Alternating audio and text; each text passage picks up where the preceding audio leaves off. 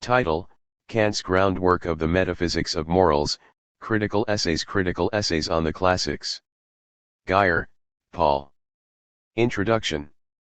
Immanuel Kant's Groundwork of the Metaphysics of Morals, Grundlegung der Metaphysik der Sitten, has remained one of the most important and influential works in modern moral philosophy since it was first published in 1785.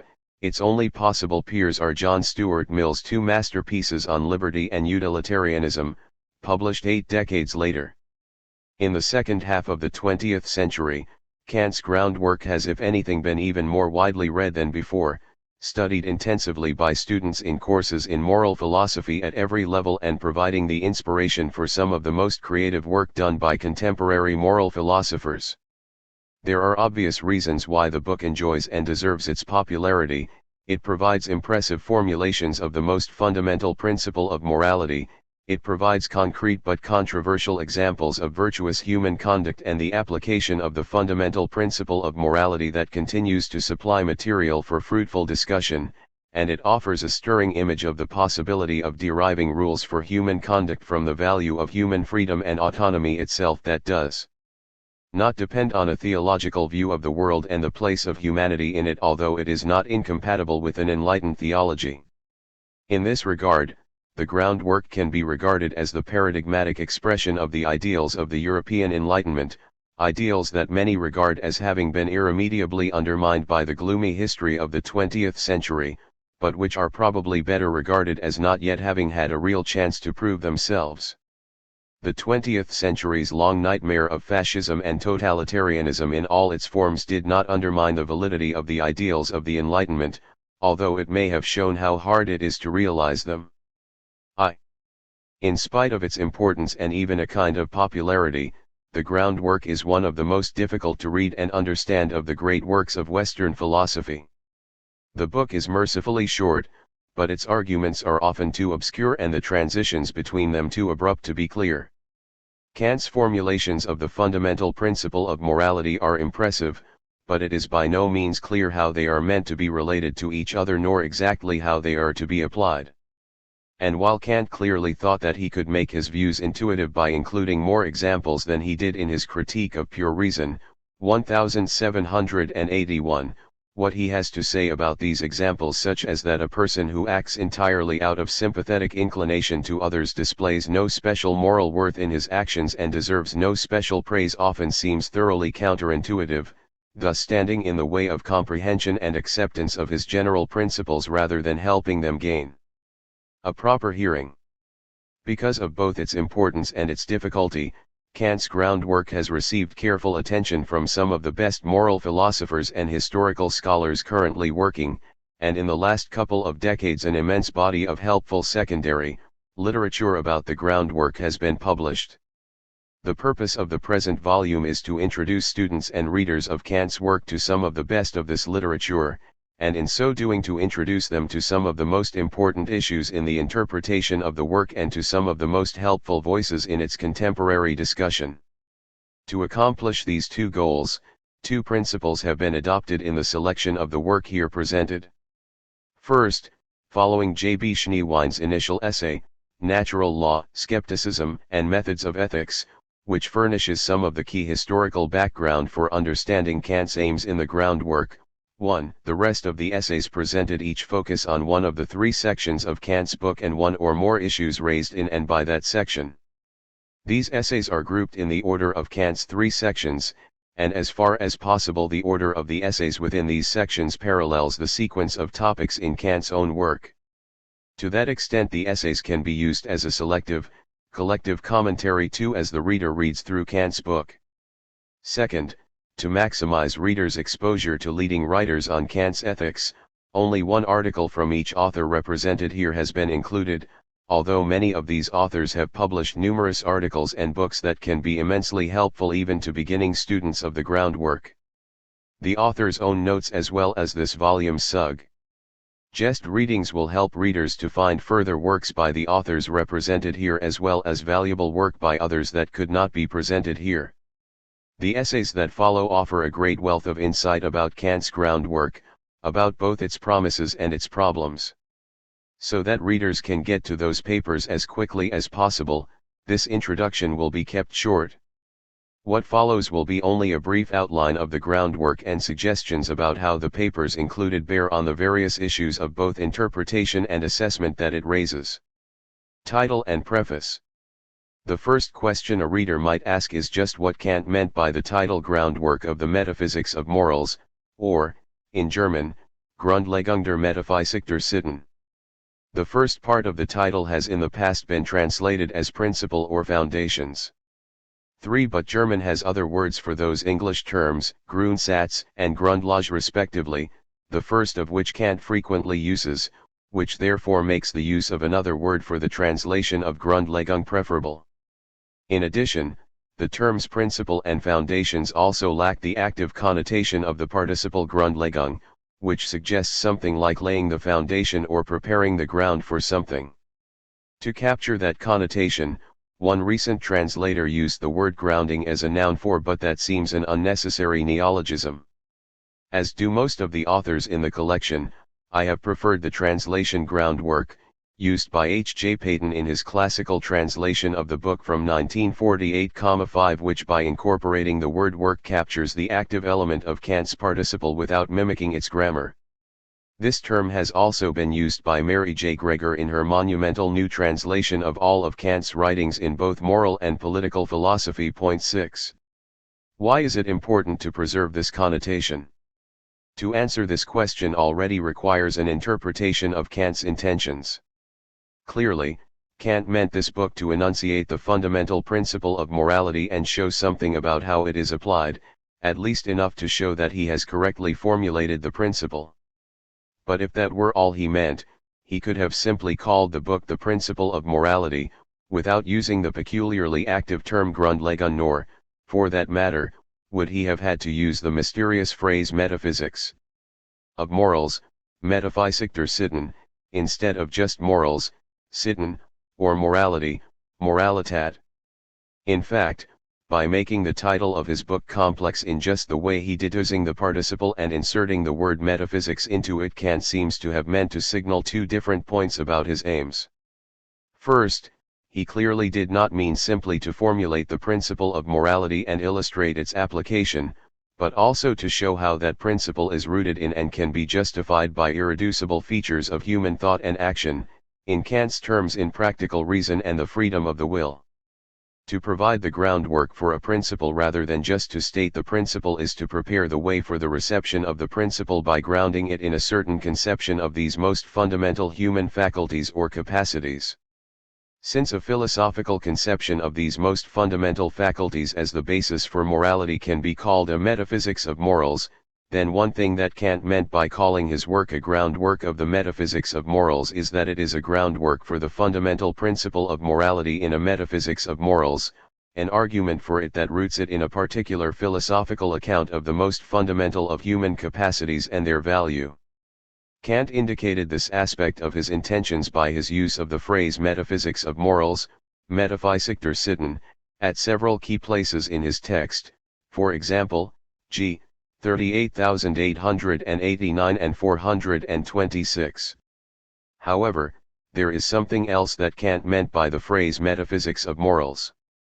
During the 2 decades before he published the groundwork, Kant had often expressed his intention to write a systematic moral philosophy, that is, a systematic enumeration of our obligations and duties, under the title of a metaphysics of morals. Kant reiterated this intention in the preface to the groundwork, making it clear that the present work was intended as a preparation for such a systematic treatise on duties.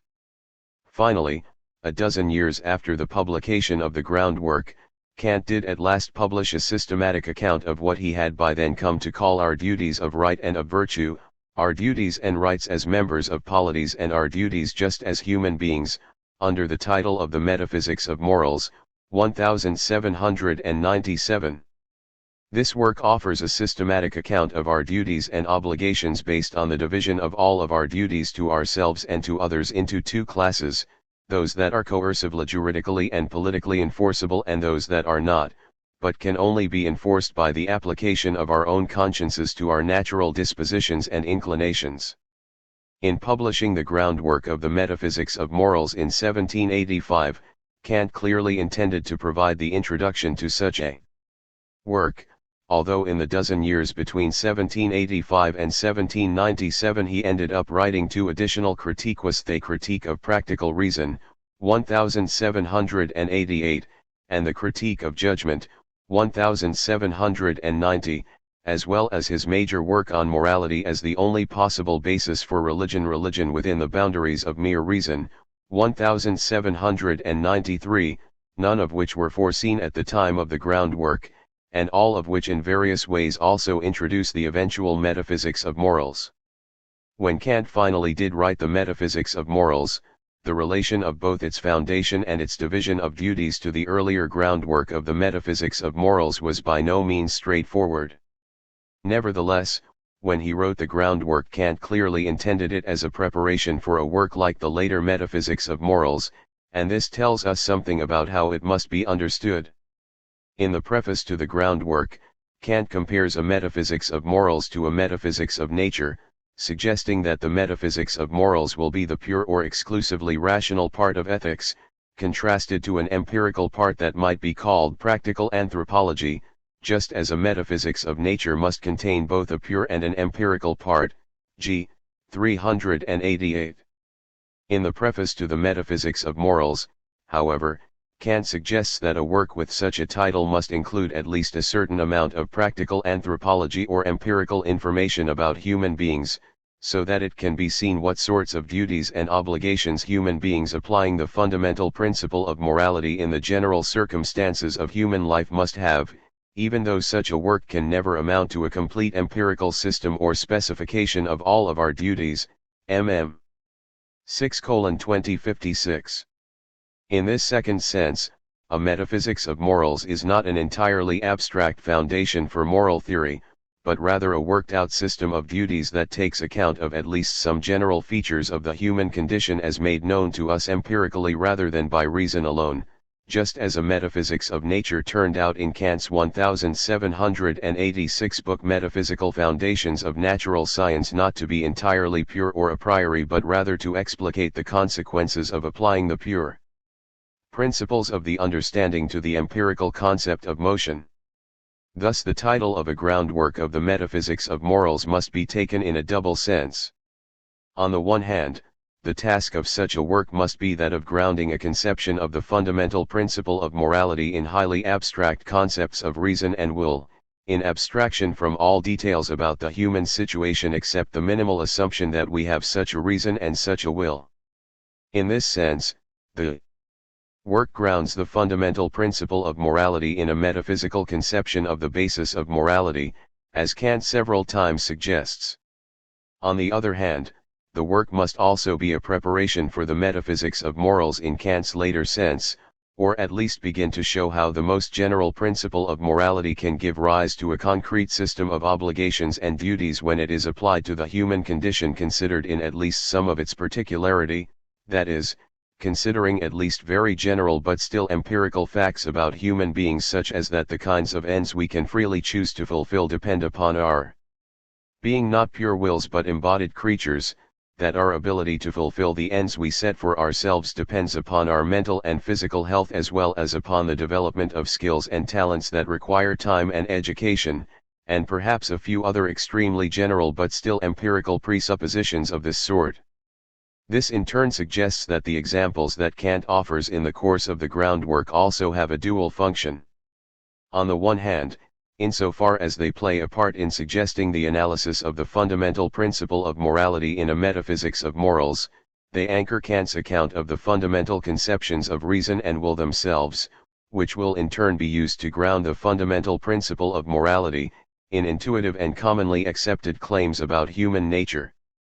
On the other hand, as part of a preparation for a metaphysics of morals in Kant's later sense, the examples are there to confirm his account of the fundamental principle of morality not by looking back to its foundations but by looking forward to its application. Thus Kant appeals to examples both to ground his account of the fundamental principle of morality and to confirm it by showing that it will lead to a system of duties that we will all recognize, one that may well refine common sense conceptions of our duties but will still be recognizable by common sense. This dual function is to some extent divided, with the first role of the examples more prominent in the groundwork section I and the second more prominent in section 2, but there is a risk of serious confusion in the discussion of Kant's examples if both of their roles are not recognized. So much for the implications of Kant's title. We can now consider the brief remarks about the structure and method of the book that he makes in the preface. Kant offers two different statements of his purpose, each of which must be kept in mind in all that follows. On the one hand, Kant suggests that the purpose of the groundwork is purely theoretical, nothing more than the search for and establishment of the supreme principle of morality, which constitutes by itself a business that in its purpose is complete and to be kept apart from every other moral investigation. G. 392. The phrase search for and establishment of suggests that even from a purely theoretical point of view, the work has a twofold aim, being intended both to discover the proper formulation or formulations of this supreme principle of morality and to prove its validity. On the other hand, Kant also suggests that his project has a practical as well as a theoretical motivation.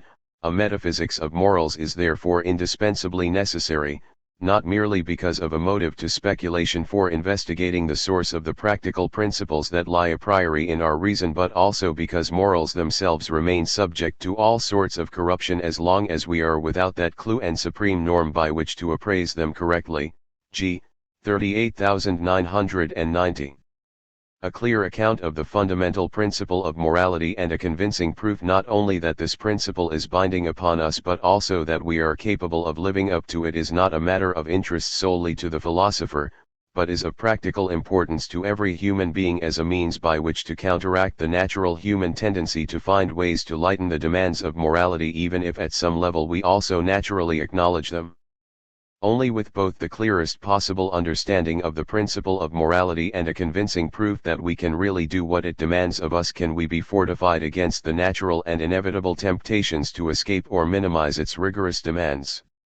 This dual purpose complicates Kant's arguments in the groundwork and has profound implications for the development of his moral philosophy in his works subsequent to the groundwork, especially the critique of practical reason and religion within the boundaries of mere reason. Kant can appeal to common moral knowledge as the basis for the initial formulation of the fundamental principle of morality because it is part of his doctrine that no normal human being is simply unaware of this principle. However, the reality of human evildoing is a fact, to put it mildly, but one that must be compatible with universal human knowledge of the fundamental principle of morality if Kant's entire theory is not to be undermined.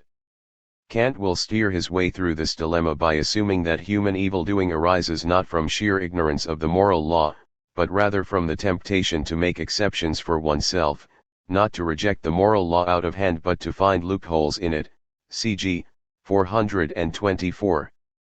In the Critique of Practical Reason, Kant will expand upon the theme that every human being is aware of the content and force of the moral law, by means of what he comes to call the fact of reason, and on some interpretations of this work he drops any attempt to give a metaphysical proof of the freedom of human beings to live up to the moral law in favor of a derivation of it directly from the fact of our awareness of our obligation under this law and the principle that ought implies that is, that it is irrational to suppose that we have an obligation we cannot fulfill. 7. The religion responds to this increased emphasis on the universality of our knowledge of the moral law by expanding upon the theme that wrongdoing always takes the form of accepting oneself from the moral law rather than either being ignorant of it or rejecting it wholesale, while also arguing that the possibility of choosing to do evil is part and parcel of the capacity to make free choices at all. Thus part of the capacity to choose freely even what is right, it is in this sense that the possibility of evil is radical for human beings, or just as fundamental as the possibility of doing what is right. These developments may seem to lie in the future in the groundwork but are to a considerable extent already implied by its dual assumptions that knowledge of the moral law is not only both common and natural but also subject to corruption. The argument of the book must thus find a way to build upon the first of these facts while giving us the tools to deal with the second. This complexity of Kant's aims in the groundwork is by no means hinted at in the statement about the method of the work with which Kant concludes the preface. Here Kant just says, I have adopted in this work the method that is, I believe, most suitable if one wants to proceed analytically from common cognition to the determination of its supreme principle, and in turn synthetically from the examination of this principle and its sources back to the common cognition in which we find it used. G. 392. This statement suggests only part of what we need to understand the theoretical argument of the groundwork. It implies that the book will proceed by first analyzing common sense beliefs about morality in order to arrive at a determination of the supreme principle of morality, that is, presumably, a formulation of this principle that is implicit in but more determinate than common sense moral beliefs, and that it will then confirm this formulation by turning back to the common cognition in which we find it used, that is, presumably, by showing that the principle arrived at by the analysis of common sense moral beliefs explains actual moral practices or particular moral judgments, which would be evidence that it is in fact the principle that underlies common moral beliefs. This is certainly part of what Kant is up to in the groundwork. In particular, as already suggested, this statement explains the difference between the role of Kant's examples in section I and in section II, the examples of virtuous persons in section I, such as that of a formerly sympathetic person whose love of humanity has been dulled by his own misfortunes but who nevertheless manages to continue to act virtuously out of respect for duty itself. G. 398, are intended to help us properly formulate the supreme principle of morality, while the examples of the derivation of particular duties from what turn out to be several different formulations of the supreme principle of morality in section 2, the examples of the duties to refrain from suicide and false promises and to develop our own talents and practice beneficence toward others, g. 42,123 and 42,930, are clearly meant to confirm Kant's formulations of the principle by showing that they do give rise to commonly recognized duties and indeed to a commonly recognized classification of duties. Nevertheless, even Kant's purely theoretical argument in the groundwork is not confined to an appeal to common sense first for insight and then for confirmation. The division of the book that he announces immediately after the statement about its method that we have just considered makes this clear. Kant divides the book thus. 1. First section, transition from common rational to philosophic moral cognition. 2. Second section, transition from popular moral philosophy to metaphysics of morals. 3. Third section, final step from metaphysics of morals to the critique of pure practical reason. G. 392. If the analysis of common sense for the formulation of the principle of morality and then a return to common sense for its confirmation were all that he had in mind, Kant might have described the first section as he does, but not the remaining ones. On that account there should only have been 2 sections, the first described as it is and a second that would constitute a transition back from philosophic moral cognition to common moral practice or something of the sort. In fact, Section 2 as it is written does include such a transition, returning to common moral practice to confirm the formulation of the supreme principle of morality is part of what Kant does in Section 2. But it is by XX. No means all that Kant does there. While doing this, Kant also criticizes not common rational cognition but, rather, popular moral philosophy, arguing that the latter can only lead to a misconception of the fundamental principle of philosophy. The essays by J. B. Schneewind and Christine M. Korsgaard supply some of the background and details for this critique. Kant then turns to metaphysics of morals to provide a derivation and formulation of the moral law that is consistent with but more refined than the formulation that is derivable from common moral cognition and altogether superior to what might be suggested by popular moral philosophy. Thus, the expression metaphysics of morals seems to bear both of its senses in the title of Section 2, it seems to connote a derivation of the moral law itself from the concept of a rational being and the conditions of the possibility of rational willing, as well as a confirmation of the formulation of the moral law by showing that it gives rise to a recognizable system of duties, as Kant's remark about analysis and synthesis would lead us to expect. Given this turn to fundamental metaphysics in section 2, Kant could have used the distinction between analytical and synthetical methods, which we have already used to describe the two different roles of examples in sections I and II, in another way to describe the relation between those two sections. In his Prolegomena to any future metaphysics, 1783, Kant had said that this popular exposition of his theory of knowledge used the analytical method and the original critique of pure reason the synthetical method, 4:26364, suggesting by this that a derivation of general principles of human knowledge from the assumption of the validity of particular scientific and mathematical claims, which is what he offers in the Prolegomena, is analytical in method, while a derivation of those same general principles from even more fundamental assumptions about the basic faculties of human thought and the structure of consciousness itself, which is what he offers in the first critique, is synthetical in method.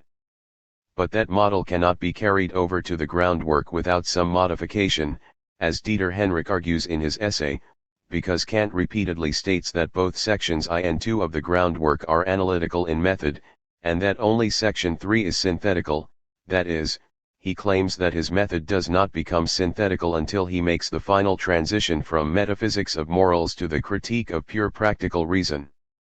This is partly just misleading, since the confirmation of the correctness of Kant's formulations of the supreme principle of morality by showing that they give rise to a recognizable classification of duties, which is included in section 2, surely is properly described as synthetical rather than analytical in method. But Kant does not seem to mean to deny this in insisting that section 2 is analytical in method and only section 3 is synthetical. Instead, he seems to mean that there is a difference between deriving the supreme principle of morality from an analysis of certain basic assumptions about the nature of moral law and of rational but also willing beings in general, which is what he does in section II, and showing that this analysis really applies to and indeed binds or obligates creatures like us, which seems to be at least part of what he is doing in section 3.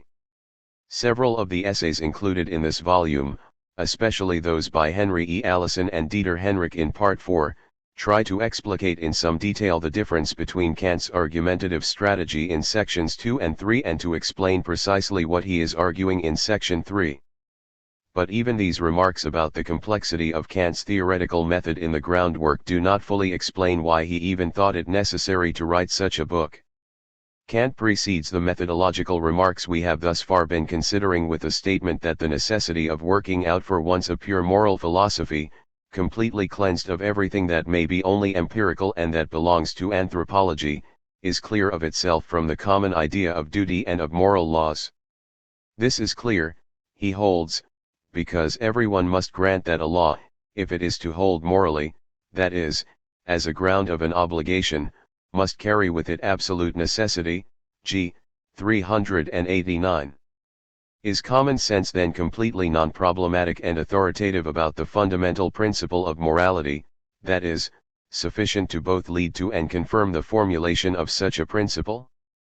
And is the role of philosophy, or of a metaphysics of morals in its first sense, then, purely theoretical? That is the groundwork intended just to provide a philosophical explanation of the type Kant prefers for the unquestioned absolute necessity of moral law, an explanation tracing it back to some pure faculties of mind, which is of interest only to the philosopher? Such an interpretation would not seem to explain the importance of the groundwork to Kant, nor its continuing interest to readers over 2 centuries. And it is not all that Kant has in mind. As we have seen, Kant thinks that common sense, at least about morality, does possess great authority, and that it thus constitutes both a natural starting point for and a check on the philosophical discussion of the supreme principle of morality. But as we have also seen, Kant also thinks that the natural and common commitment to the fundamental principle of morality can easily be shaken. In the preface, what Kant seems to have in mind is that our natural recognition of our obligation under the moral law can be corrupted by equally natural selfish temptations. In the main text, however, Kant might seem to suggest that our natural morality is liable to corruption by bad philosophy. But what Kant probably thinks is that bad moral philosophy is itself a product of our natural desire to evade moral responsibility, a form of rationalization we create in order to justify our evasions. If that is so, then his own improved moral philosophy is not meant just for our theoretical satisfaction but has the very practical aim of depriving us of the rationalization for our temptation to moral evasion that we can find in philosophy. The first threat to our commitment to duty is reflected in popular moral philosophy's use of a merely empirical method, which by restricting its attention to what may most often be observed about actual human behavior is likely to confuse duty with an unmitigated pursuit of individual human happiness and thereby subvert our original commitment to duty by hedonism or the crudest form of consequentialism.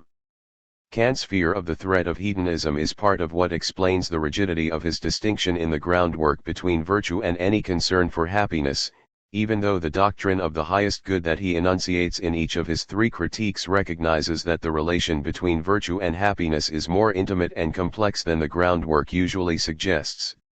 8.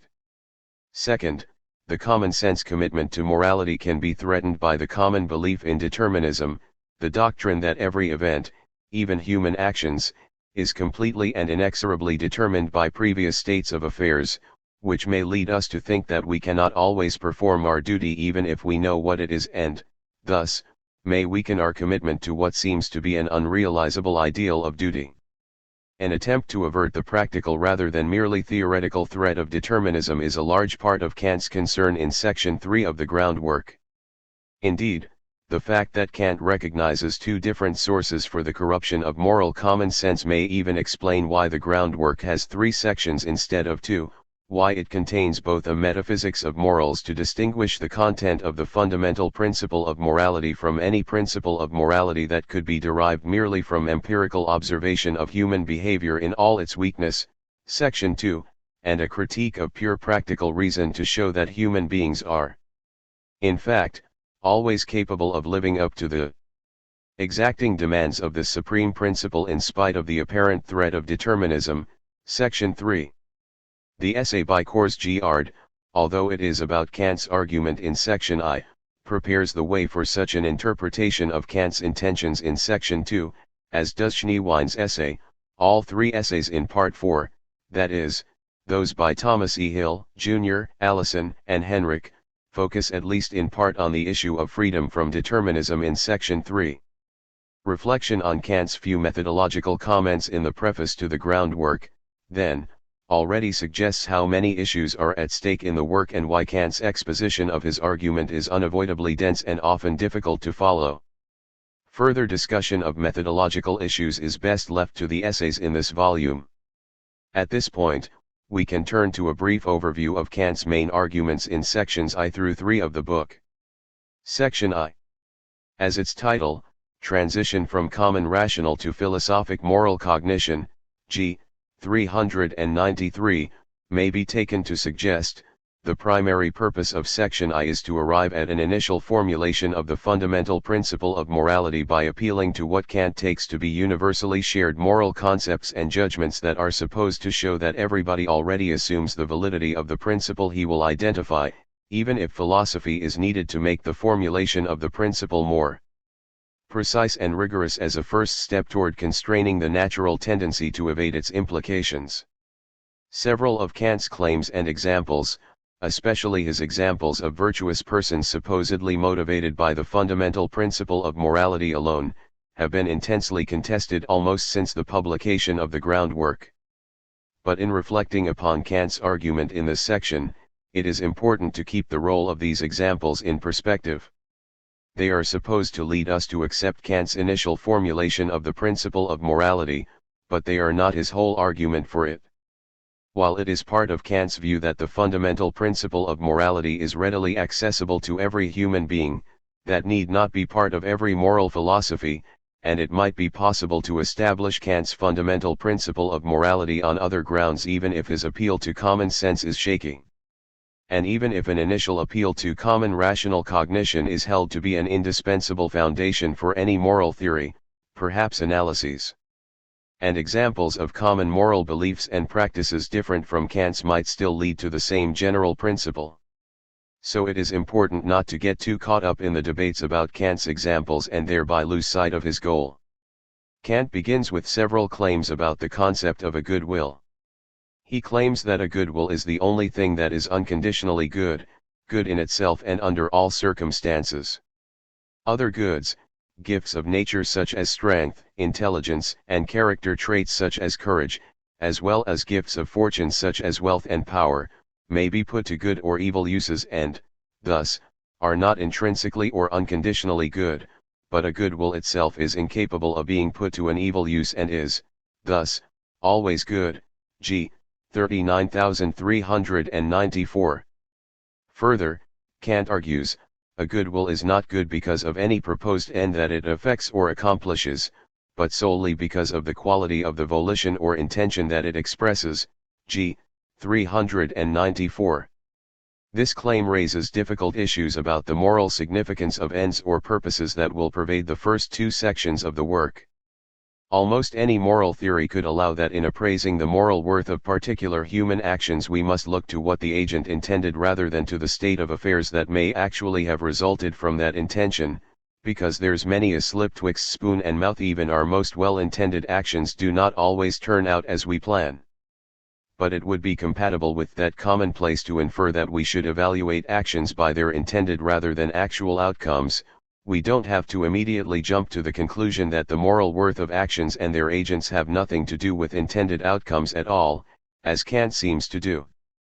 Further, while Kant may yet be able to make a case that the moral worth of actions and agents cannot depend upon what he will call material ends, goals of action the value of which depends entirely upon particular desires, it is not clear that this is the only kind of ends we can consider, thus that moral worth has nothing to do with ends at all. In fact, in the second section of the groundwork Kant will introduce the idea of a necessary end, an object or state of affairs that is of unconditional value regardless of particular desires, and will suggest that the fundamental principle of morality is obligatory because abiding by it is the only way to attain the necessary ends of mankind or any conceivable rational agents. See Paul Geyer's essay, The Possibility of the Categorical Imperative, from the outset. Then, Kant's puzzling statements that even common sense proves that morality has nothing to do with the value of human ends or purposes may have to be treated cautiously. Finally, Kant completes his initial discussion of the good will with an argument that if every natural human capability has some purpose that it is best suited for, then, since human reason does not seem to be particularly effective at producing happiness, the only alternative is that it is meant to produce nothing other than the good will. G. 39596. This argument raises questions about the role of appeals to nature and especially to alleged purposes and intentions of nature in a moral theory that is supposed to be based on pure reason, as Kant has insisted from the outset that his theory is. G. 389. 9. In the next part of section I, Kant argues that the implications of this supposedly common-sense notion of goodwill can be further revealed by exploring the concept of duty, which contains that of a good will though under certain limitations and hindrances, which, however, far from concealing it and making it unrecognizable, rather bring it out by contrast and make it shine forth all the more brightly. G. 397. In the discussion of duty, Kant makes three claims. First, having a good will, the sole thing of unconditional moral worth, lies in acting not just in accord with but from duty. G. 39798. Second, an action from duty has its moral worth not in the purpose to be attained by it but in the maxim in accordance with which it is decided upon. G. 399. And third, a proposition that is supposed to follow from the previous ones. Duty is the necessity of an action from respect for law. G. 400, or an action entirely motivated by recognition of the moral law. In other words, morally good action is action motivated by respect for duty itself. Action from duty is action that regards not the ends but the lawful form of action, so morally good action is action motivated by respect for the lawful form of action.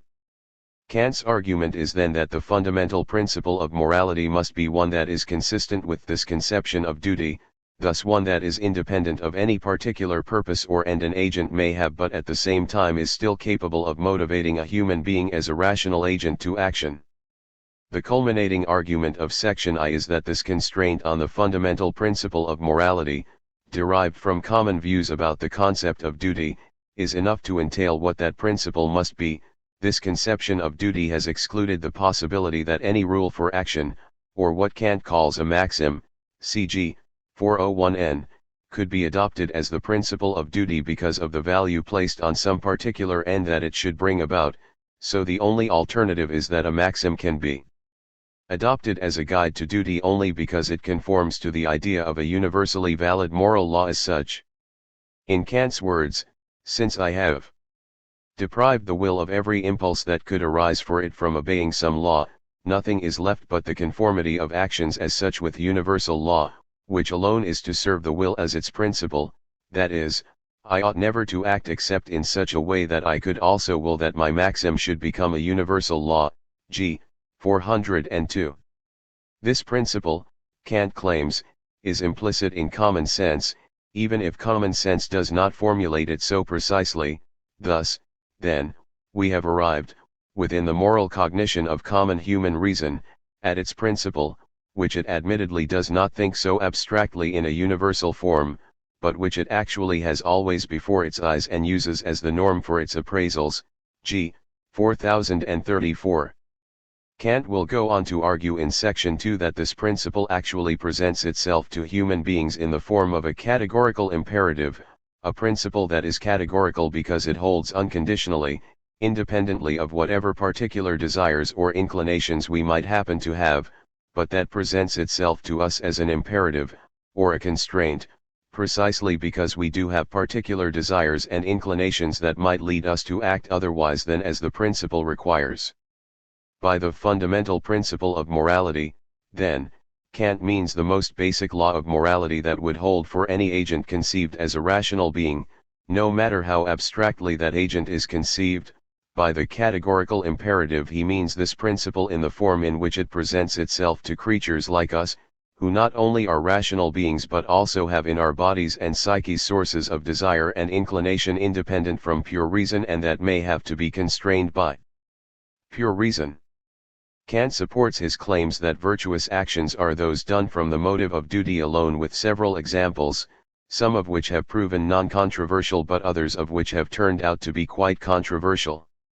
Kant supports his claim that to have a good will and, thus, moral worth is to act from duty with the example of a shopkeeper who treats his customers fairly because, as we say, honesty is the best policy for earning a good reputation and therefore an extensive clientele.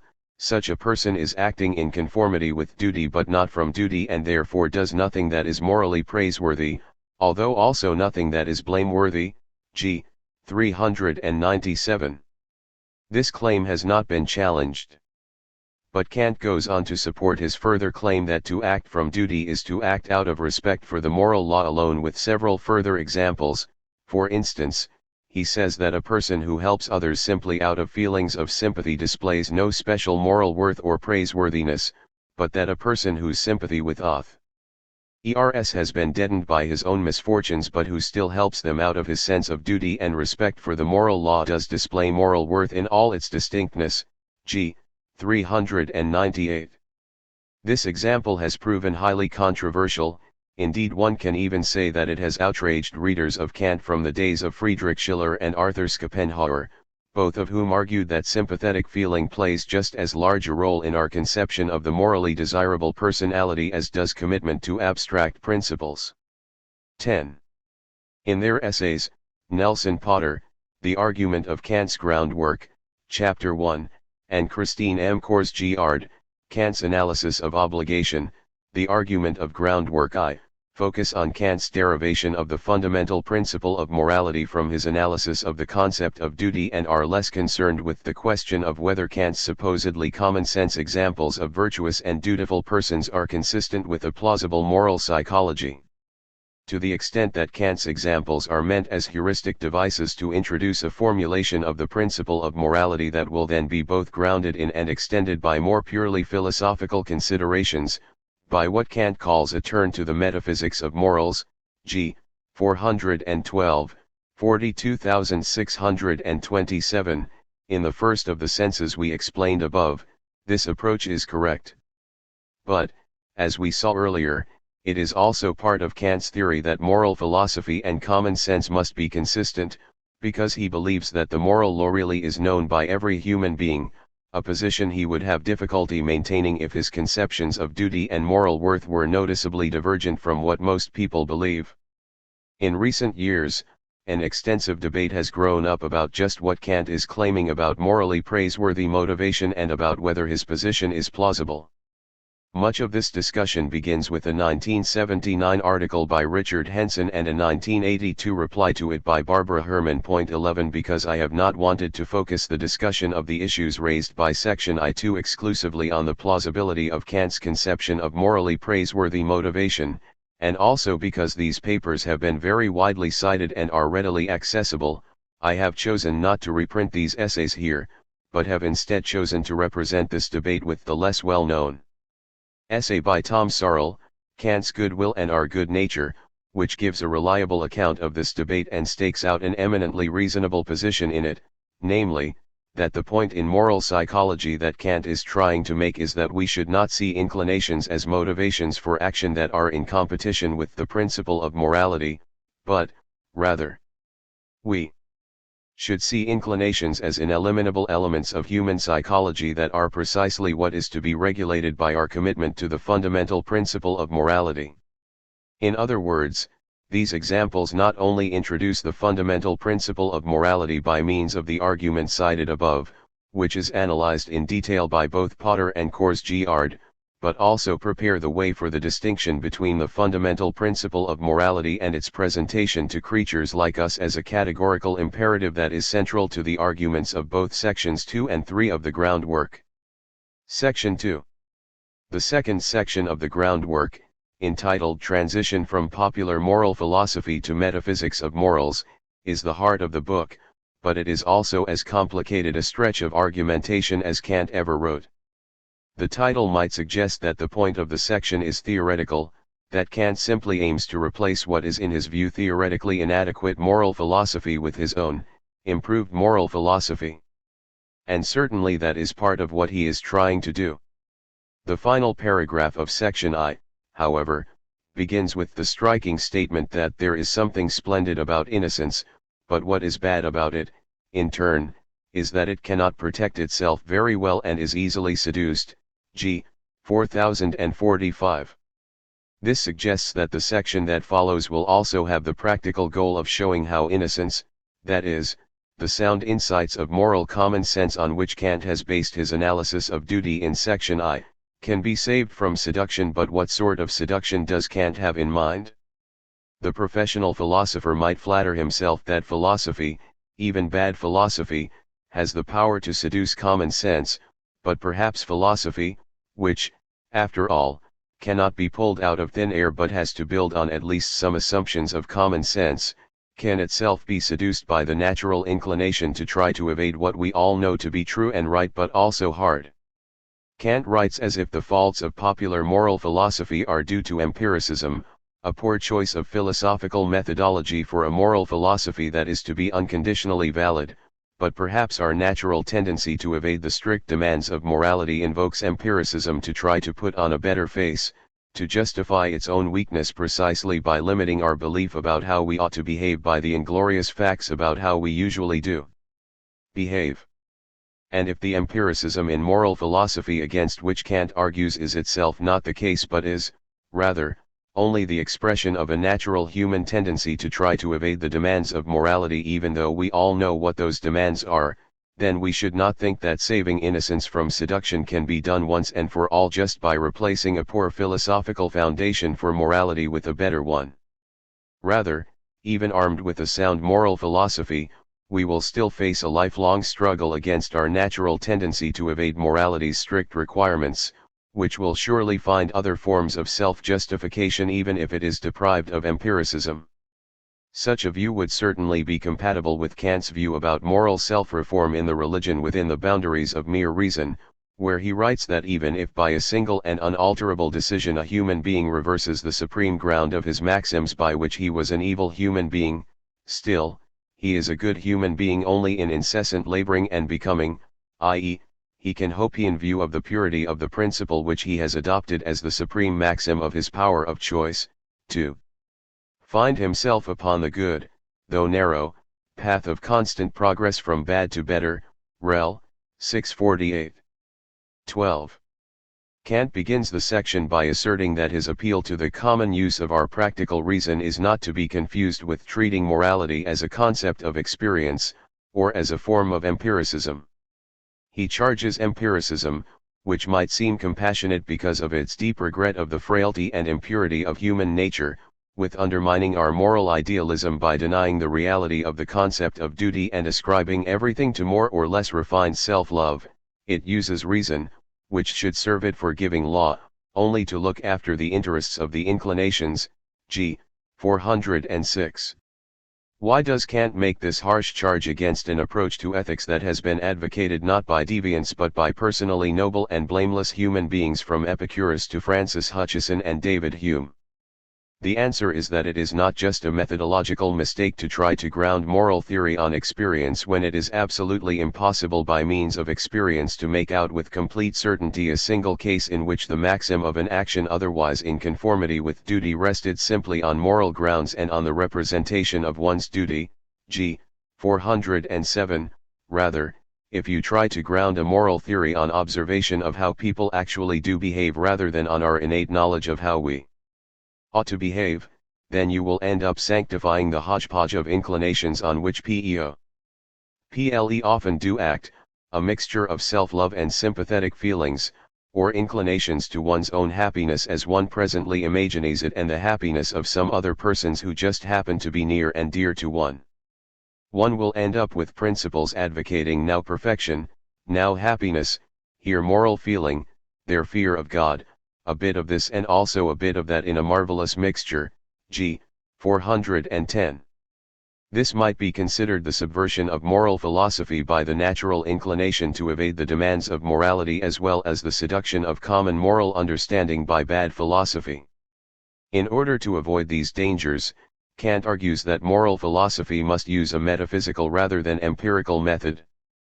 Such a metaphysical method must begin by following and presenting distinctly the practical faculty of reason, from its general rules of determination to the point where the concept of duty arises from it. G. 412. In other words, the metaphysics of morals must begin with an analysis of the concept of rational action, and the main argument of Section 2 would appear to be intended as such an analysis. In fact, the analysis of the section will be more complicated than that, both because the concept being analyzed will be enriched along the way and because at key points Kant will once again appeal to commonly accepted examples of duty to confirm his analysis. In his theoretical writings, Kant argues that analysis always presupposes synthesis. 13 and the appeal to examples might be understood as Kant's attempt to confirm the results of his analysis of rational action by showing that it does fit with our common understanding of morality, where such an assertion is always synthetic. The concept of rational agency that Kant proposes to analyze is the concept of the capacity to act in accordance with the representation of laws, or the concept of a will that acts in accordance with principles. G. 412. A will can act in accordance with a principle that says that in order to achieve some particular end some particular means must be used. This is a technical principle, or a principle of skill. G. 415, telling us what technique has to be used to achieve a certain end. Even where the end involved is arbitrary, such a principle can seem like a constraint to us, because we may want the end but not want the means, and we may have to choose between our desire for the end and our aversion to the means. Thus, even a rule of skill can present itself to us as an imperative. Such an imperative can also be called hypothetical, because it is an imperative for us only on the hypothesis that we do desire the end for which it specifies the means. G. 414. Second, a will can act in accordance with a more general principle that tells it that some particular action would be a means to happiness rather than to some more particular end. Here happiness is thought of as a general end, consisting in the satisfaction of all of our particular ends over our lifetimes rather than just the satisfaction of some particular end at some particular time. A prescription for happiness, or a counsel of prudence, g. 416, can certainly present itself to us as an imperative, because what we know is best for our happiness in the long run may well conflict with what we want in the short run. But it is still, in Kant's view, a hypothetical imperative, not because the desire for happiness is a merely natural end that we all do seem to have but might not necessarily have. Rather, Kant says that this end can be proposed surely and a priori in the case of every human being, g. 415, but apparently because it is a vague object of desire, that is, we do not really always know what will bring us happiness in the long run, but can at best form conjectures or hypotheses that this or that will satisfy us in the long run, g. 41718.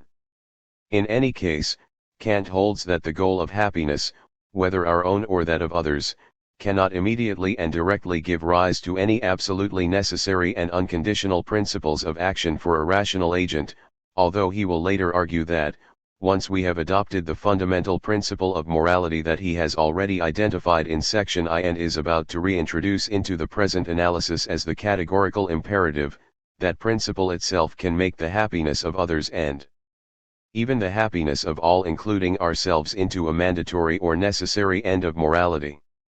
14. Finally, Kant argues that if it is to be possible for a rational agent to act in accordance with our conception of morality, there must be a categorical rather than hypothetical imperative, an imperative that represents an action as objectively necessary of itself, without reference to another end on which its validity would be contingent, g. 414. Such an imperative would have to do not with the matter of the action and what is to result from it, but with the form and the principle from which the action itself follows, g. 416. Because the very idea of the categorical status or universal and necessary validity of such a principle of the will excludes the possibility that its adoption can depend upon the adoption of any particular, arbitrary end. When I think of a categorical imperative, I know at once what it contains. For, since the imperative contains, beyond the law, only the necessity that the maxim be in conformity with this law, while the law contains no condition to which it would be limited, nothing is left with which the maxim of action is to conform but the universality of a law as such. There is, therefore, only a single categorical imperative, and it is this: act only in accordance with that maxim, through which you can at the same time will that it become a universal law. G. 42021. This is Kant's first formulation of the fundamental principle of morality as a categorical imperative in section 2 of the groundwork, the philosophical analysis of the possible kinds of principles in accordance with which a rational agent could act has brought the argument to the same place reached by the analysis of the common sense notion of duty in section I. At this point, of course, numerous questions arise. The first question is about how this formulation of the fundamental principle of morality is supposed to work. How are we supposed to be able to use it to distinguish right from wrong, to determine what sorts of actions we should not do and what sorts we may or should do? This question, in turn, cannot be considered independently of a further question: how does this formulation of the categorical imperative relate to the 2, 3, or 4 formulations of the categorical imperative that Kant states in the remainder of the section? Kant himself says there are 3 formulations, g.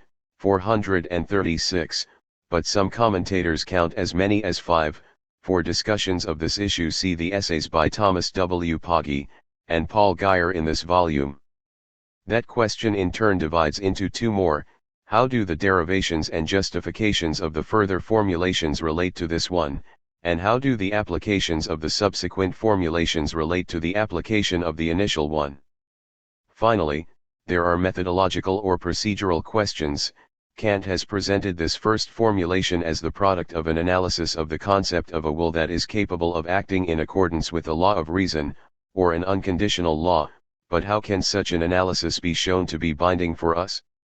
How can we make the transition from a mere analysis to what Kant calls a synthetic a priori proposition, cg. 420n and 44445, that asserts that the categorical imperative is not a mere possibility but a principle that really binds us, without appealing to mere experience? The question about how the categorical imperative is to be applied is vexed by the fact that Kant offers several different formulations of it. Immediately following the initial formulation, he claims that since the universality of law in accordance with which effects take place constitutes what is properly called nature in the most general sense, the universal imperative of duty can also go as follows: act as if the maxim of your action were to become by your will a universal law of nature, g. 421. Some interpreters have thought that the reference to nature in this reformulation introduces a fundamental new consideration into Kant's thought, a view that, in spite of what Kant says in deriving the categorical imperative, the morality of actions cannot be tested by formal considerations alone, but requires references to nature's purposes for us. 15. But most interpreters now reject that approach, arguing that Kant's rephrasing of his initial formula does not introduce any factual assumptions about how nature actually is, let alone any assumptions about purposes nature may have for us, but simply makes explicit the test that is already required by the initial formulation, in testing whether a maxim, or a proposed principle of action that recommends pursuing a certain kind of end in a certain kind of situation, is morally legitimate. We are to see whether we could in fact act on our proposed maxim if everyone else did too, or how it would be if our maxim were to become a law of nature, that is, a principle on which everyone in fact acted. This does not mean that we have to believe that our acting on a particular maxim would itself cause other persons to act on it, but simply asks whether we could reasonably act on our maxim if everyone else also did. As Onora O'Neill puts it in her essay, the question is whether in acting on a proposed maxim we could achieve consistency in action. Kant famously divides this question into two. In some cases, the necessary test is whether there is consistency in the conception of a maxim, or whether a maxim can even be thought without contradiction. In other cases, the question is not about the consistency of the conception of a particular proposed course of action, but whether it is possible to will that the maxims be raised to the universality of a law of nature, g. 424. Kant's idea is that in the first case, a proposed maxim will be internally inconsistent and therefore incompatible with the concept of rational agency if actually acting on that maxim would be incompatible with the universalization of the maxim.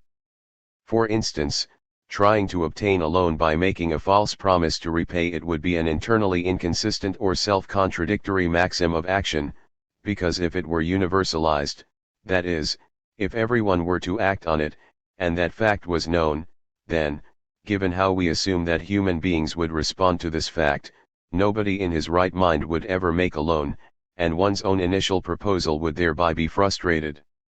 In other cases, a proposed course of action might not be internally incoherent. Tony could, for example, decide never to help other people in need without any logical contradiction, but the universalization of such a policy might nevertheless frustrate one's rational will in a more general way. As a rational agent, one should will that adequate means to whatever permissible ends one might someday formulate should be available, and by willing a course of action the universalization of which would entail that the help that one might sometime need would not be available because everyone has adopted the policy of not helping others in need, one might be frustrating one's own capacity to act or will rationally. By means of four examples, g. 42123, Kant suggests that these two applications of the categorical imperative, giving rise to the two principles that we should avoid internal contradictions in our maxims and contradictions between our maxims and the general conditions for rational willing, are sufficient to cover all the kinds of moral duties commonly recognized. Narrow or perfect duties to ourselves and to others, for example the duty to ourselves to refrain from suicide and the duties to others to refrain from false promises, can be explained as duties to avoid internal contradictions in our maxims. Broad or imperfect duties to ourselves and others, that is, duties to adopt certain general goals and policies in our conduct, such as the duties to cultivate our talents or to help others in need, which cannot be mechanically translated into requirements to perform specific actions on specific occasions, can be explained as duties to avoid contradicting the general conditions of rational willing. For example, it would be irrational if no human beings cultivated any talents, for then there would be all sorts of reasonable human ends that could not possibly be fulfilled, but that does not mean that I must, say, practice the violin now, because playing the violin might not be a reasonable talent for me to attempt to develop, or, even if it is, now might not be a good time to practice. There might be an emergency next door that I should be trying to remedy. Judgment is always needed in the execution of imperfect duties.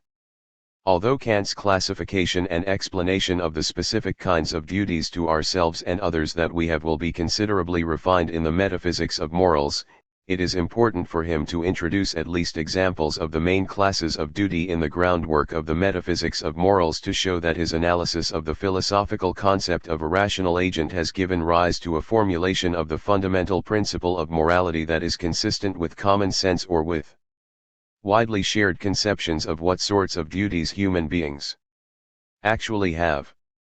In these examples, then, Kant departs from a purely analytical method and appeals, if not to mere experience, then to widely shared pre-philosophical beliefs about morality in order to confirm the correctness of his analysis. From the time of Hegel, 16 Kant's first formulation of the categorical imperative as a principle requiring the universalizability of maxims has been charged with being empty. Anyone can universalize any policy, it is objected, as long as he is single-minded enough. 17 For instance, a Nazi who believed that he should kill any Jew, gypsy, or homosexual that he can find would certainly also have believed that everyone should kill any Jew, gypsy, or homosexual that he can find, even for example, that Jews should kill other Jews and themselves. This is not just a hypothetical. Of course, the Nazi final solution quite intentionally included such policies as that of co-opting the Judenrat, the traditional Jewish organization for self-government and for representation of the community to the local Christian powers, into a police force that would help the Nazis in their deadly work, and of having Jews and their other victims dig their own graves. They thereby showed a certain kind of terrible consistency in their actions. But, as a number of interpreters have shown in recent years, for example, Onora O'Neill, in the essay Consistency in Action reprinted here, but also in her groundbreaking book Acting on Principle 18, and Christine M. Korsgaard, in her essay Kant's Formula of Universal Law 19. Kant does not mean that one can morally act on any policy that one would oneself be willing to see universalized, but, rather, only on policies that could be truly universalized in the sense of being freely adopted by all who would be affected by them. Such a requirement obviously excludes the Nazi policy toward Jews, gypsies, and homosexuals. In Consistency in Action, Onora O'Neill gives a general account of how the requirement of universalizability does give rise to real constraints on our actions, and in her essay Mutual Aid and Respect for Persons, Barbara Herman takes up the specific question of whether what Kant calls imperfect duties, such as the duty to adopt a general policy of helping others in need, can really be derived from the categorical imperative. But as the title of Herman's essay already suggests, it may often seem easier to see the concrete consequences of the categorical imperative by focusing on what Kant introduces as its second main formulation, the imperative so act that you use humanity, whether in your own person or in the person of any other, always at the same time as an end, never merely as a means. G. 429. As Kant's renewed discussion of his four examples of the main classes of duty suggests, g.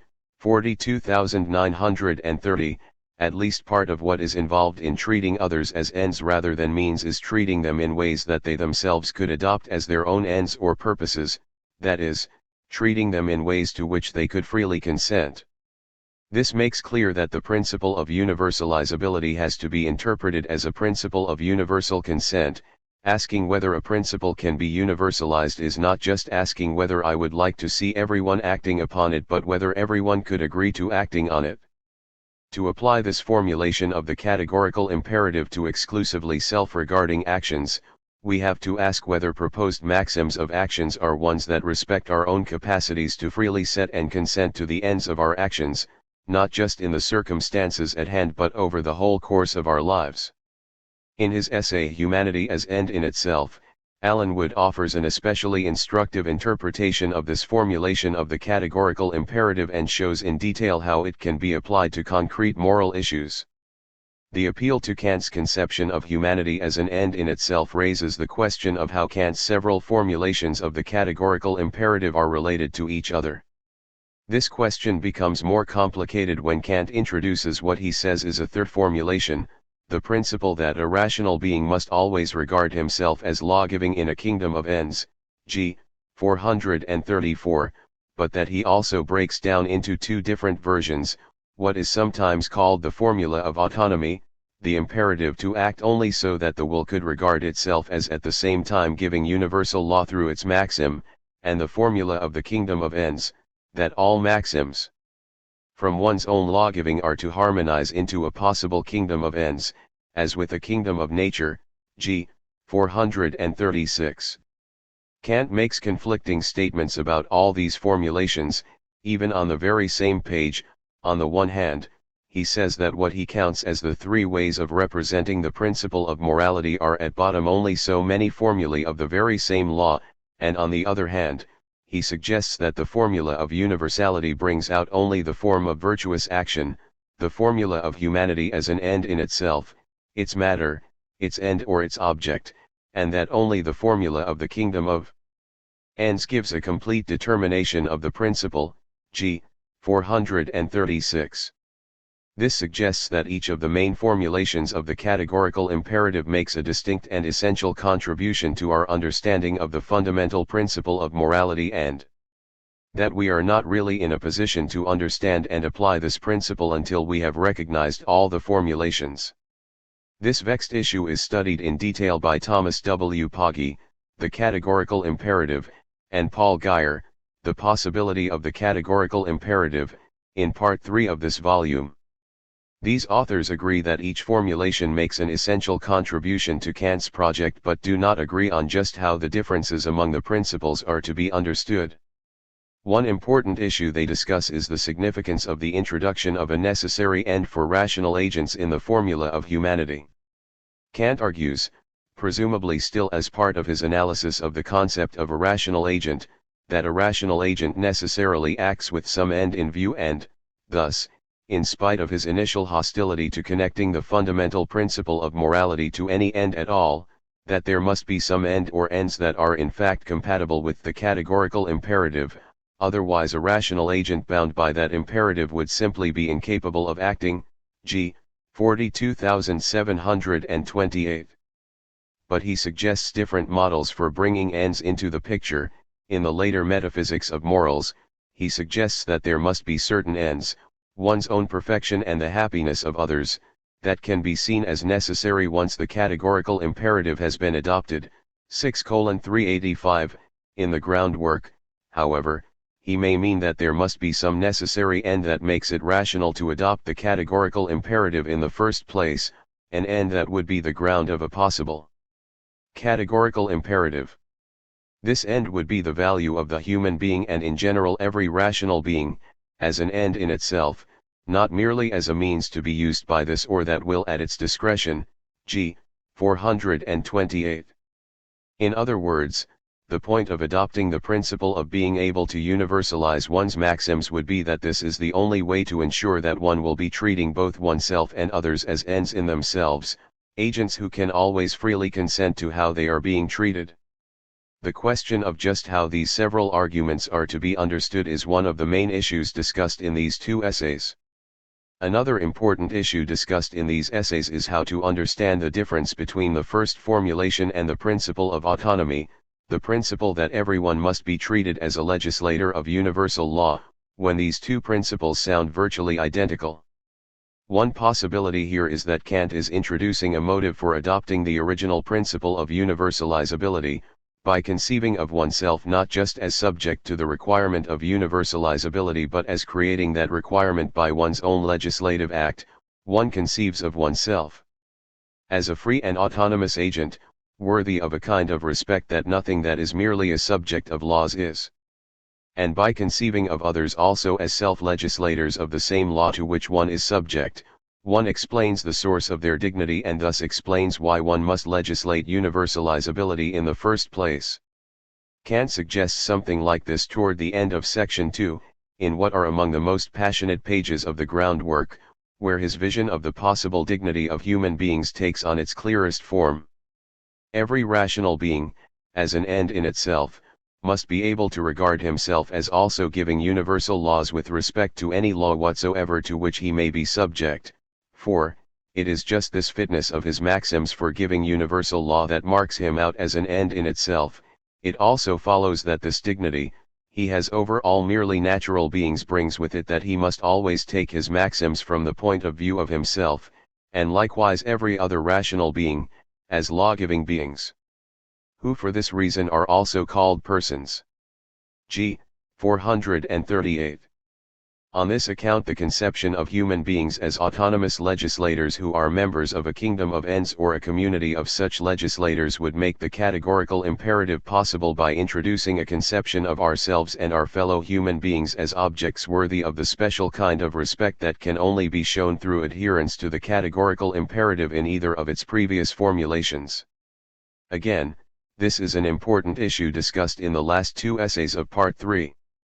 There is a certain sense in which these considerations already seem to have gone beyond the mere analysis of the concept of a rational being as a source of the categorical imperative that Kant promised at the outset of section 2, by introducing a conception of human beings that would make the adoption of the categorical imperative rational and well motivated, and in that sense possible.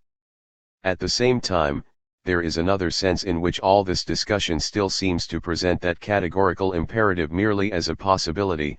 Kant may have presented a rich conception of rational agency and its value that would make the adoption of the categorical imperative by any such rational agent both possible and necessary, but it might still remain to be shown that we human beings really are capable of being such rational agents and thus of being both bound by and motivated to accept the categorical imperative. The task of moving beyond a mere analysis of the concept of a rational agent, whether thinly or thickly conceived, to showing that this concept applies to us, seems to be the task of section 3 of the groundwork. Section 3. This section is entitled Transition from Metaphysics of Morals to the Critique of Pure Practical Reason. By the metaphysics of morals with which section 2 culminated, Kant first seemed to have in mind the derivation of the fundamental principle of morality from a metaphysical conception such as that of a rational agent, but then also the illustration and confirmation of the validity of that principle by showing that it gives rise to the kind of concrete system of duties for human beings later developed in more detail in the metaphysics of morals. By a critique of pure practical reason, he seems to have had in mind an investigation into the nature of human reason as practical, or governing our actions, that would show that we really are free agents capable of acting in accordance with the conception of rational agency explored in the previous section. But while the metaphysics of morals in section 2 seems complex but rewarding and uplifting, the critique of pure practical reason in section 3 can seem obscure and vexing. This is partly because Kant still seems to be working on two different projects in section 3. On the one hand, in spite of his promise to turn from analysis to synthesis in section 2, he seems to continue the analytic project of section 2, still trying to prove that the conception of free and rational agency really does give rise to the categorical imperative, or that a free and rational agent must act in accordance with that principle.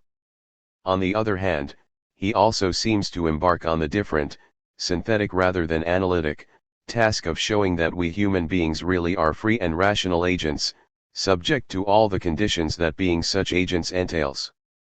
The second of these projects is immensely important to Kant, just as the previous project of showing that a rational agent can be moved to act out of respect for universal law rather than from a merely natural inclination toward its own, typically short-range, happiness can block one natural temptation to evade the strict demand of morality, so proving that we really do have the freedom to live in total conformity with the ideal of rational agency would deprive us of determinism as an excuse by which we can rationalize our inclination to evade the demands of moral responsibility.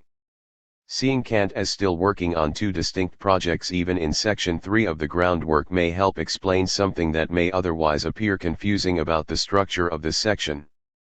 Kant seems to go over the same ground twice, once quickly and provisionally and then once at greater length and presumably conclusively. First, he appears to argue that conceiving of ourselves as acting under the idea of freedom may be just as good as proving ourselves actually to possess freedom of the will, because any agent that even conceives of itself as free will have to adopt the same principles as one that actually is free, g. 448, but then he seems to worry that maybe this is not enough of an argument, indeed that it is a circular argument that it derives our obligation to comply with the moral law from a freedom that we assume only because we already assume that we are obliged under the moral law, g. 450, and to look for a more compelling way to prove our freedom. However, if we look at Kant as first trying to complete the argument of section 2 by establishing one last time the analytical claim that a truly free agent can only maintain and preserve its freedom in action in accordance with the moral law, and only then as proceeding to argue for the synthetic proposition that we human beings really are free, then we can avoid this peculiar appearance of backtracking.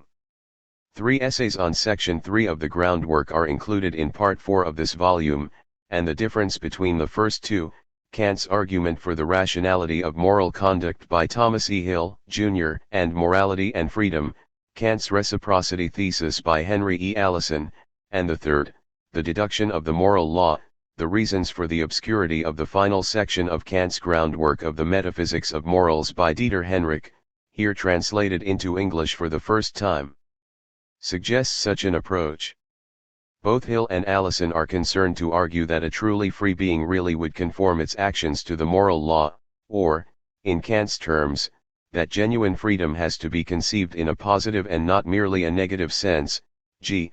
446, that is, as being bound by the moral law and not just free from determination by some other kind of factors. The argument is that a free being would be one that is not just impelled to act by whatever inclinations happen to occur to it but, rather, precisely one that determines which of its naturally occurring inclinations to act upon, but to attempt to decide which inclinations to act upon without a non-material, formal law by means of which to do so would in fact be nothing but to allow oneself to be buffeted about by naturally occurring inclinations after all. But to argue this is still not to prove that we really are free, and thus capable of rising above the level of being buffeted about by natural inclinations, instead determining for ourselves by the use of a formal principle which inclinations we should act upon and which not. To establish this further, crucial point, Henrich argues, Kant tries to shift his ground into a critique of pure practical reason, or an investigation of the faculty of reason that we actually have. In particular, he shows, Kant tries to argue that the distinction that we have to make between how things appear to us and how they really are, a distinction that Kant rather sanguinely supposes all will concede is necessary in order to understand the nature of knowledge quite independently of any concerns about action, requires us also to distinguish between how we appear to ourselves and how we really are. And we can only give any content to the latter conception of ourselves by conceiving of ourselves as being governed by laws of reason, in the inmost nature of our thoughts and also our actions, g. 45152. Thus, a conception of ourselves that has to be adopted for reasons independent of any prior assumptions about our obligations under the moral law proves that we really are free agents, who must be governed by a law of reason, which has, in turn, been shown by the opening argument of section 3 and all that has gone before to be equivalent to the moral law. Kant's argument from the distinction between appearance and reality to the fact of our freedom has proven very controversial. Henrich sees it as foundering upon an unsubstantiated assumption that we actually have a will. What Kant suggests will be the middle term between being free and being rational, g. 454, which smuggles the assumption of freedom back into the beginning of the argument. He thinks Kant was to some extent aware of this problem all along, and never really meant the groundwork to provide what he calls a strong deduction of the moral law in the first place.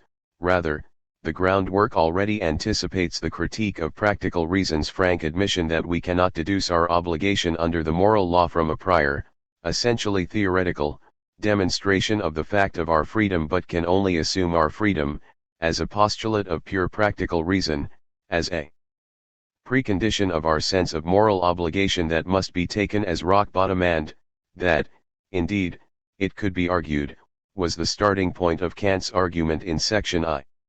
Such a reading would be consistent with the idea that the point of the groundwork is not to prove the fundamental principle of morality without any prior presuppositions but, rather, to refine our common conception of morality and indeed our common understanding of ourselves in such a way as to preserve our sound pre-theoretical understanding of morality while blocking our natural temptations to evade it. Others have taken different positions on this issue.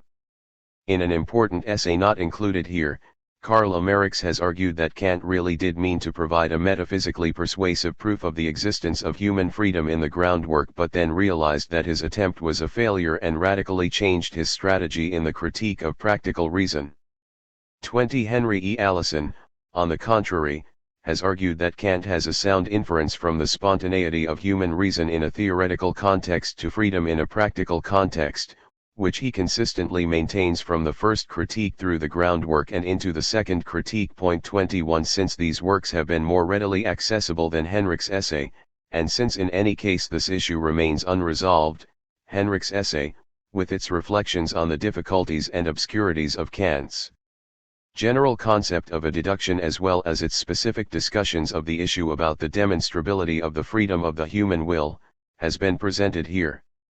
Aside from the question of its justifiability, Kant's suggestion that the moral law is actually the causal law that governs our behavior as we really are, a causality in accordance with immutable laws but of a special kind, g. 446, raises another kind of problem. This is what is sometimes called the Sidgwick problem, in honor of the particularly sharp formulation given to it by the great Victorian moral philosopher Henry Sidgwick: if a free will is a will necessarily governed by the moral law, then a will that does not comply with the moral law must not be a free will at all, in which case a malefactor who acts in opposition to the moral law must not be accountable for his actions, because he must not have acted out of free will. 22 Kant clearly did not want this outcome, but wanted to attribute to human beings a capacity to choose freely between good and evil that would make them accountable for their actions. Only this would prevent us from evading the moral obligations that we all know we have. The kind of argument for freedom that Kant employed in the Critique of Practical Reason clearly does not give rise to the Sidgwick problem. If freedom is inferred from our fundamental knowledge of our moral obligation, by the principle ought implies can, all that follows is that we can live up to our moral obligations, not that we always do. Thus, that we sometimes or often do not comply with requirements of morality throws no doubt on our initial inference that we are free and capable of doing so. Kant clearly emphasized this feature of his view about freedom in the religion, where our capacity for evil is presented as radical in the sense that it is inseparable from our capacity to do what is right. What it is to be free is precisely to have the freedom to choose between right and wrong, even if it is only choosing rightly that can preserve our own freedom and that of others. 23 Whether one thinks that Kant already held this view in the groundwork depends on what kind of argument for the existence of human freedom one thinks Kant makes in this work. Clearly Kant wanted to put some distance between his argument for freedom in section 3 of the groundwork and an argument for freedom drawn solely from speculative metaphysics. What he seems to have cared about most is that the reader come away from the book persuaded of the nobility of freedom as a practical ideal rather than the irrefutability of freedom as a cognitive claim.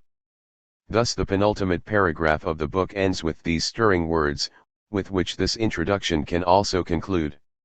The idea of a pure world of understanding as a whole of all intelligences, to which we ourselves belong as rational beings, though on the other side we are also members of the world of sense, remains always a useful and permitted idea for the sake of a rational belief, even if all knowledge stops at its boundary. Useful and permitted for producing in us a lively interest in the moral law by means of the noble ideal of a universal kingdom of ends in themselves, rational beings, to which we can belong as members only when we carefully conduct ourselves in accordance with maxims of freedom as if they were laws of nature. G. 46263. Above all, What Kant's groundwork of the metaphysics of morals aims to do is put before us an image of the nobility of the life we can lead if we try to regulate our conduct by the fundamental principle of morality instead of acting out of self-interest and excusing our so acting by denying our own freedom. Part I. Historical background. 1. Natural law, skepticism, and methods of ethics. J. B. Schneewind. In the Foundations of the Metaphysics of Morals, Kant presented a method for discovering what morality requires us to do in any situation and claimed that it is a method everyone can use. The method consists in testing one's maxim against the requirements stated in the formulations of the categorical imperative. There has been endless discussion of the adequacy of Kant's method in giving moral guidance, but there has been little effort to situate Kant's view of ethical method in its historical context. In this paper I try to do so. I take the label method of ethics from the work of Henry Sidgwick. A method of ethics, he says, is any rational procedure by which we determine what it is right for an individual to do or what an individual ought to do. Since the moralists I want to consider do not all think of morality as rational, I shall broaden the notion by saying that a method is any systematic or regular procedure, rational or not, by which we determine what morality requires. Sidgwick does not say who the we are who make use of a method of ethics. Are we theorists or bystanders or members of a privileged social group who determine what others are to do? Or is a method something every normal adult uses, even if she is not aware of it as such and could not explicitly formulate it? If Sidgwick meant the latter, as I think he did, then it is worth noting that he simply took it for granted that everyone is in possession of some adequate method or other. I shall try to show that this now common position emerged from two opposed responses to modern natural law theory. One was an attempt to preserve its essential understanding of morality, the other was an effort to reject it and replace it with a quite different understanding. Kant, I suggest, worked out a remarkable synthesis of these two developments. The modern theorists of natural law, Grotius and his followers, did not have a high opinion of the ability of the majority of people to steer their own moral course unaided. Although they had views on the proper methods to be used by a lawyer in deriving the laws of nature, they would not have accepted Sidgwick's assumption about the moral capacities of ordinary people.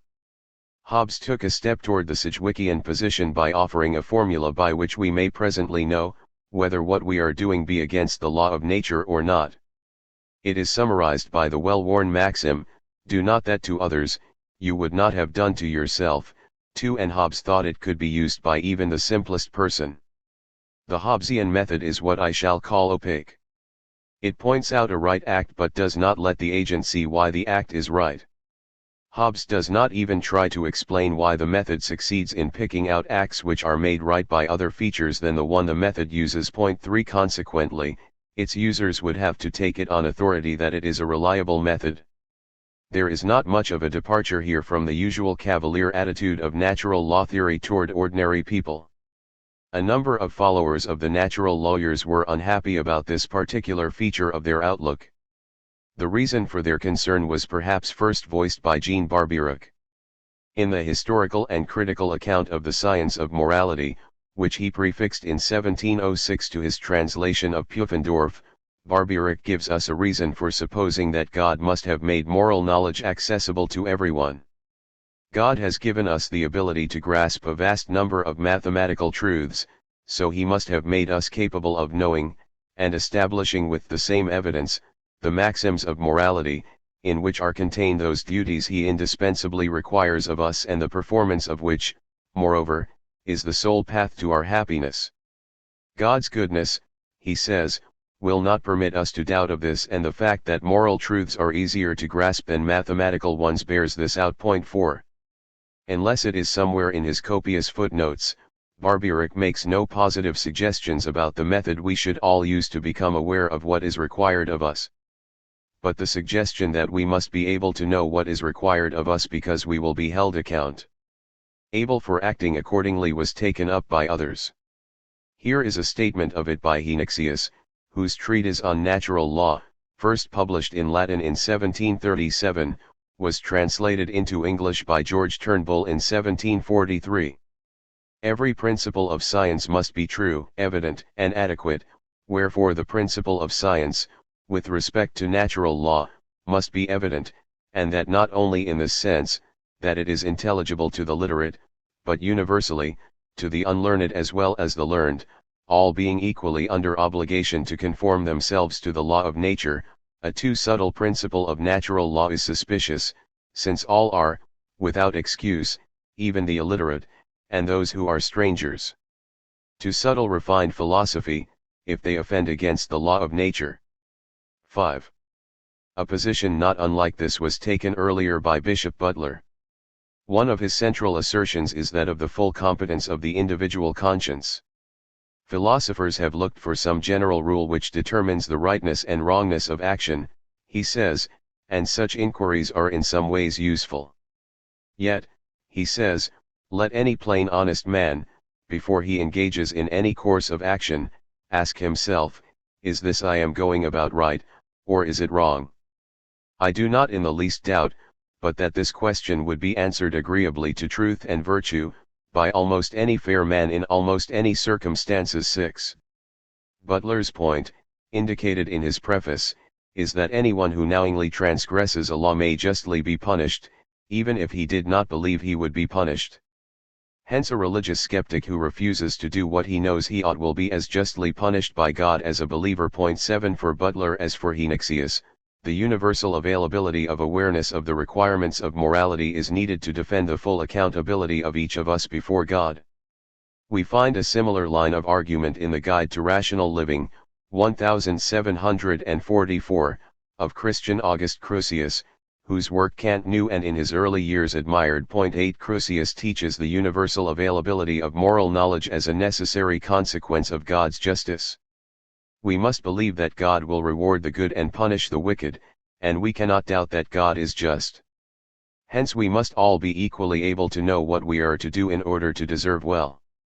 The faculty through which we come to have this knowledge is conscience, which makes it unnecessary to argue and reason about what is right. Scholars who try to answer moral questions through ratiocination get nowhere, so if it were necessary to use their methods, how would the unlearned get it? All right. But now, since all men are subordinated to God's laws and will be judged according to them, it is easy to infer that he has created a shorter way to knowledge of them and made his will known in such a way that it can be accessible to everyone's knowledge. 9 A moderate understanding soon becomes aware in the hardest and most complicated cases, he adds, of what would be right or wrong. 136. The learned agree on what is right or wrong in particular cases, even though their theories never agree about why.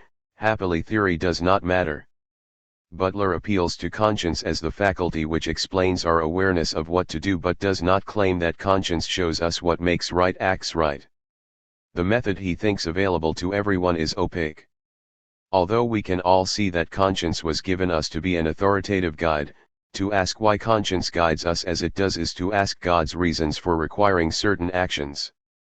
We do not need to know these in order to act properly, and we could not understand them if they were told us. 10 Hence Butler notoriously fudges on the question of whether moral directives spring from reason or feeling. Crucius does not fudge, he tells us rather that there are two methods of ethics. One of them rests on the fact that conscience does not provide us with abstract rules or principles. It acts through a feeling which both directs and motivates us. The feelings involve distinctive ideas which are innate in conscience and which present God's commands to us. 137. We can thus obtain sufficient guidance through what is plainly an opaque method of ethics, but a second method is also possible. To use it we must acquire clear knowledge of the essential perfections of God and man. Then we can infer what we are to do, using the principle that God wills us to do what conforms to these essential perfections. 171, 181.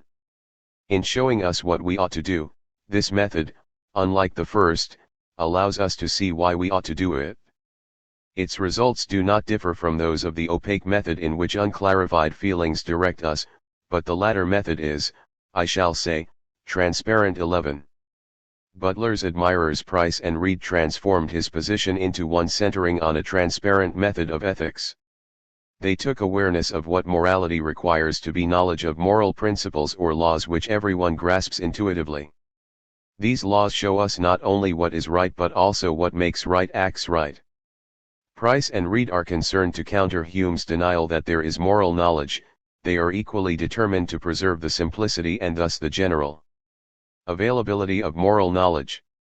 As Reed says, the path of duty is a plain path, which the upright in heart can rarely mistake. Such it must be, since every man is bound to walk in it, adding that even in difficult cases the person who tries hard to see what is right will be inculpable in the sight of God and man. 12. Butler, Crusius, Price, and Reed are not avowed natural law theorists like Barbeyrac and Henixius, but they have positive affiliations with the theory. 13 Like Pufendorf, they take it that free will is indispensable for individual responsibility and for morality. Though opposed to voluntarism. 14 They see morality as having divine sanction and as indicating God's will for us. In describing an incipient or full intuitional method available to everyone, all of them are trying to show how the morality of natural law looks to the agent who is innocent of philosophy. They are explaining how natural law can provide every free agent with reasons to act. Motivated by their strongly Protestant sense of individual accountability before God, these thinkers ignore the complex methods by which Grotius and Pufendorf thought we could derive knowledge of what we ought to do. Ordinary people could not use such methods and do not need them. Still less does society require that there be some people who do use those methods and then explain to others what their duties are. We can each just see for ourselves how we are to behave. Intuitionism here was thus an epistemology that did more than answer the theoretical question of how in principle there might be moral knowledge. By showing how everyone can have that knowledge, the intuitionist epistemology carried a moral and religious point that only individual self-direction articulates a Christian understanding both of responsibility and of obedience to God. I turn now to a second, perhaps surprising, source of ideas on ethical method skepticism. Pyrrhonian skepticism was a major concern for philosophy in the 17th century and not least for moral philosophy. 15 The skeptic was not interested in problems of epistemology for their own sake. Like the Stoic and the Epicurean, he was in quest of the good life, and he found it only when his repeated failures to find knowledge of the good led him to abandon the search. Knowing nothing of what was good or bad, he was no longer agitated by changing beliefs about what to pursue or avoid, and this absence of agitation turned out to be the tranquility he had vainly sought. As Sextus says, the man who determines nothing as to what is naturally good or bad, neither shuns nor pursues anything eagerly, and in consequence he is unperturbed. 16. If skepticism, like Stoicism and Epicureanism, is taken to be a way of life, the question naturally arises, can anyone live that way? Would not the skeptic fall over a cliff or burn himself in a fire if he had no convictions about the good and the bad? 17 To this commonly made objection there is a reply. The skeptic allows himself to be moved by the appearances. He does not doubt that the cliff looks dangerous or that the fire feels hot, and these appearances lead him to stay away from both. The skeptic can live because he lives by the appearances. How are we to understand this? Appearances, for the Pyrrhonist, are to be contrasted with beliefs about the way things are. The master skeptic has no such beliefs. He comes to this condition by working through a wide variety of arguments. In all of them he contrasts one way in which things look with another, one claim about moral good with another, or one claim about proper law with another, and he finds no way to decide which of these appearances is true. The skeptic does not deny that there is a truth about all these things but finds it inaccessible. He is left with nothing but the appearancest way things seem to him. 18. When he says he has no beliefs, he means beliefs about the truth of the matter. He does not say that assent is altogether impossible. He assents to appearances, but that kind of assent is not belief. Belief is assent making claims about how things really are, and belief is what the skeptic does not have. What then is included under the term appearances? Not simply sense impressions but everything which the skeptic may be tempted to believe can count as an appearance. That the fire is hot, that I would be hurt if I fell off the cliff, that bigamy is wicked, that there is nothing certain, all of these are appearances. Being an appearance is, as Bernier puts it, entirely independent of subject matter. The contents of the mind are not divided into sensory appearances and propositional beliefs. They are divided rather into subjective states claiming to reach truth about the way things are, and subjective states not making any such claim. Consequently, the skeptic who adheres strictly to appearance is withdrawing to the safety of a position not open to challenge or inquiry. He may talk about anything under the sun but only to note how it appears to him, not to say how it really is. 19. Nonetheless, so it appears to the skeptic, this suffices for the guidance of life and even for the attainment of tranquility or what appears to be the good. Montaigne's engagement with skepticism was a major force in the development of modern moral philosophy. Here I can note only one aspect of its importance. In his late essays, Montaigne presents himself as having won through to a certain degree of stability in his life, and his account of how he has done so shows one kind of skeptical response to the appearances. After much reflection, Montaigne says, he has discovered within himself a pattern all his own, a ruling pattern, un forma maestris, and anyone can make a similar discovery. 20. This is the pattern according to which he now lives. For the most part, he has relapses, and it provides all the guidance he needs. In finding the pattern, Montaigne appeals only to his own experience. Within that experience he includes his reading of the classical writers. But what matters to him is his reactions to them, not any authority they have over him. Men are diverse in inclination and strength, Montaigne says, they must be led to their own good according to their nature and by diverse routes. 21. We cannot gain much from foreign examples. We must rather profit from the experience we have of ourselves, which is more familiar to us, and certainly sufficient to inform us of what we need. 22. Life presents him with appearances of good and ill, through books or through daily occurrences, and he accepts or rejects according to some pattern of his own, which he is eventually able to articulate. The Fermi matrix is Montaigne's own personal essence. It is not something modelled on an eternal or universal form. Is it too much to call this a method of ethics? Montaigne does not claim that his particular ruling form holds for others, and it gives him no guidance for anything outside his private life. Nonetheless, he thinks that the way he has found his pattern may provide his readers with a useful model. Things or ways of living present themselves, through experience or through books, as attractive or admirable. Montaigne asks if he can go along with the way the appearances draw him, if he can incorporate them in himself in a steady mode of life. His question is not whether the views of the Stoics or the Epicureans are true or false, his question is whether he finds that his own enduring response is acceptance or rejection. Montaigne thus forms his pattern from his purely personal responses to the way things appear to him. In his gloomier phase or mood he finds man a lowly and despicable being, dependent on God for anything he can do that is decent and upright. In the more affirmative mood that dominates the later essays, he finds himself emulating Socrates, who showed us how much human nature can do for itself. He particularly dismisses Socrates' claim to have been guided by the Delphic oracle or some mysterious inner voice. Socrates directed himself, Montaigne thinks, and he suggests that each of us can do what Socrates did. We can each have a skeptic's method of ethics.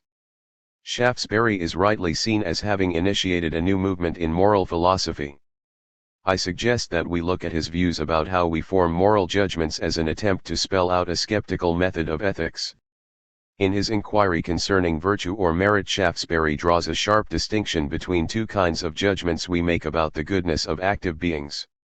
Some creatures have passions and affections which lead them to act in ways that tend directly to bring about some good either to their possessor or to others.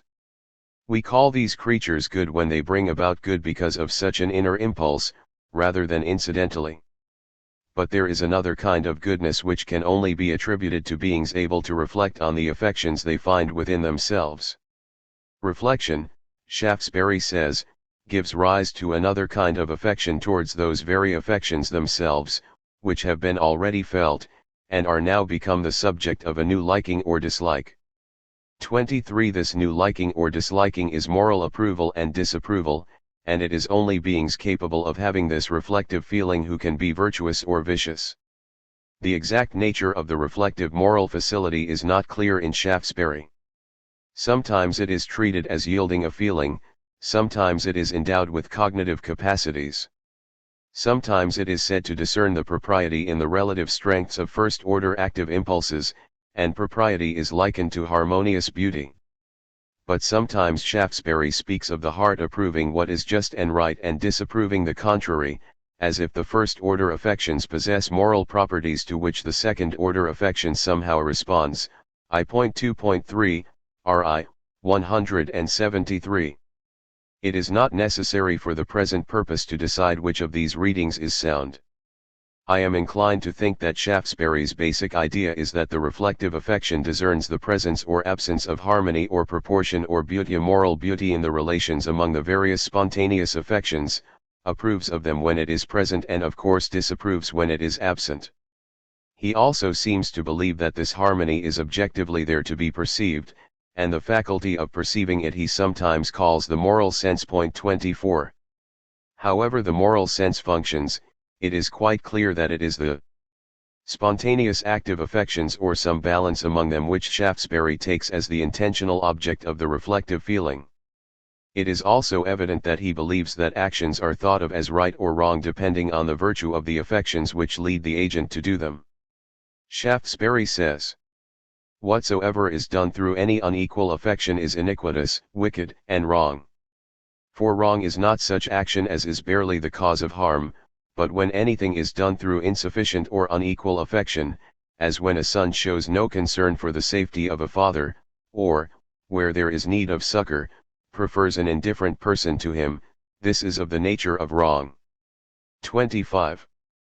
And the same is true of right actions, not barely their effects, but their being done because of affections of which the moral sense approves, constitutes them as right. Shaftesbury thus presents at least the rudiments of what I shall classify as a constitutive method of ethics that is used by everyone. Reflecting on one's motives, one finds oneself giving them a unique kind of approval or disapproval.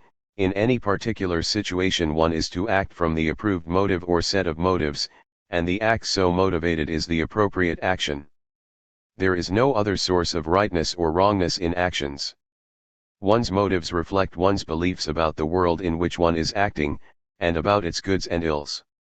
But the moral sense operates not on that world but on the appearances within oneself. Shaftesbury is saying that the moral agent lives by her own responses to the way things seem to her. 26. Hutcheson 27 and Hume take the same position. In their work we come to two closely related versions of the skeptical method which are rather different from Shaftesbury's.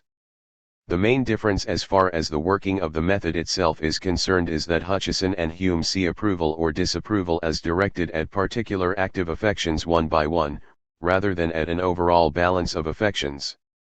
Hutcheson holds that only one motive receives moral approval, while Hume sees several such motives receiving it. In his inquiry concerning moral good and evil, Hutcheson, here following Cumberland and Pufendorf, distinguishes between the natural goodness we attribute to things we desire and the special kind of goodness we attribute to beings possessed of benevolence. 28. The latter, he says, is not reducible to the former and arises from a distinct perception of beauty or excellence in the kind affections of rational agents. 29. Much of the inquiry is devoted to showing first, that benevolence is a real and independent motive in humans, and, second, that it and it alone receives the accolade of moral approbation, the deliverance of the moral sense. 30. Hutcheson also tells us that actions which are morally good or evil must always flow from some affection towards sensitive natures, and whatever we call virtue or vice is either some such affection, or some action consequent upon it. 31. And in various other passages he makes clear his belief that the moral value of actions stems from the motives that lead to them, and not from the natural good or evil they themselves cause. Benevolent acts are morally good, on his view, because and insofar as they arise from benevolent affections. And the benevolent affections are themselves only morally good in virtue of the special feeling of moral approval they arouse. A constitutive method like Shaftesbury's is plainly being explained, though the details of its functioning are different. The same is true of Hume's well-known view. He argues that the moral sense is the source of a special distinction between virtue and vice, which cannot be reduced to any matter of fact or relation of ideas distinction. He then claims that it is obvious that when we praise any actions, we regard only the motives that produce them, and consider the actions as signs or indications of certain principles in the mind and temper.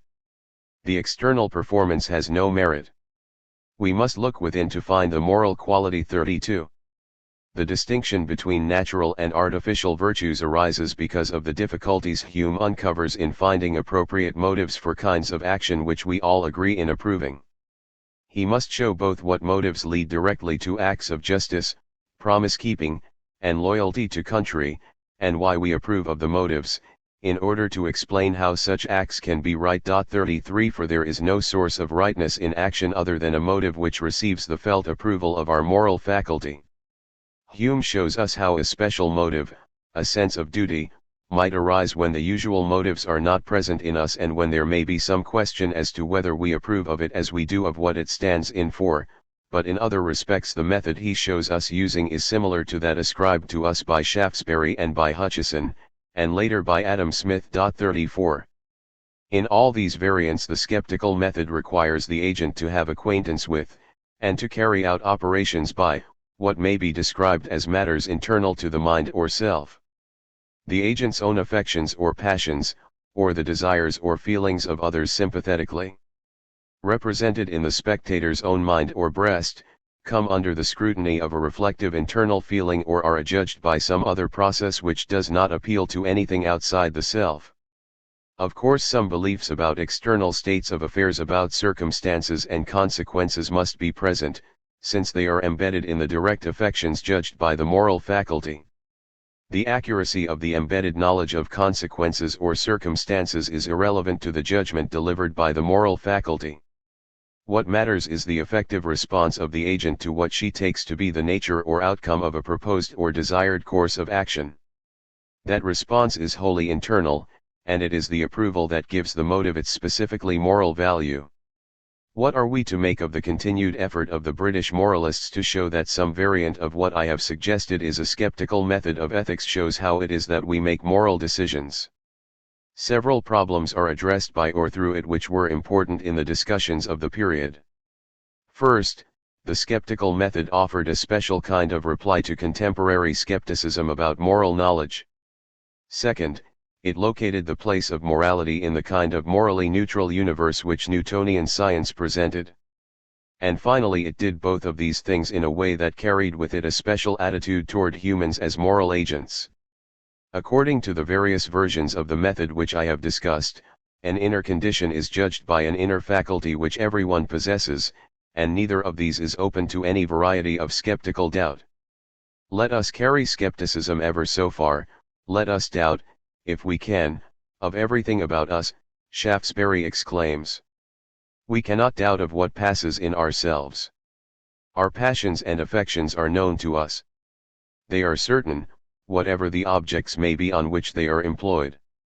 Nor is it of any concern to our argument how these exterior objects stand, whether they are realities or mere illusions, whether we wake or dream. 35. Moral skepticism, for the exponents of the skeptical method, is not refuted by arguments showing that we do know the moral realities of the universe. Nor is moral skepticism evaded by being insulated from real life and being ignored for practical purposes. 36 It is rather neutralized by accepting that all we have, in morality, are appearances, and by 14. Showing that the appearances suffice. The principle, I think, is clear, but it works out quite differently for the different versions of the skeptical method. Shaftesbury has only partially accomplished the move. He has found a way to account for morality in terms of what is wholly internal. He has shown that belief in the existence of God, His commands, and His sanctions is not prior to the operation of the moral faculty, but if anything depends upon it. Skeptical doubts about religion therefore do not touch morality. 37 But because Shaftesbury thinks the moral sense is cognitive, he leaves room for doubts about its deliverances. He does even more, For though he thinks the moral sense operates non-inferentially, he thinks it can and indeed must be trained and educated in order to sharpen its sensibilities. But this obviously implies that an untrained moral sense may make mistakes, and if so, the skeptical problem of how one can tell an accurate from an inaccurate appearance arises even within the internal realm. In Hutcheson and Hume, the neutralization of skepticism is fully accomplished. Their view implies that Shaftesbury need not have been burdened with a cognitive faculty vulnerable to skeptical doubts. All that is needed for moral guidance is an inner disposition and an inner emotional response to it.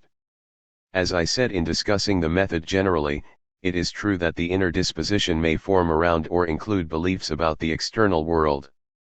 Hutcheson and Hume agreed that these beliefs may be erroneous and that such errors might lead to actions a virtuous person would not do. But the moral response is not a response to those beliefs. Thus these more radical exponents of the skeptical method do not try to handle skepticism by refuting it abstractly or by presenting moral knowledge. Instead they say that knowledge of morality of the kind whose availability the skeptic doubts is not needed. The non-cognitivist exponents of the skeptical method agree with the skeptic in thinking that living by the appearances will bring one a good life for oneself. But they go beyond the skeptic in what they claim for appearances. They think that without an appeal to knowledge of anything external one can obtain more than a personally tranquil life. The new skeptical method points us toward decent social life. The classical skeptic contents himself with living in accordance with the manners and laws of the country where he finds himself, or with the way these appear to him, because the appearances tell him nothing beyond this about proper social order. Not necessarily so the new skeptic. 15. His method enables him to explain how a proper society would be constituted, as well as to achieve the good for himself. The skeptical method can therefore take over the whole domain claimed by the natural lawyers. The appearances can do more than Perrault thought. In addition to its usefulness as a way of neutralizing skepticism, the skeptical method conveys an account of the place of morality in a physical universe. It does this because of the centrality within the method of ideas of agency. All of the exponents of the skeptical method were concerned to mark a distinction between actions and events or occurrences involving only inanimate objects. This concern arises understandably from a Newtonian view of matter. Even prior to Newton, Pufendorf had drawn a sharp distinction between physical and moral entities, leaving the material and extended universe value neutral. Our moralists accepted this view of the material world, but not the strong doctrine of free will which Pufendorf used both to explain how moral entities arise and to distinguish human action from physical motion. Hume's opposition to any such view is well known, and Hutcheson treats morality in terms that suggest purely causal interactions among motives, the desire for approval, and action, without anywhere asserting that we possess freedom of the will. For these moralists, the differences between a mere occurrence involving a human body and a human action is not that the latter is caused by a free will, while the former is not. It is rather that an action is caused by a desire. Since animals as well as humans can have desires, animals can properly be said to act.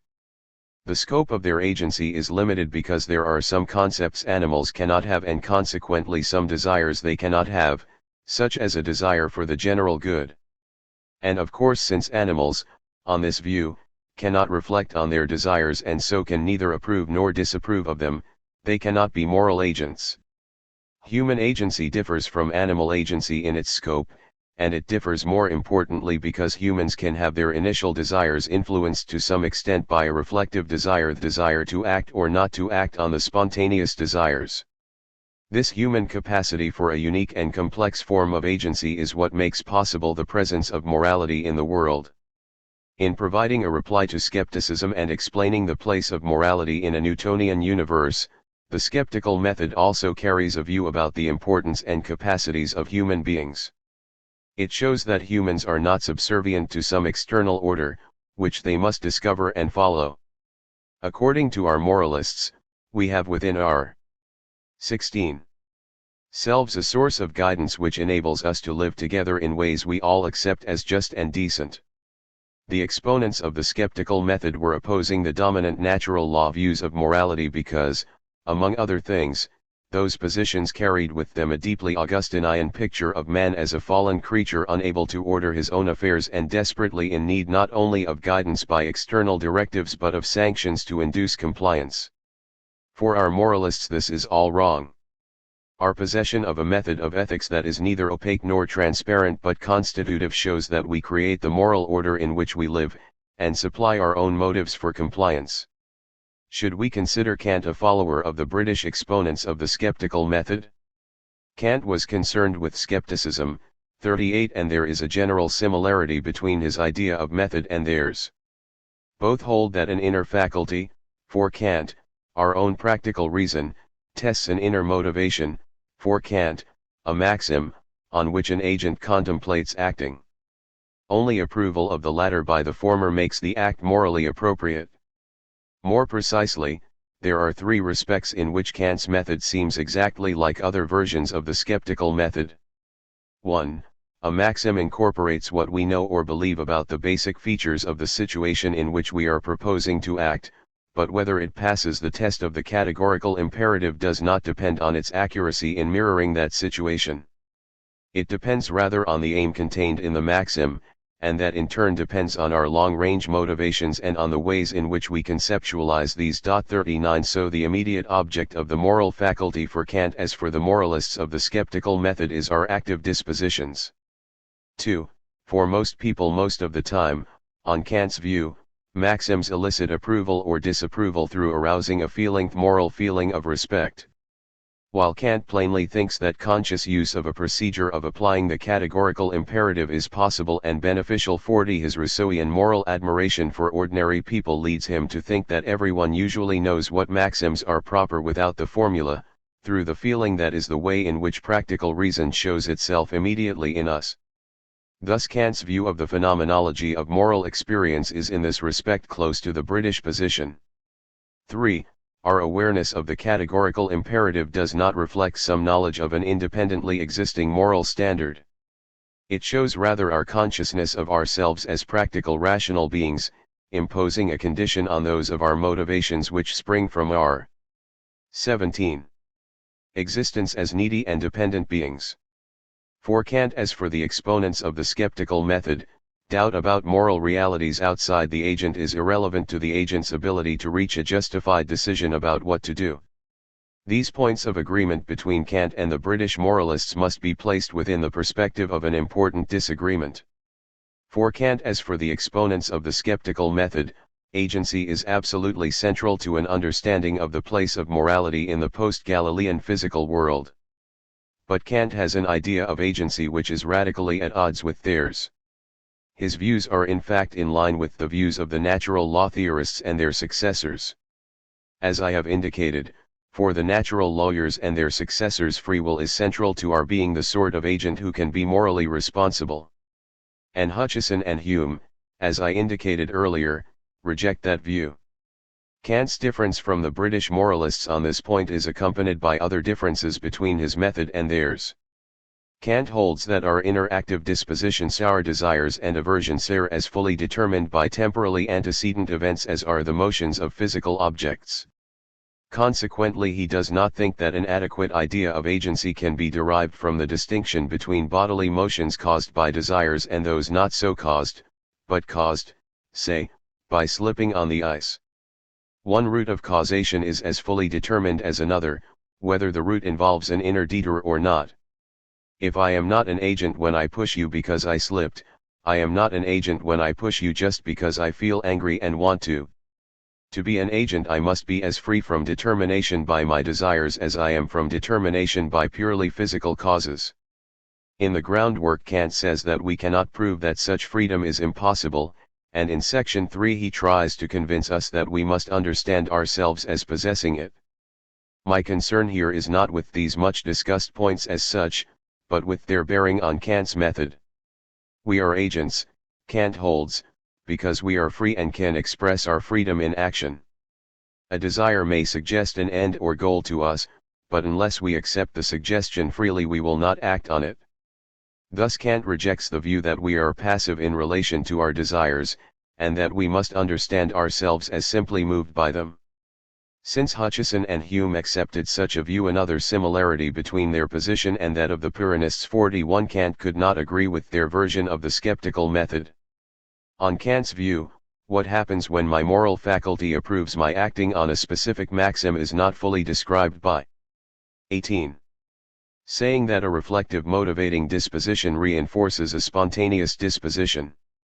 It must also be said that I believe that action on my maxim is permitted. Only then will I freely allow my desire to set a goal, or, in other words, only then will I freely adopt the maxim suggested by the desire. To preserve free will, then, Kant must be a cognitivist about morality, but his cognitivism differs from that of Shaftesbury in two important respects.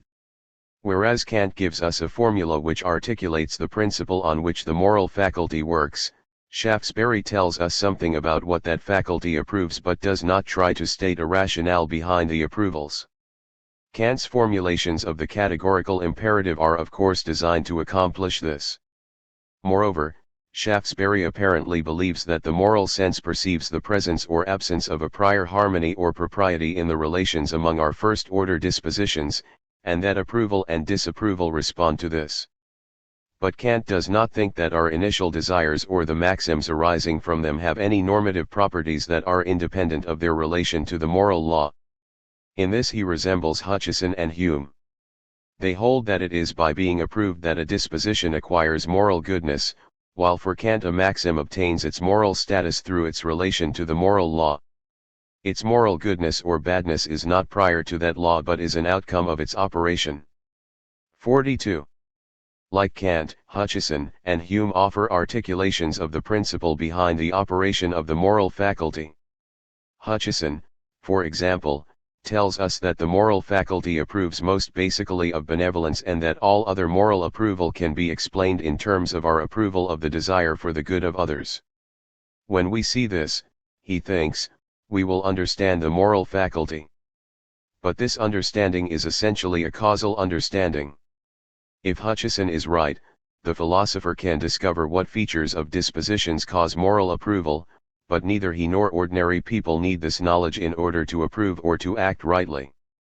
The account of the method of ethics Hutcheson gives is first and foremost an account which is of theoretical interest, though he thinks his philosophy might help some people to avoid the specious errors of skepticism, which would tempt them into immorality. Roughly the same is true of the way in which Hume presents his results. 43 On this matter Kant departs from his British forerunners and, because of his different view of agency, views his formulations of the principle on which the moral faculty works as grounding a method which each agent can if necessary consciously use in making decisions. 19. In daily life, it does not merely formulate a principle which operates, so to speak, behind the agent's back, causing her to approve as she does. For Kant as for the intuitionists, a principle that gives reasons for action can be deliberately used for explicit guidance. I have indicated that Kant's view of agency links him strongly with the natural lawyers, and there are other ways in which it is correct to see him as continuing their tradition. But he diverges from the tradition as well, as we can see by contrasting Kant's view with that of Crucius. Crucius combined a strong natural law theory of free agency with a quite novel distinction between two kinds of proposition about what we ought to do. One kind asserts that there are actions we ought to do as means to some end of ours, the other kind asserts that there are actions we ought to do regardless of any ends we happen to have. He identified morality with the obligations asserted in the second kind of proposition and argued that there is a separate moral motive generated by awareness of these obligations. Here is the first clear assertion of the distinction Kant made famous as that between hypothetical and categorical imperatives. Yet whatever Kant owed to Crucius, his own moral outlook is distinctive. The agreement on agency is compatible with basic ethical disagreement. Crucius begins with a discussion of will, which he defines as the power of a mind to act according to its ideas. 2. The primacy of will in human life is made clear at the start. All minds must have wills, Crucius argues, because if they did not, they could not act according to their ideas, and these would then be useful neither to them nor to others but quite in vain. 4. But God makes nothing in vain. Will is moreover a separate power of mind, not simply an aspect of the understanding. And it is free, it is compelled neither outwardly nor inwardly. 38, not even by the mind's perceptions of perfection and imperfection. Crucius holds that there is a general category of spontaneous causes of which the free will is an instance. Metaphysics show, he says, that an action or activity must come between an effect and its efficient cause, but, he adds, the series cannot extend to infinity. That is, if a cause is brought about by an action, that action itself may be an effect needing explanation, and then between its cause and itself there must be another action or activity. But this series cannot extend to infinity, and so, Crucius concludes, one must come to first actions or basic activities, for which it is not necessary that another activity of an efficient cause precede, but which arise immediately out of the es. 20. Sense of an active basic power. The freedom of the human will must be of this category. 41. If there is a clear approach here to a Kantian idea of what is distinctive about human agency, three further aspects of Crucius's view of will make the similarity all the more striking. First, Crucius holds that without free will there could be no imputation of actions and no responsibility. People would simply be efficient causes, like other causes in the natural world. There would therefore be no guilt or merit, no punishment or reward. 38, 40. Second, Crucius makes a sharp distinction between moral and non-moral approval or disapproval. The latter we bestow on things proportionately to their fitness to bring about various ends, the former is reserved exclusively for beings with free wills. 132, 161. Third, according to Crucius, what the will does is to select from among the active desires in us one with which to connect its efficacy and so to bring us to act. The will is free precisely because it can connect itself with an active desire, or not do so, or connect itself with some other desire. 43. Desires are among the necessary conditions of human action, but they are not sufficient conditions. It takes will to generate action out of desire. And in Crucius's view the reason for which God gave us freedom of the will was to control the desires on which we act, so that we would freely act only from the appropriate ones. 46. On methods of ethics, Crucius and Kant both hold, as I have indicated earlier, that we can be appropriately guided either by special moral feelings or by conscious application of principles. The feeling, for both, can be clarified and seen to arise from a cognitive grasp of basic moral principles, but agents can behave properly without knowing this. This and the other striking agreements between Crucius and Kant are however less important than a central disagreement. Crucius in effect rejects the constitutive feature of the skeptical method, that whatever we are led to do by an appropriately approved disposition is eo ipso right. Since Kant makes this central, he distances himself radically from Crucius despite the fact that their views of agency are very close. The fundamental morally relevant fact of the human condition, for Crucius, is that we are totally dependent on God and therefore owe him obedience. 133, 137, 174. The dependence is reflected in the details of both of Crucius's methods. And the fact that every individual can use one of the methods pins down personal responsibility before God. No one can plead ignorance of duty, saying that someone more 21. Authoritative should have told him what to do. Crucius develops the new idea of an adequate individual method of ethics to reinforce a quite traditional position. Kant's aim is of course different. His theory of agency as freedom showing itself through rational self-legislation is meant to show how we as moral agents can be independent of divine legislation. It enables us to understand morality, with its due weight, as a human creation. The exponents of the skeptical method all approach this belief, to a lesser or greater degree. Kant and the British thinkers agree in believing that the view does not open the way to treating morality as merely a matter of custom, or as having no more weight than manners. It does not allow us to become licentious hedonists or crude libertines. The view simply offers an account, free of theological and metaphysical obfuscation, of the morality we have at all times in our hearts, no matter how we may have violated it in our behavior or misunderstood it in our explanations. With the British moralists, Kant holds that we can live in accordance with an order we impose on ourselves as individuals, and that out of this individual order there can be generated a just and caring society. There is no need for Christian dependence on God. Like the British moralists, Kant believed that a value-free Newtonian universe is the scene and carrier of our actions, and that only some distinctively human attribute can separate action in the morally relevant sense from morally neutral happening. But his theory of agency was not solely a solution to the metaphysical problem of how to spell out that distinction. It was at least as much a result of his search for a way to elaborate his outlook on morality. Both Kant and the British moralists wanted to show that humans are capable of self-governance in a strong sense, and therefore that certain forms of external social and political control are neither necessary nor morally permissible.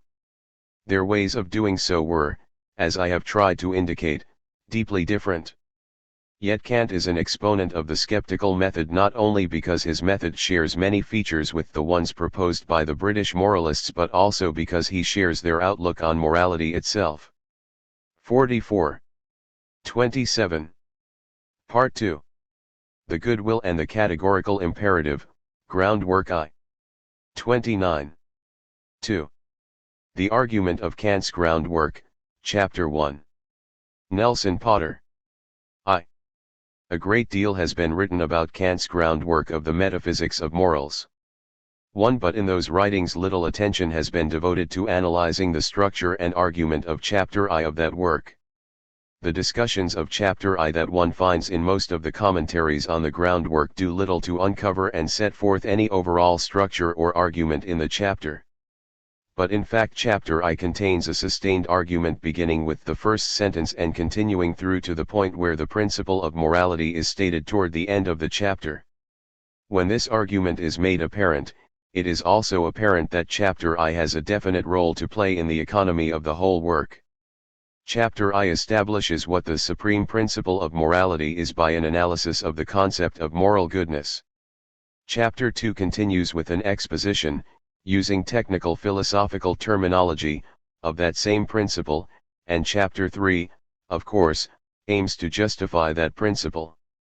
Of the writers and commentators on Kant's ethics who have written about the groundwork, Chapter I, some discern no argumentative structure to the chapter as a whole, while others do discern that there is an argument running through this chapter. Into the first category fall W. D. Ross and H. J. Payton. Into the latter category fall R. C. Duncan, T. C. Williams, and Robert Shope. 2 Duncan gives an excellent analysis of the structure and argument of Chapter I, and states that there is to be found in this chapter an argument like the one that will be presented in this paper, though he does not spell it out, beginning with the concept of the good will and ending with a description of the moral or practical principle upon which such a will is acting. Duncan's attempt throughout his book to discern the structure, strategy, and argument of the groundwork, makes it an extremely valuable book. We shall later, in Part 4, discuss briefly his critical interpretation of the groundwork in relation to its first chapter. Williams also states that there is an argument of the kind that Duncan mentions, but does not give the details of the argument. 4 And, finally, Shope states a version of the argument in his discussion, with the aim of showing that Kant's attempts to derive the categorical imperative in its first formulation are unsuccessful. In this essay, I shall set forth my own account of the argument that is to be found in the groundwork, Chapter I, in Part 2. Part 3 is a further discussion of certain parts of that argument. I discuss two possible interpretations of the argument in Part 4. In Part V, I shall make a few concluding remarks. Finally, there is an appendix in which Kant's remarks on respect, Achtung, are discussed. 2. I have set forth Kant's argument in 9 propositions, and will comment on each one. 1. A good will only has absolute worth. This is the assertion with which the section begins. It is a point which is explained at some length, g. 393,394. Kant gives little in the way of argument for this proposition. He thus apparently takes it to be part of our ordinary rational knowledge of morality. 5. Kant regards this section as an analysis of our common rational beliefs about morality. 6. So perhaps he thinks that this first proposition is one which would be accepted by any rational being when he is presented with it. There are two questions which naturally arise concerning this proposition: a. What is a good will? And b. What is absolute worth? a. We can give no very definite answer to the first question, for the concept of goodwill is simply a concept which is to be analyzed, and as a pre-analytical concept it is bound to be vague and indefinite. In a sense, the whole of chapter I is devoted to arriving at an answer to this. 31. Question. We could say of this pre-analytic concept, however, that a good will is that in virtue of his possession of which one may be said to be a morally good person. b. Absolute worth may be regarded as a worth outweighing any worth which is not absolute. Thus Kant is claiming that the worth of a good will is greater than the worth of any other kind of thing. Now, since it will turn out that a good will is a moral will, and is the locus of moral value in persons, we could also express proposition 1 as a statement about moral value. 1a. Moral value always outweighs any other kind of value. To express proposition 1 in this way is perhaps to anticipate later features of the argument of this section, but we note it now because we find that later Kant uses moral value and absolute value interchangeably. 2. A good will is not good because of what it affects or accomplishes. G. 394. This proposition is advanced by Kant at the beginning of the third paragraph of chapter I. Whenever anything is good because of what it affects, it is good only in a derivative sense, i.e., good as a means. But the good will is not just good as a means, it is good in itself. It is good simply in virtue of being what it is. Proposition 2 follows from 1. For although it is true that a thing may be intrinsically good without being absolutely good, it would be impossible for something good only as a means to be absolutely good, for the goodness of the means would always be qualified by the goodness of the end. And if a good will is also good as a means, this is a fact distinct from and independent of the fact of its intrinsic goodness. 3. A human action is morally good if and only if it is done from duty. G. 397,399. Central to chapter I of the groundwork are three propositions concerning morality which Kant presents and explains. Kant tells us what his second and third propositions are, but he fails to tell us just what the first proposition is. Let us regard 3 as Kant's first proposition. 7. The proposition states the conclusion of a rather lengthy discussion running from G. 397 to G. 399. 32.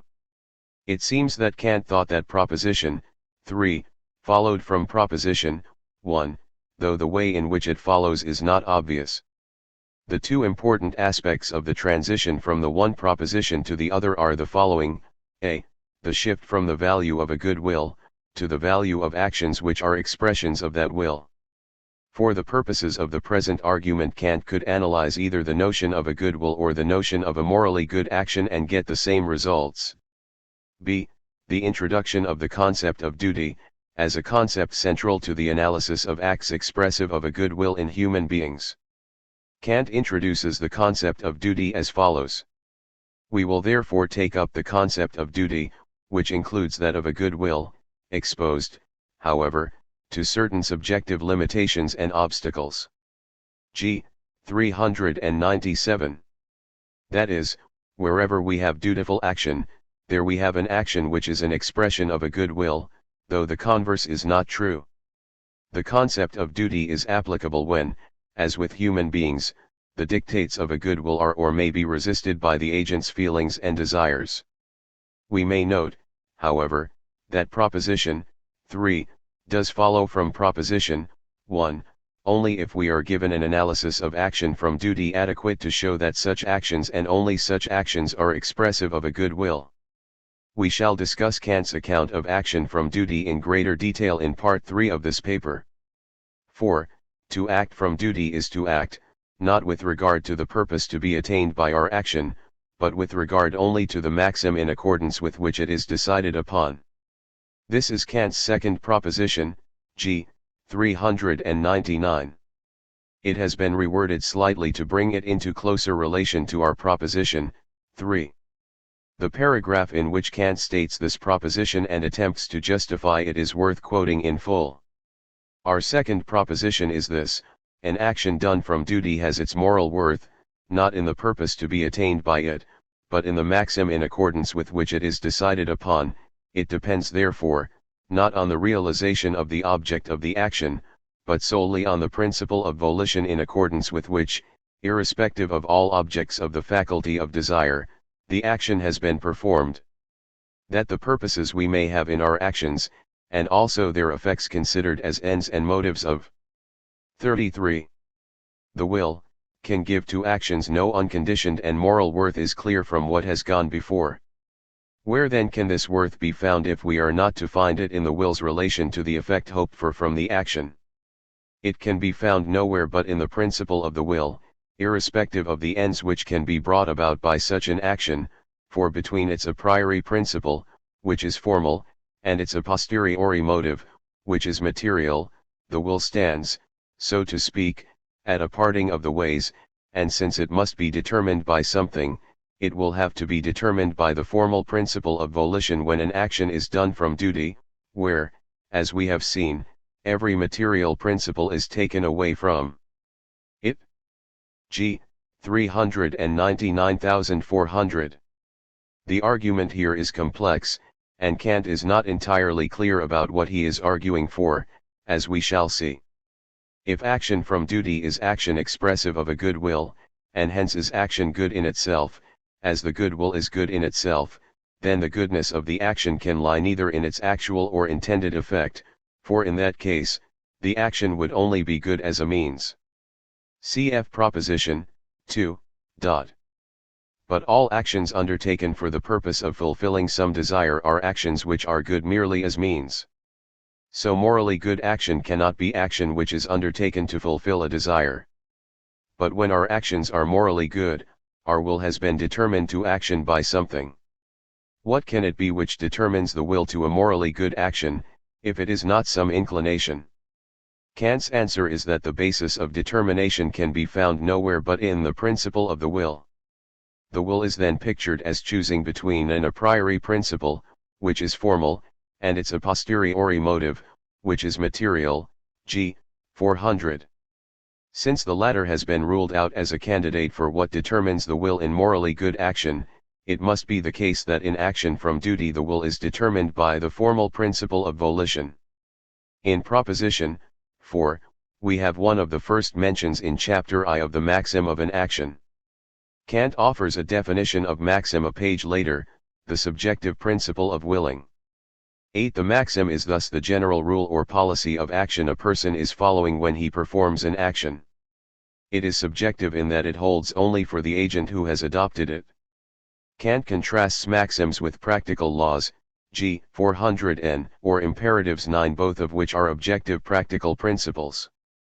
As objective they are binding for all rational agents, will be followed by a fully rational will, and ought to be followed by an imperfectly rational being.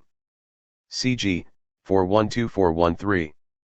It was said earlier that Kant seems not entirely clear in the last quoted 34. paragraph about what he is arguing for.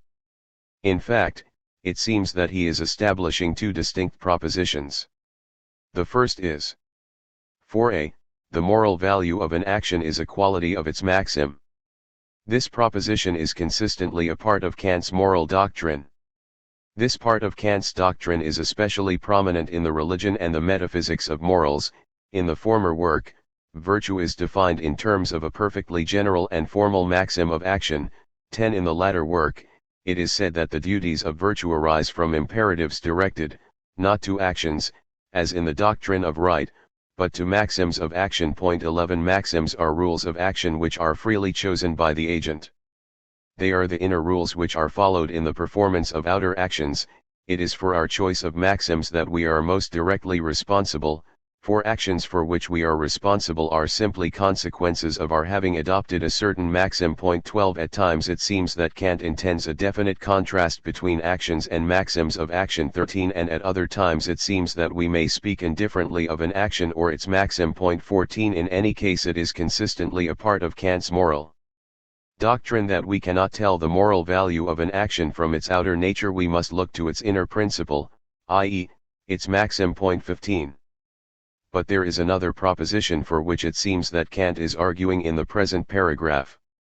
He wants to assert not only, but he also wants to say that the maxim of action from duty is of a particular kind. It is a maxim which has been adopted, not because its adoption will lead to the fulfillment of some desire of ours, but solely in virtue of its form. Thus we have 4b.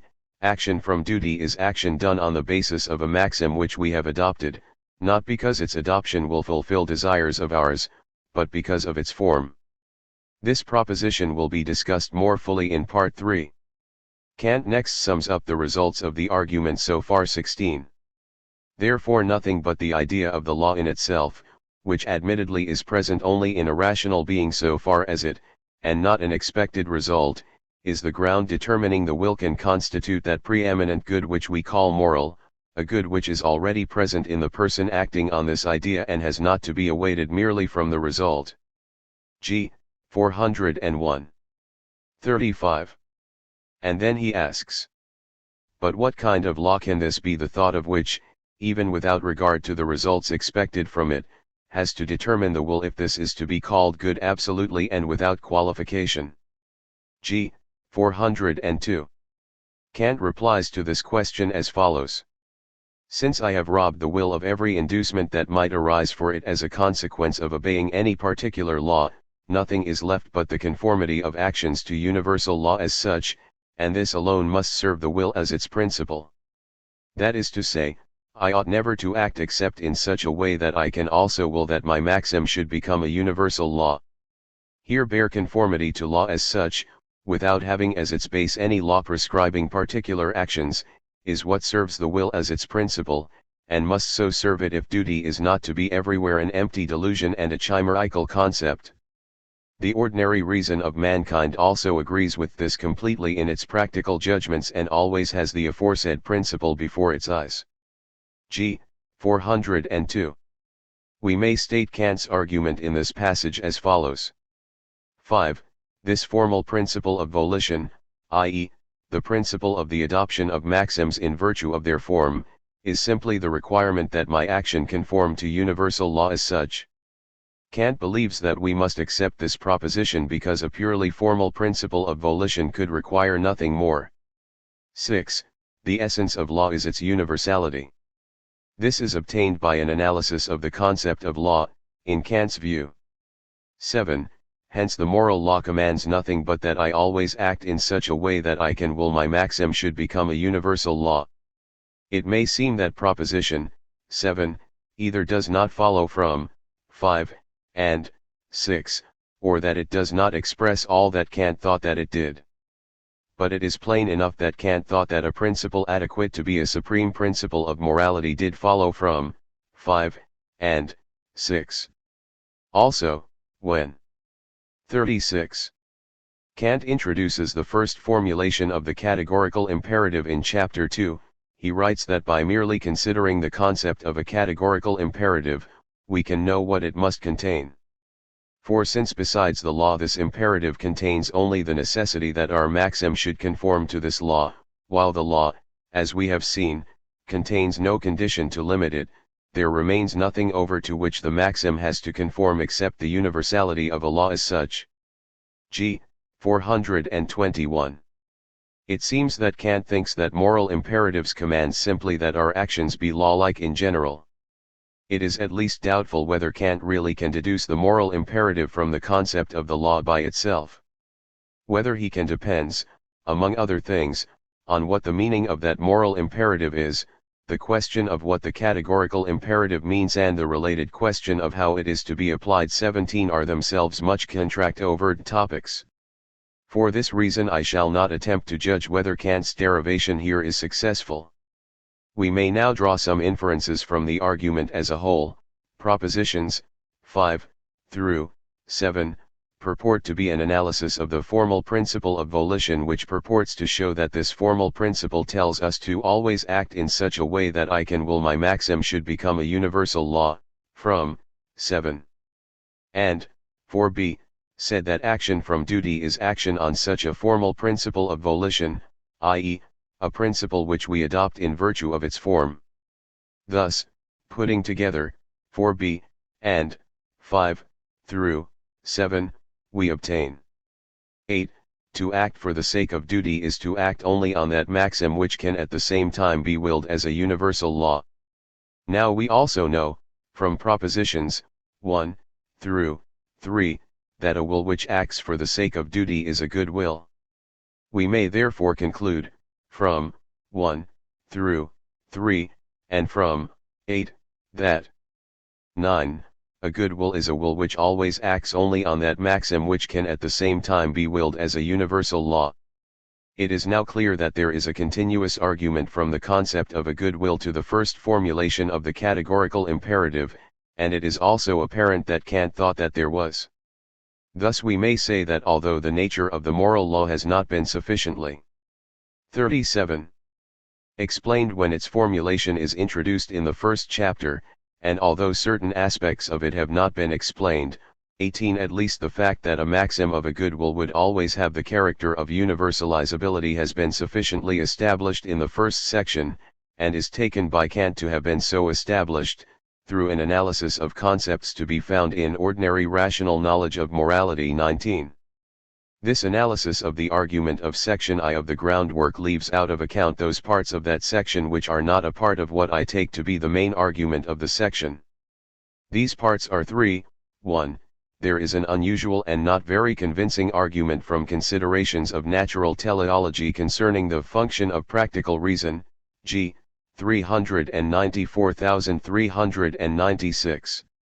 Kant argues that if men have the ability to apply reason to action, as they do, this practical use of reason could not have been given them for the purpose of furthering their happiness, but only for the purpose of bringing about the existence of a will good in itself.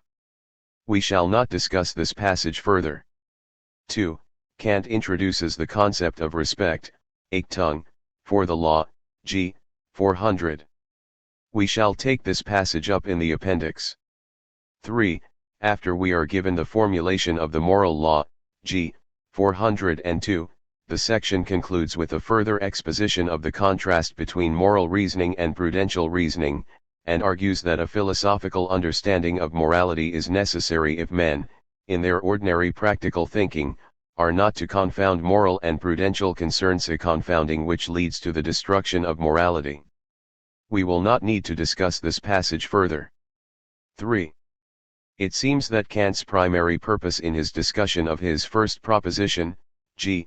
397,399, is to develop the distinction between action from duty and action merely in accord with duty. Kant does not develop criteria for distinguishing between actions done on the basis of different motives, i.e., criteria which would be useful in the everyday task of making certain kinds of moral judgments. Rather, he is attempting to distinguish from one another the concepts of action from duty and action merely in accord with duty. In considering actions from duty, we can first eliminate actions 38 which are contrary to duty. In the case of such actions, the question does not even arise whether they could have been done for the sake of duty, g. 397. It is also relatively easy to distinguish actions from duty from those which are done as a means to the fulfillment of some inclination, because for such actions we have no immediate inclination, and thus they are not performed because of any intrinsic characteristics of the action. The distinction between actions done aus plicht, from duty, and those not so done is hardest to make out where we compare dutiful actions to those which fulfill some immediate inclination. Kant does not define action from duty before proceeding to discuss it. This is in accord with his belief concerning philosophical methodology that proper definitions can come only at the conclusion of a philosophical analysis, and not at the beginning. 20 But Kant seems to be assuming in this discussion that action from duty is action which is done for its own sake. It is reasonable that action from duty should be of this character, since if it were not the doing of an action for its own sake, it is hard to see how the action could be expressive of a will good in itself. We can see why Kant says that it is more difficult to draw the contrast between action from duty and action from immediate inclination. In both cases we are performing an action for its own sake. In attempting to draw the contrast between these latter two kinds of action, Kant uses a number of examples. Consider the obligation we have to preserve our own life. Since in normal circumstances we want to preserve our lives, the actions by which we do so have no moral value. It is only when the grounds of immediate inclination are taken away that the contrast between inclination and duty becomes clear. Only then, if we refrain from taking our own life, do we so refrain from duty. G. 397,398. Again, people with a sympathetic temperament help others out of immediate inclination, but Kant says that such actions have no moral value. An inclination is in any case an inclination, though some inclinations are more fortunate, happy, beautiful, etc. than others. Actions done on the basis of immediate benevolent feelings possess no moral value, because the maxim of the action has no moral content. G. 398. Such actions are performed, not from duty, but from inclination. For the maxim of such an action to have moral content, Kant tells us, the action must be performed aus Pflicht and not aus Neigung, from inclination. Point 21. Kant gives the example of the, at least indirect, duty of promoting our own happiness. We ought to try to achieve happiness because on 39. Happiness leads to temptations to the transgression of duty. But it is only in certain special circumstances that actions whereby we promote our own happiness can possess moral value. These are cases where we are tempted by some immediate inclination to do what we know to be imprudent.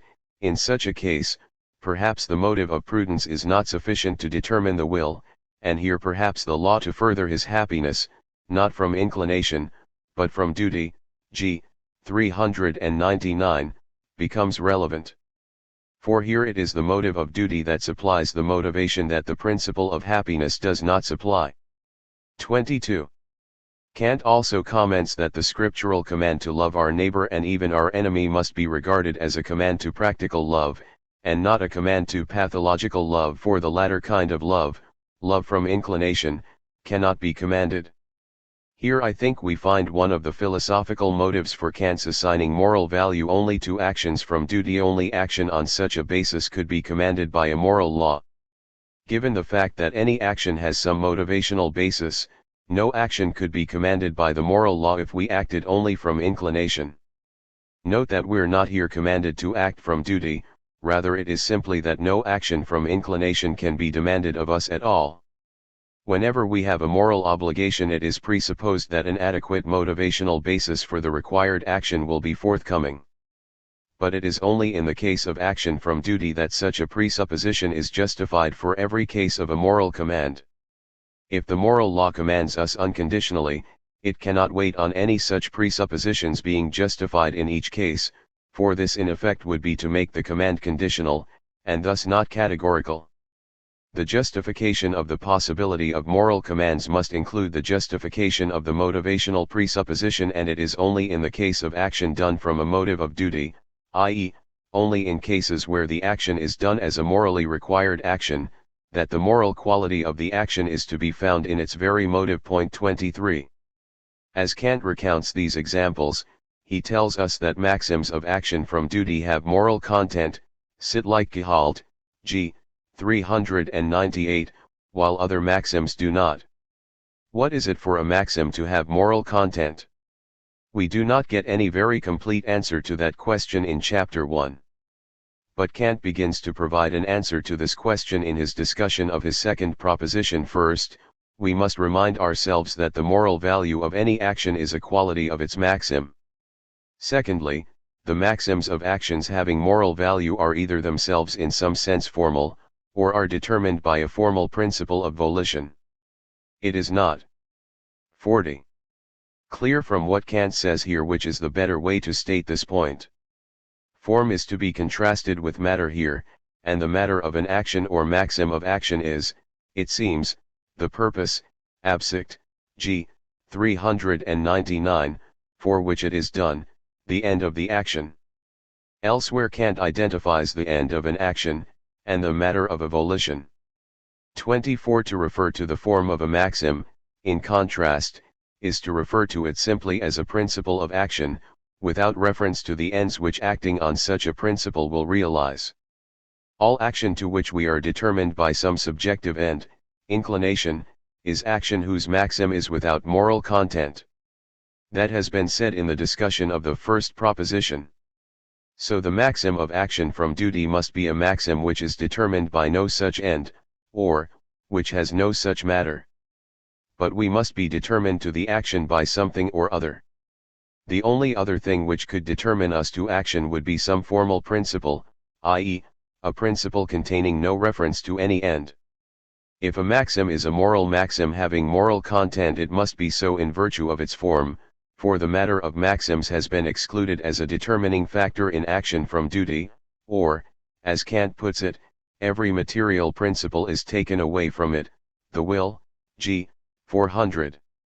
Thus the moral content of the morally good maxim must be the result of the presence or the influence of purely formal practical principles. Kant then tries to show, as we saw in the last part of this paper, that the formal principle in question must be the one that he will later call the categorical imperative. In this discussion, the nature of the moral content of maxims, of formal principles, and other key concepts of Kant's argument remains somewhat vague and unclear. It is thus difficult to argue that Kant's argument here is sound. But I think that one attempt to show it to be unsound is not successful. Robert Schoep 25 argues that Kant's derivation of the categorical imperative is not successful, and that Kant's argument in Chapter I of the groundwork, even when it is supplemented by other of Kant's arguments from other places, is either a non sequitur or it has some doubtful premises. Schoep gives an account of part of the argument of Chapter I 26 and then writes of it. Now this line of reasoning only excludes incentives of the will which are, as Kant goes on to call them, a posteriori incentives, that is, purposes which some wills happen to have but which every will need not have, example an object of inclination. If there are ends which it is objectively, morally necessary to have, we might be able to claim that these provide a priori. 41. Incentives, and Kant has said nothing yet to rule out the possibility that the worth of an action derives from a maxim whose object, end, and purpose is such a morally necessary end.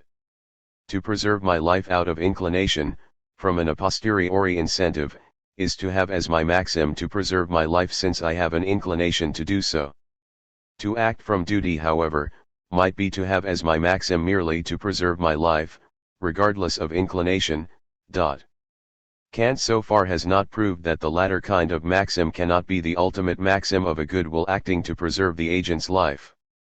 27. An argument from the Critique of Practical Reason 28 is introduced as a possible aid in overcoming Kant's embarrassment.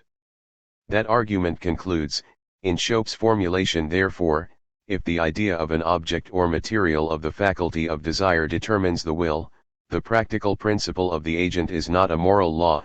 29. Schoep comments that if object of the will is to be understood in a broad sense, to mean any intended action, then the argument depends on a dogmatic, metaphysical assumption about the will, 30 viz., that any decision which appears to aim ultimately at some object, such as keeping a promise, or making money from a deceitful promise, must really aim ultimately at getting pleasure or avoiding pain. 31.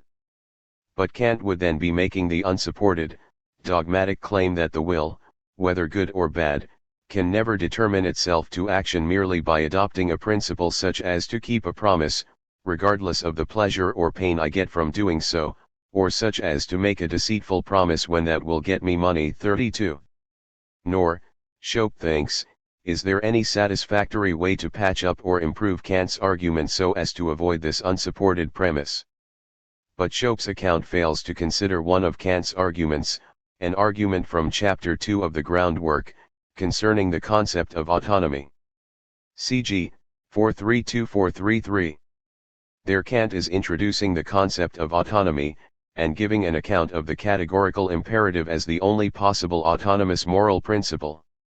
He contrasts it with other supposed moral principles by noting that all other moral principles presuppose an object of the will, which, though it is distinct from the will, must determine or move the will to act. To be thus determined to action by something outside oneself is to be acting heteronomously. Object here may again be understood in a broad sense, as including 42. Any intended action. Further, an important part of Kant's general epistemological theory says that objects, i.e., things existing independently of the knowing subject, can only be empirically connected with that subject. 33. Thus the motivation to pursue some object, example the keeping of a promise or the preserving of one's life for its own sake, will be merely empirical, and will not have the necessity that is a mark of a moral principle in Kant's view. What is your moral obligation must be done.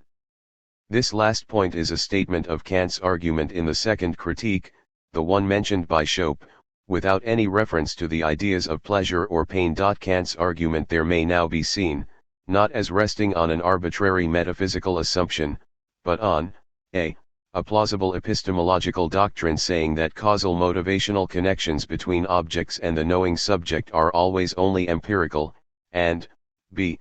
the Kantian metaethical point that moral principles have a character of necessity.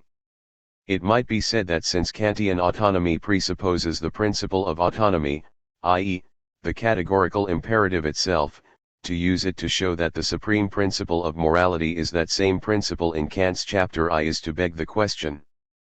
But, from the point of view of the present discussion, what the principle of autonomy is remains to be seen. For all we know it might be Schope's tell the truth for its own sake. Thus the autonomy argument is not question-begging, we are speaking of autonomy only in the sense of freedom or self-determination. Finally, we may mention a reason not found in Kant why Schope's don't tell lies proposal need not worry the defender of Kant, that is the inherent implausibility of such a maxim. Don't tell lies just does not seem to be a moral absolute or most basic moral principle, as it would have to be if don't tell lies, for its own sake is to be a maxim of action from duty. It needs justification, in terms of more general moral principles. If we suppose that Schope had shown that Kant's arguments for the categorical imperative were not sound, and if we suppose that the alternative to the categorical imperative that Kant had failed to rule out were a significant and plausible alternative conception of morality, then Schope's criticisms would have done Kant's moral philosophy serious damage. 4. What conclusions may be drawn from the argument of Chapter I? We note that Kant begins with the concept of a good will, and by a continu. 43. Us analysis of this concept, he ends with a statement of the moral law. It is not referred to here as a categorical imperative, since neither term in that familiar Kantian phrase has yet been introduced. But the law that is given is substantially the same, there is some difference in wording, as the categorical imperative in its first formulation, g. 420. Now the categorical imperative, among other things, serves as a criterion of right action, but here we have that same principle introduced via an analysis of action from duty and of moral value. We could summarize the argument of this section as follows: we know that moral value is absolute, and that what we morally ought to do is to be discovered by an analysis of actions having moral value. Actions having moral value are one and all actions from duty. What, then, is the nature of action from duty? If we can come up with a description of the principles that are operative in action from duty, we will thereby come up with a criterion of right action, a criterion by the use of which we can determine what we ought to do. Now this statement of Kant's argument seems to support the following two theses about Kant's moral philosophy. 1. That Kant is basically a teleologist, holding to a kind of self-realization theory, since he makes the basis for the rightness of actions the degree to which they contribute to our self-realization or perfection. 34. 2. Kant in the groundwork is not doing moral philosophy, as such, but is simply descriptively analyzing moral action. This view is advanced by A.R.C. Duncan. 35. However, what Kant says in chapter I and our analysis of his argument do not support either of these views. For 1. To gain support from this analysis, it would have to be assumed that the concept with which Kant begins in his exposition is the basic moral concept for him. But Kant has told us that his procedure will be analytical. G.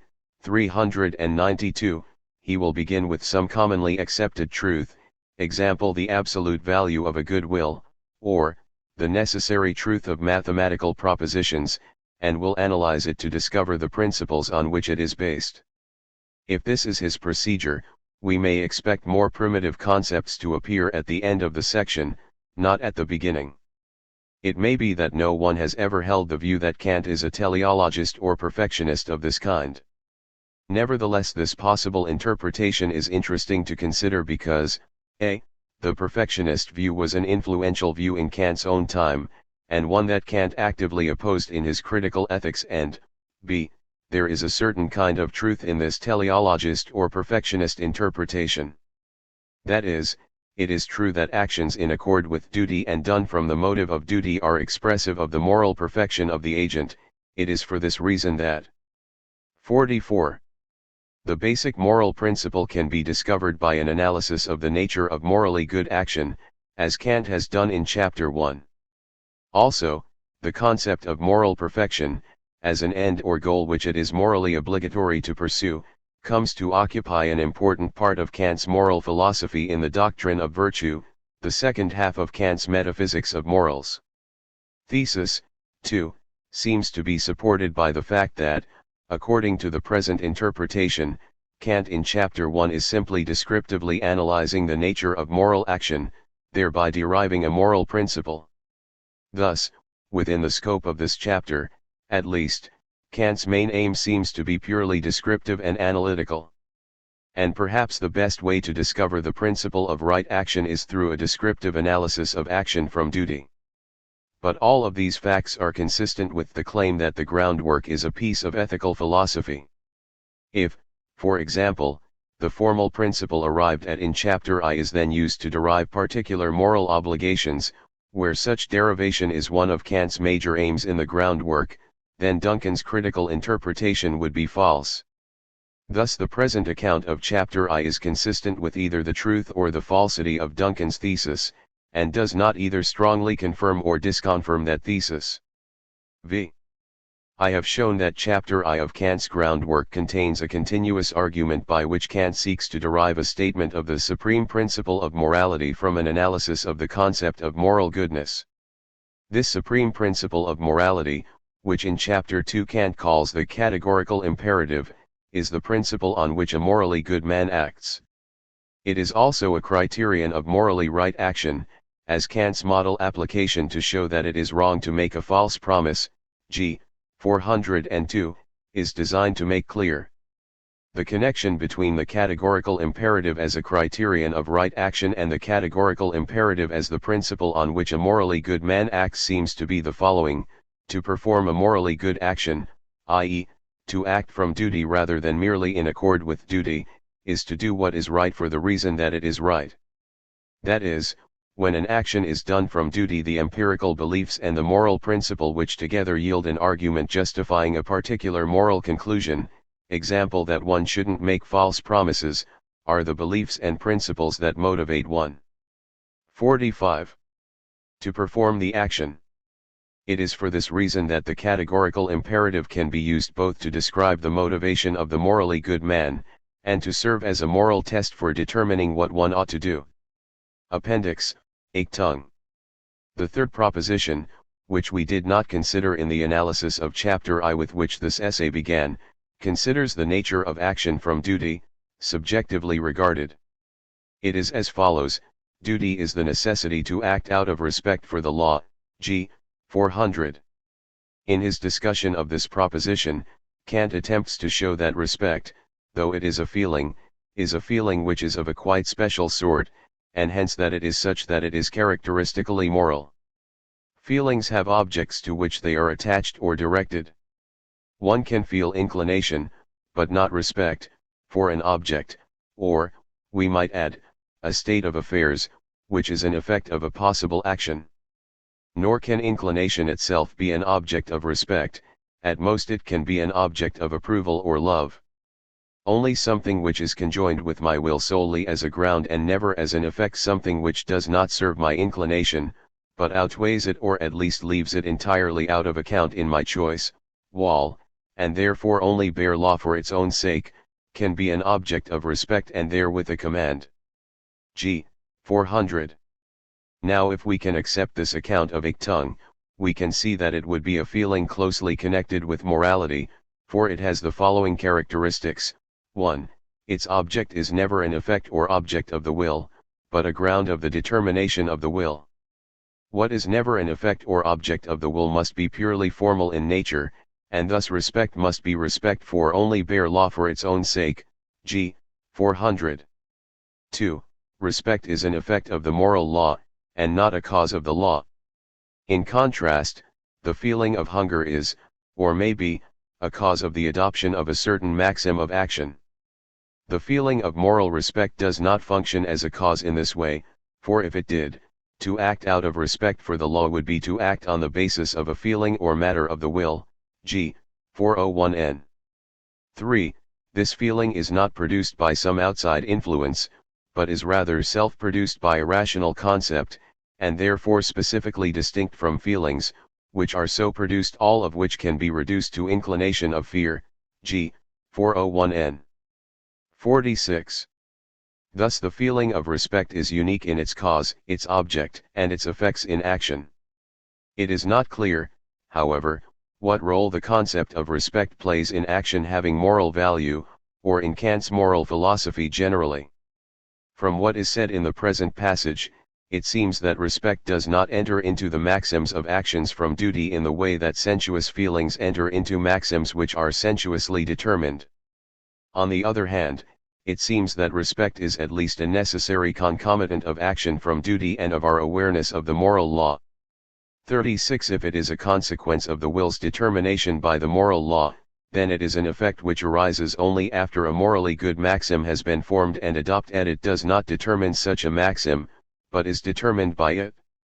From what Kant says later, it seems that it is a necessary element in our awareness that we do fall under the moral law, and that we are capable of acting from duty. I.e., unless the feeling of respect for the law were present in us, we might act from moral motives, but we could never be aware of being under obligation, or of the fact that pure practical reason does have an influence on our will. Kant writes, "Now an action done from duty has to set aside altogether the influence of inclination, and along with inclination every object of the will, so there is nothing left able to determine the will except objectively the law and subjectively pure respect for this practical law, and therefore the maxim of obeying this law even to the detriment of all my inclinations." G. 400. This passage suggests that respect is simply the subjective side of the law itself, and that the subjective and objective side of the law are inseparable from one another in action from duty. Kant writes a bit later, "Therefore nothing but the representation, Vorstellung, of the law in itself, which admittedly is present only in a rational being so far as it, and not an expected result, is the ground determining the will, can constitute that preeminent good which we call moral, a good which is already present in the person acting on this idea and has not to be awaited merely from the result." G. 401. The representation of the law, then, like any other representation, has a side or aspect relating merely to the subject in his capacity of being affected, and another side or aspect which does not have reference merely to the subject, but to conditions which are valid independently of any state of such a subject. These latter, or objective, features of 47. A Vorstellung, are those which are universally valid, because they are expressions of reason itself. Now in spite of this necessary concomitance of the objective law and the subjective feeling of respect, the former is said to be the cause of the latter, they are concomitants in the Vorstellung of the law. If the effect of the law, respect, were not present, neither would there be any Vorstellung of the cause. The feeling of respect is thus not a separate additional element in the maxims of actions from duty. It is rather a necessary concomitant of the representation of any such maxim, and plays no role in its formation. Thus Kant's third proposition states the nature of duty from its subjective side, whereas the second proposition and its discussion gave a preliminary analysis of the nature of the will's determination to action in action from duty, objectively considered.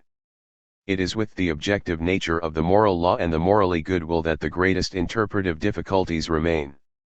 Kant's brief remarks about Achtung in chapter I have set forth the essentials of his doctrine concerning morality's subjective side. 51. 3. Kant's analysis of obligation, the argument of groundwork I. Christine M. Korsgaard. I. The normativity of morality. One of the debates of recent moral philosophy concerns the question whether moral judgments express internal or external reasons.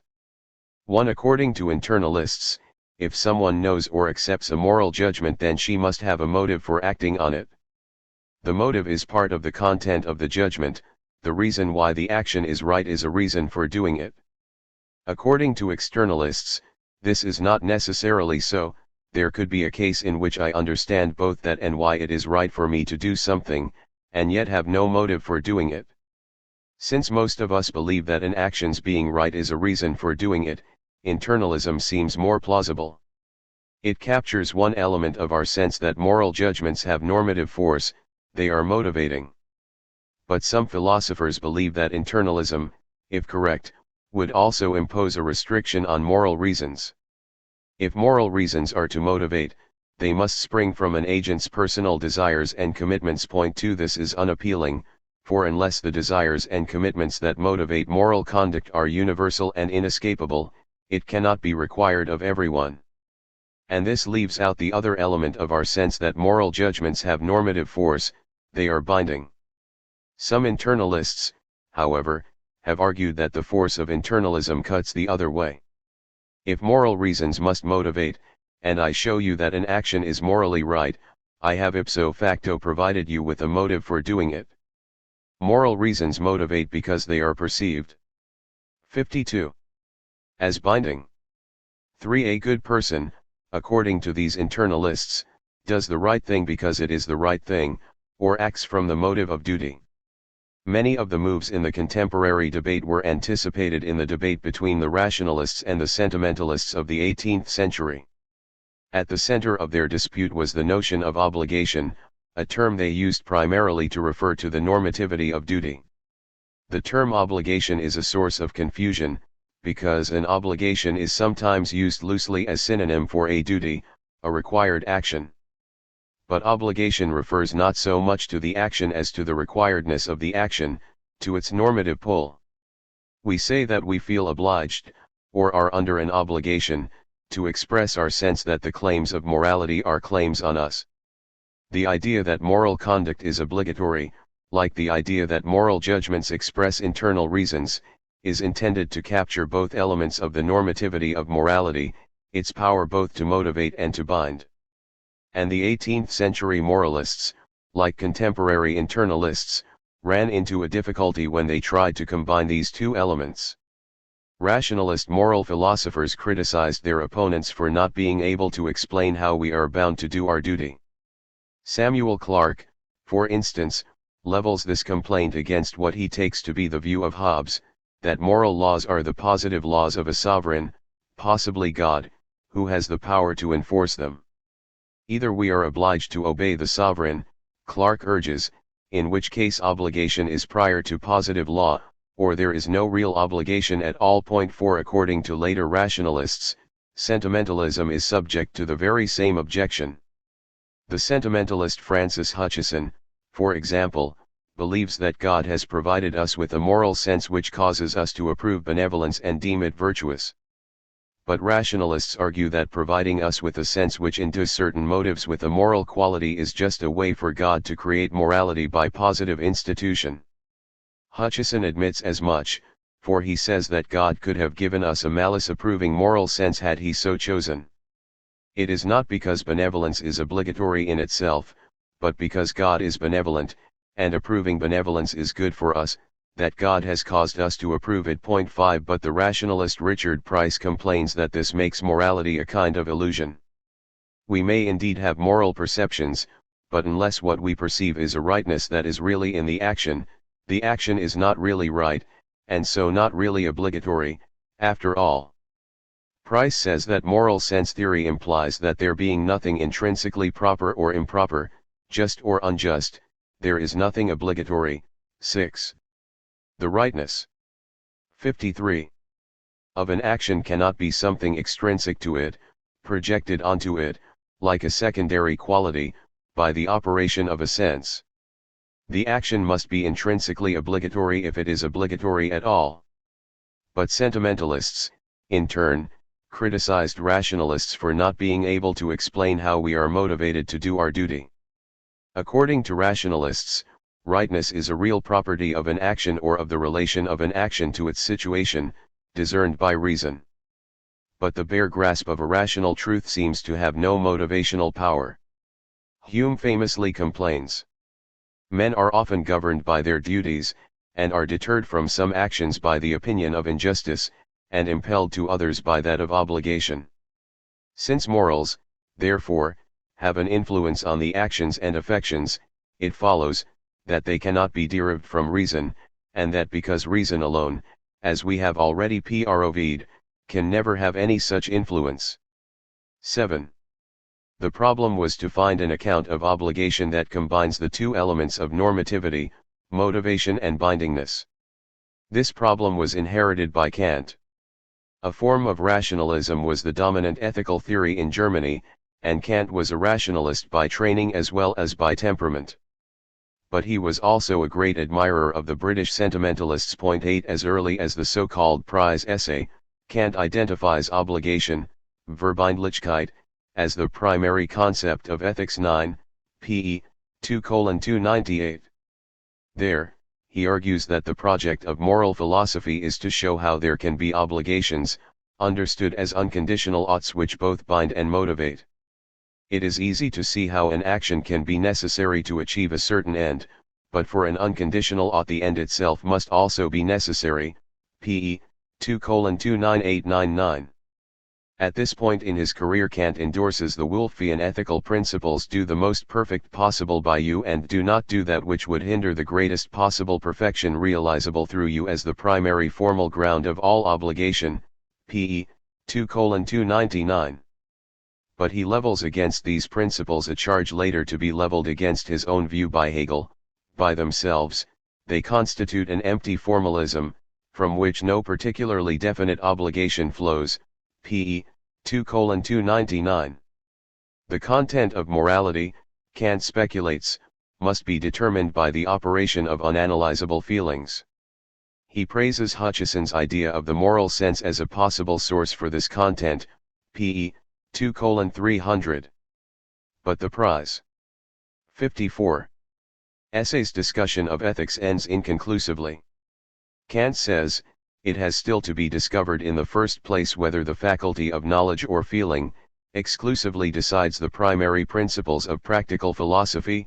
p. 2:300. By Kant's critical period this uneasy alliance between rationalism and sentimentalism is over, and rationalism has won the day. The problem of obligation, like any philosophical problem, must be solved in two stages. Since the concepts of morality are concepts of pure reason, we must start with a metaphysical account showing how pure reason generates these concepts and so what they, analytically, contain. But the claim that a concept of pure reason applies to the world is always synthetic.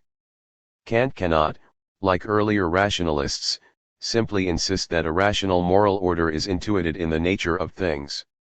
Dogmatic metaphysics has no more place in ethics than in theoretical philosophy. So we must turn to a critical synthesis to show that the concepts of morality apply to that part of the world to which they purport to apply, to us. The first step, and the one I am concerned with in this paper, shows what obligation is, that is to say, what the concept of obligation contains. The second, or synthetical, step shows that the concept has application, that is, that we have obligations. 10. In groundwork 2, Kant appears to think there is no difficulty about analyzing the concept of obligation. An obligation would be prescribed by a categorical imperative, and analyzing that idea leads us immediately to the formula of universal law. Kant says, we will first inquire whether the mere concept of a categorical imperative does not also furnish the formula containing the proposition which alone can be a categorical imperative. If I think of a categorical imperative, I know immediately what it contains. For since the imperative contains besides the law only the necessity that the maxim should accord with this law, while the law contains no condition to which it is restricted, there is nothing remaining in it except the universality of law as such to which the maxim of the action should conform. There is, therefore, only one categorical imperative. It is, act only according to that maxim by which you can at the same time will that it should become a universal law. G. 42021, my emphases. In fact, the analysis given in these cryptic passages is almost identical to the argument of groundwork I. In this paper my aim is to show how Kant's analysis of obligation 55, contained in the argument of groundwork I, provides a solution to the problem of obligation that emerged from the controversy between rationalism and sentimentalism. In section 2, I explain in more detail how the very concept of obligation generates a dilemma which is central to that controversy. The argument of groundwork I, which I reconstruct in section 3, shows the way out of this dilemma, and in so doing shows what sort of thing an obligation must be. 2. Hume's dilemma. The argument of groundwork I is an attempt to give what I shall call a motivational analysis of the concept of a right action, in order to discover what that concept applies to, that is, which actions are right. 11. A motivational analysis is one that defines or identifies right actions in terms of the motives from which they are done by a morally good person. 12. The starting point of Kant's analysis is that a morally good action is one done from the motive of duty, or, we might say, a right action is one that is done by a morally good person because it is right. If the analysis works, Kant's achievement is to argue from this feature of right actions to a substantive moral principle which identifies which actions are right. In order to appreciate the importance of this achievement, we must consider it in light of an argument of Hume's which purports to show that exactly this cannot be done. This argument gives rise to what I shall call Hume's dilemma. In opposition to the thesis that the sense of duty is the only moral motive, Hume argues that the first virtuous motive, which bestows a merit on any action, can never be a regard to the virtue of that action, but must be some other natural motive or principle. 13. He points out that when we praise an action, and regard it as virtuous, we do so because we suppose that it has a virtuous motive. And to suppose that the mere regard to the virtue of the action may be the first motive, which product the action, and rendered it virtuous, is to reason in a circle. Before we can have such a regard, the action must be really virtuous, and the virtue must be derived from some virtuous motive, and consequently the virtuous motive must be different from the regard to the virtue of the action. A virtuous motive is requisite to render an action virtuous. An action must be virtuous, before we can have a regard to its virtue. Some virtuous motive, therefore, must be antecedent to that regard. 14. 56. This argument can be recast in terms of rightness. Suppose that a right action is essentially, or by definition, one prompted by a morally good motive. To know which actions are right we must know which motives are good. But if the only good motive is the sense of duty, then we do seem to get the kind of circle Hume describes here. I want to do what is right and ask you what that is. You tell me, right actions are those done just because they are right. How can I derive any content from this? The objection may be taken to be a version of the empty formalism objection, for the principle do the right thing because it is the right thing appears to be an empty formalism. According to Hume, I need prior information about which acts and virtuous or right before I can do them with regard to their virtue or rightness. This shows the need for a moral sense, which will enable us to pick out the virtuous motives which make actions right. And the moral sense must approve, motives other than the motive of duty, in order to get some content into the system. This leaves us with a dilemma. If we retain the thesis that it is motives that essentially make actions right, it apparently must be motives other than a regard for rightness itself. On the other hand, if we are to retain the thesis that the primary motive of virtuous action is the motive of duty, we must have some way of identifying or defining right actions which does not depend on their motives. Sentimentalists opted for the motivational analysis, but at a cost. On Hume and Hutcheson's view, what renders actions virtuous is our approval of the natural affections which motivate them, and these are, accordingly, the first virtuous motives, in Hume's phrase, to morally right action. This leads to two problems, one concerning the fact of obligation, and the other concerning the sense of obligation or motive of duty.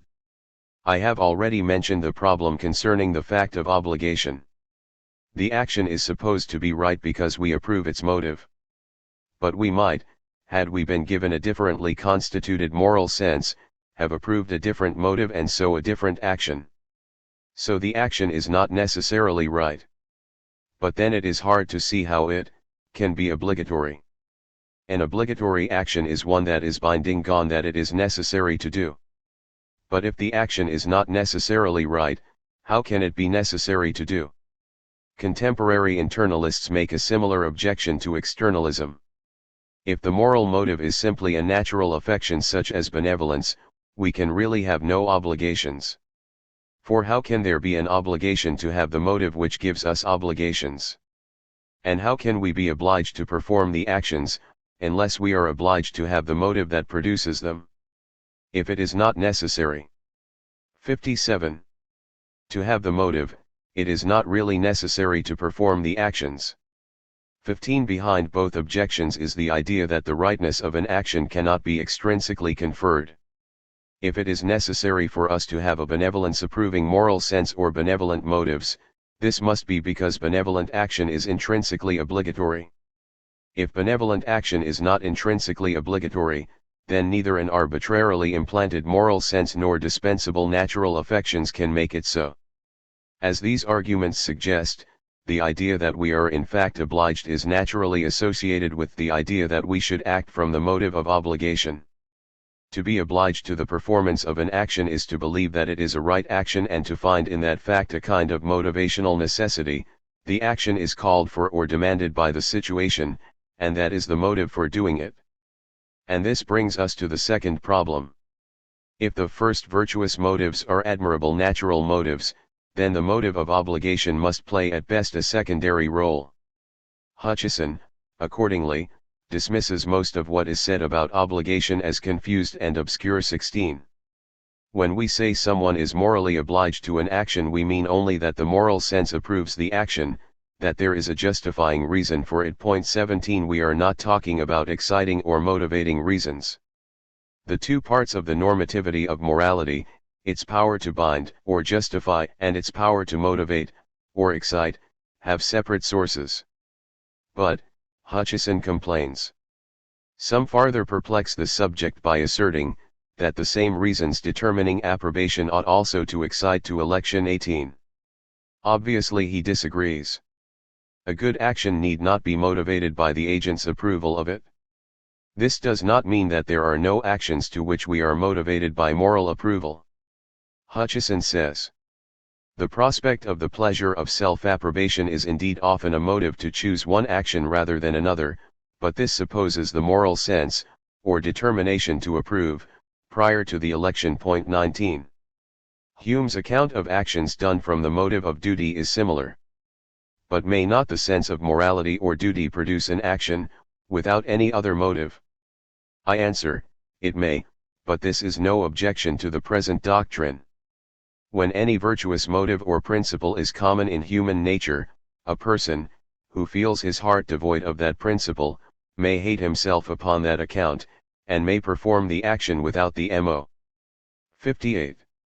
Tiv, from a certain sense of duty, in order to acquire by practice, that virtuous principle, or at least, to disguise to himself, as much as possible, his want of it. 20. In both accounts, the motive of obligation is reduced to a desire for self-approval. It is also reduced to a second-rate moral motive. Action from spontaneous natural affection is more authentically virtuous. Point 21. This is contrary to the widely shared idea that obligation is central to moral experience, and that there are at least some actions which ought to be performed from the sense that they are obligatory. Now in our own century it has been argued that we should abandon these ideas about obligation.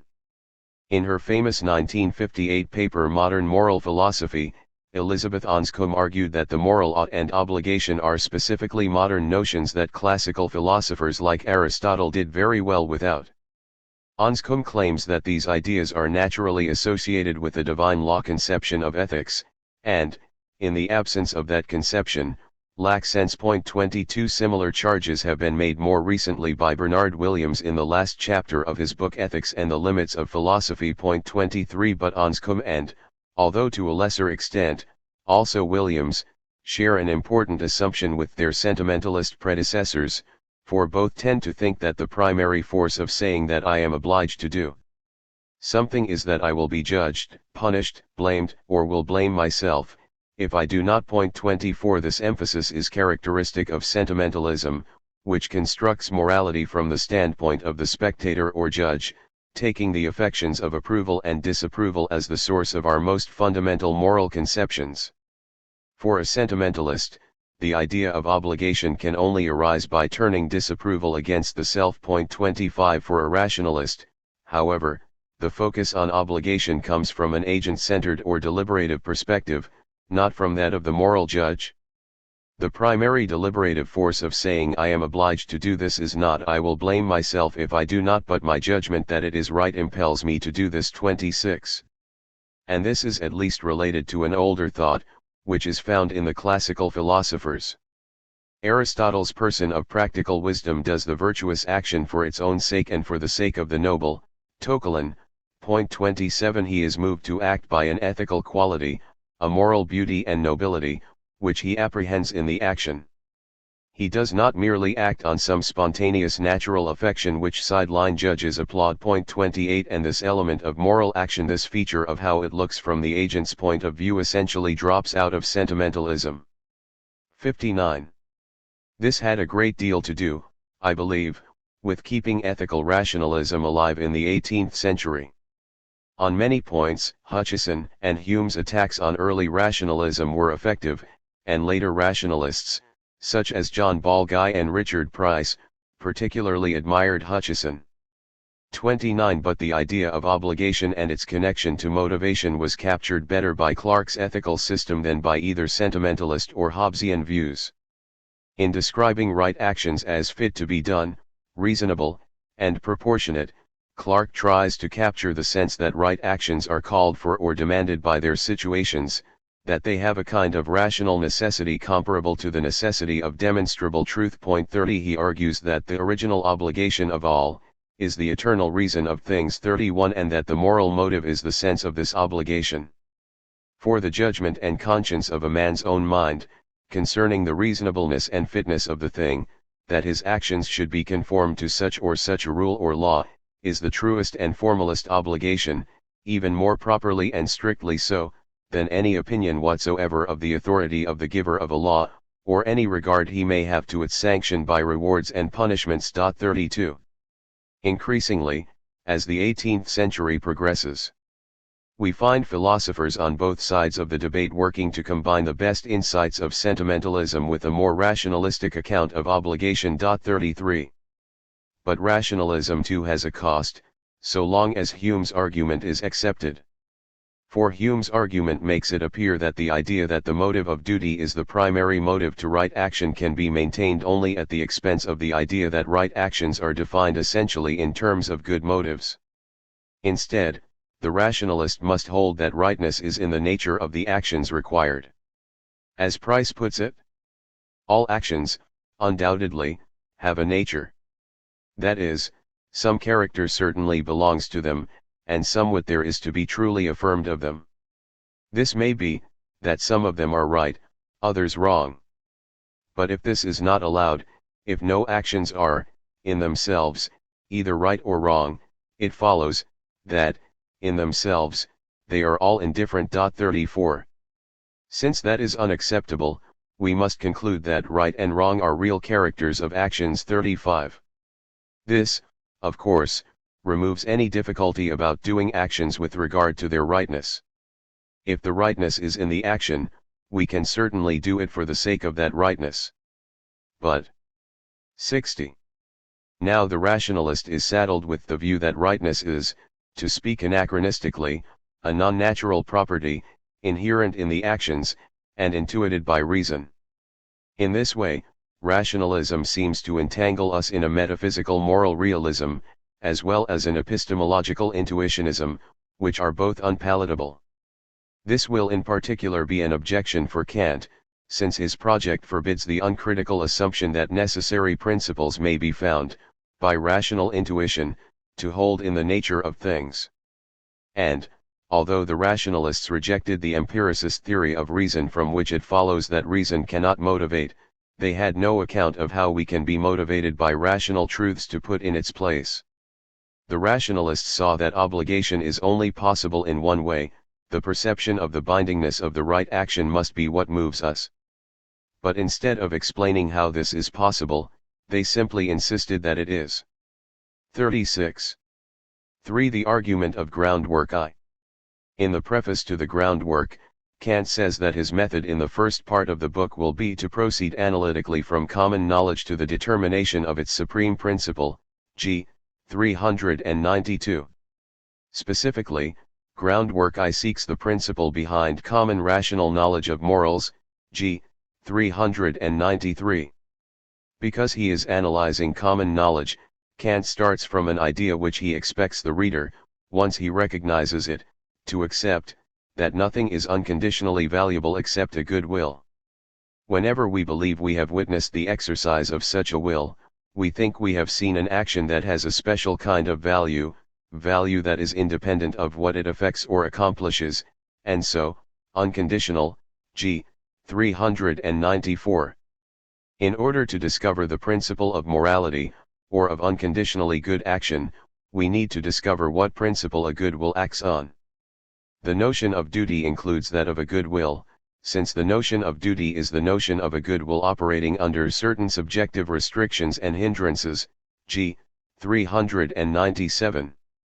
Therefore, Kant proposes to look at cases in which we should say that a person acted from duty in order to discover the principle of action which characterizes a good will. He proceeds to distinguish three kinds of motivation. One may act from duty, do the right thing because it is the right thing; from direct inclination, perform an action because one enjoys it; or from indirect inclination, perform an action as a means to a further end. The first. 61. Of Kant's four examples concerns a merchant who refrains from overcharging hapless customers because a good reputation helps business. This is an example of indirect inclination. We are unlikely to confuse such an action with an action from duty, Kant says. For it is easily decided whether an action in accordance with duty is performed from duty or for some selfish purpose. It is far more difficult to note this difference when the action is in accordance with duty and, in addition, the subject has a direct inclination to do it. G. 397, 37. The other three examples are meant to illustrate this point. In each of them, we consider an action that one ought to do from duty, but that one may also be naturally inclined to do. For instance, Kant says, there are persons so sympathetically constituted that without any motive of vanity or selfishness they find an inner satisfaction in spreading joy, and rejoice in the contentment of others which they have made possible. G. 398. Actions done on this basis are dutiful and amiable and deserve praise and encouragement, yet they do not evince the moral worth of the action done from duty. G. 398. To find the essence of duty and the good will, we must find the basis on which we distinguish these actions from those done from duty.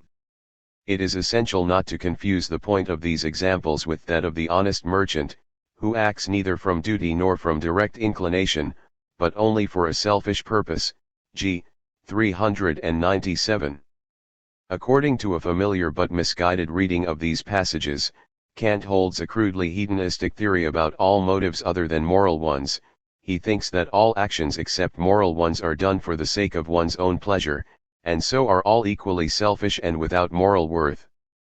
So understood, Kant means to emphasize the similarity of actions done from direct inclination to those done from indirect inclination.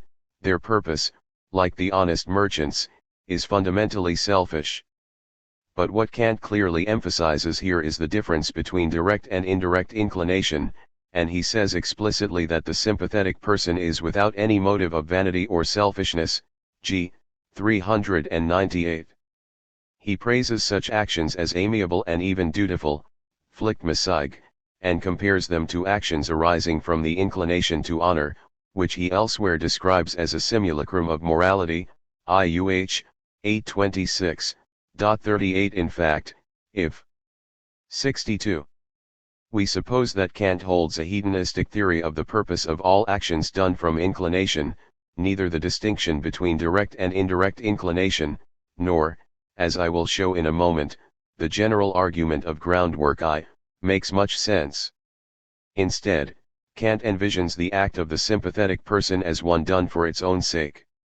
The pleasure a sympathetic person takes in helping is not an ulterior purpose, but is rather the reason why he makes helping his purpose. 39. Pleasure is not the purpose of his action, but the ground of the adoption of his purpose. And the person who helps others from duty also does so for its own sake. The duty in question, as Kant makes clear elsewhere, is the duty to make the happiness of others one's end, g. 430, dv. 6:385, 388. It is because of the similarity of purpose that the sympathetic person's actions are characterized as dutiful despite their lack of moral worth. We may say, going beyond Kant, that sympathy is a simulacrum of morality because it is an impulse inspired by the humanity in others, just as honor is a simulacrum of morality because it is a motive to obey certain strict laws of conduct for their own sake. 40. So the difference between the sympathetically helpful person and the dutifully helpful person does not rest in their purpose, but must lie elsewhere. This leads Kant to his second proposition, namely, an action performed from duty does not have its moral worth in the purpose which is to be achieved through it but in the maxim by which it is determined, g. 399. To say that the worth of an action does not lie in its purpose, but in its maxim, is to say that its worth lies in the grounds on which the action along with its purpose has been chosen. Unfortunately, at this point in the argument Kant introduces the idea of a maxim with no preparation whatever. He simply says, in a footnote clumsily attached to its fifth usage, that a maxim is a subjective principle of volition, g. 400. In fact, the idea of a maxim is essential to Kant's solution of the problem of obligation.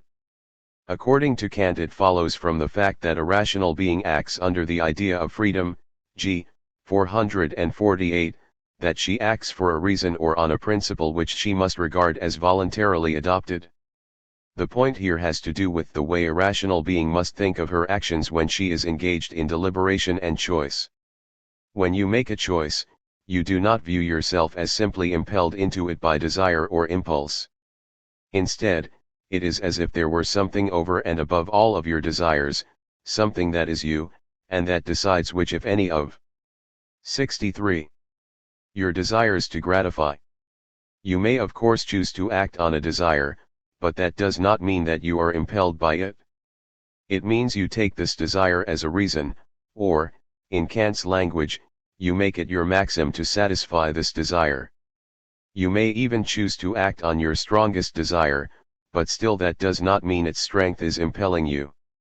It means that you are taking strength as a reason for choosing to satisfy one desire rather than another, making it your maxim to act on your strongest desire. Your maxim thus expresses what you take to be a reason for action. Since reasons are derived from principles, or laws, it expresses your conception of a law.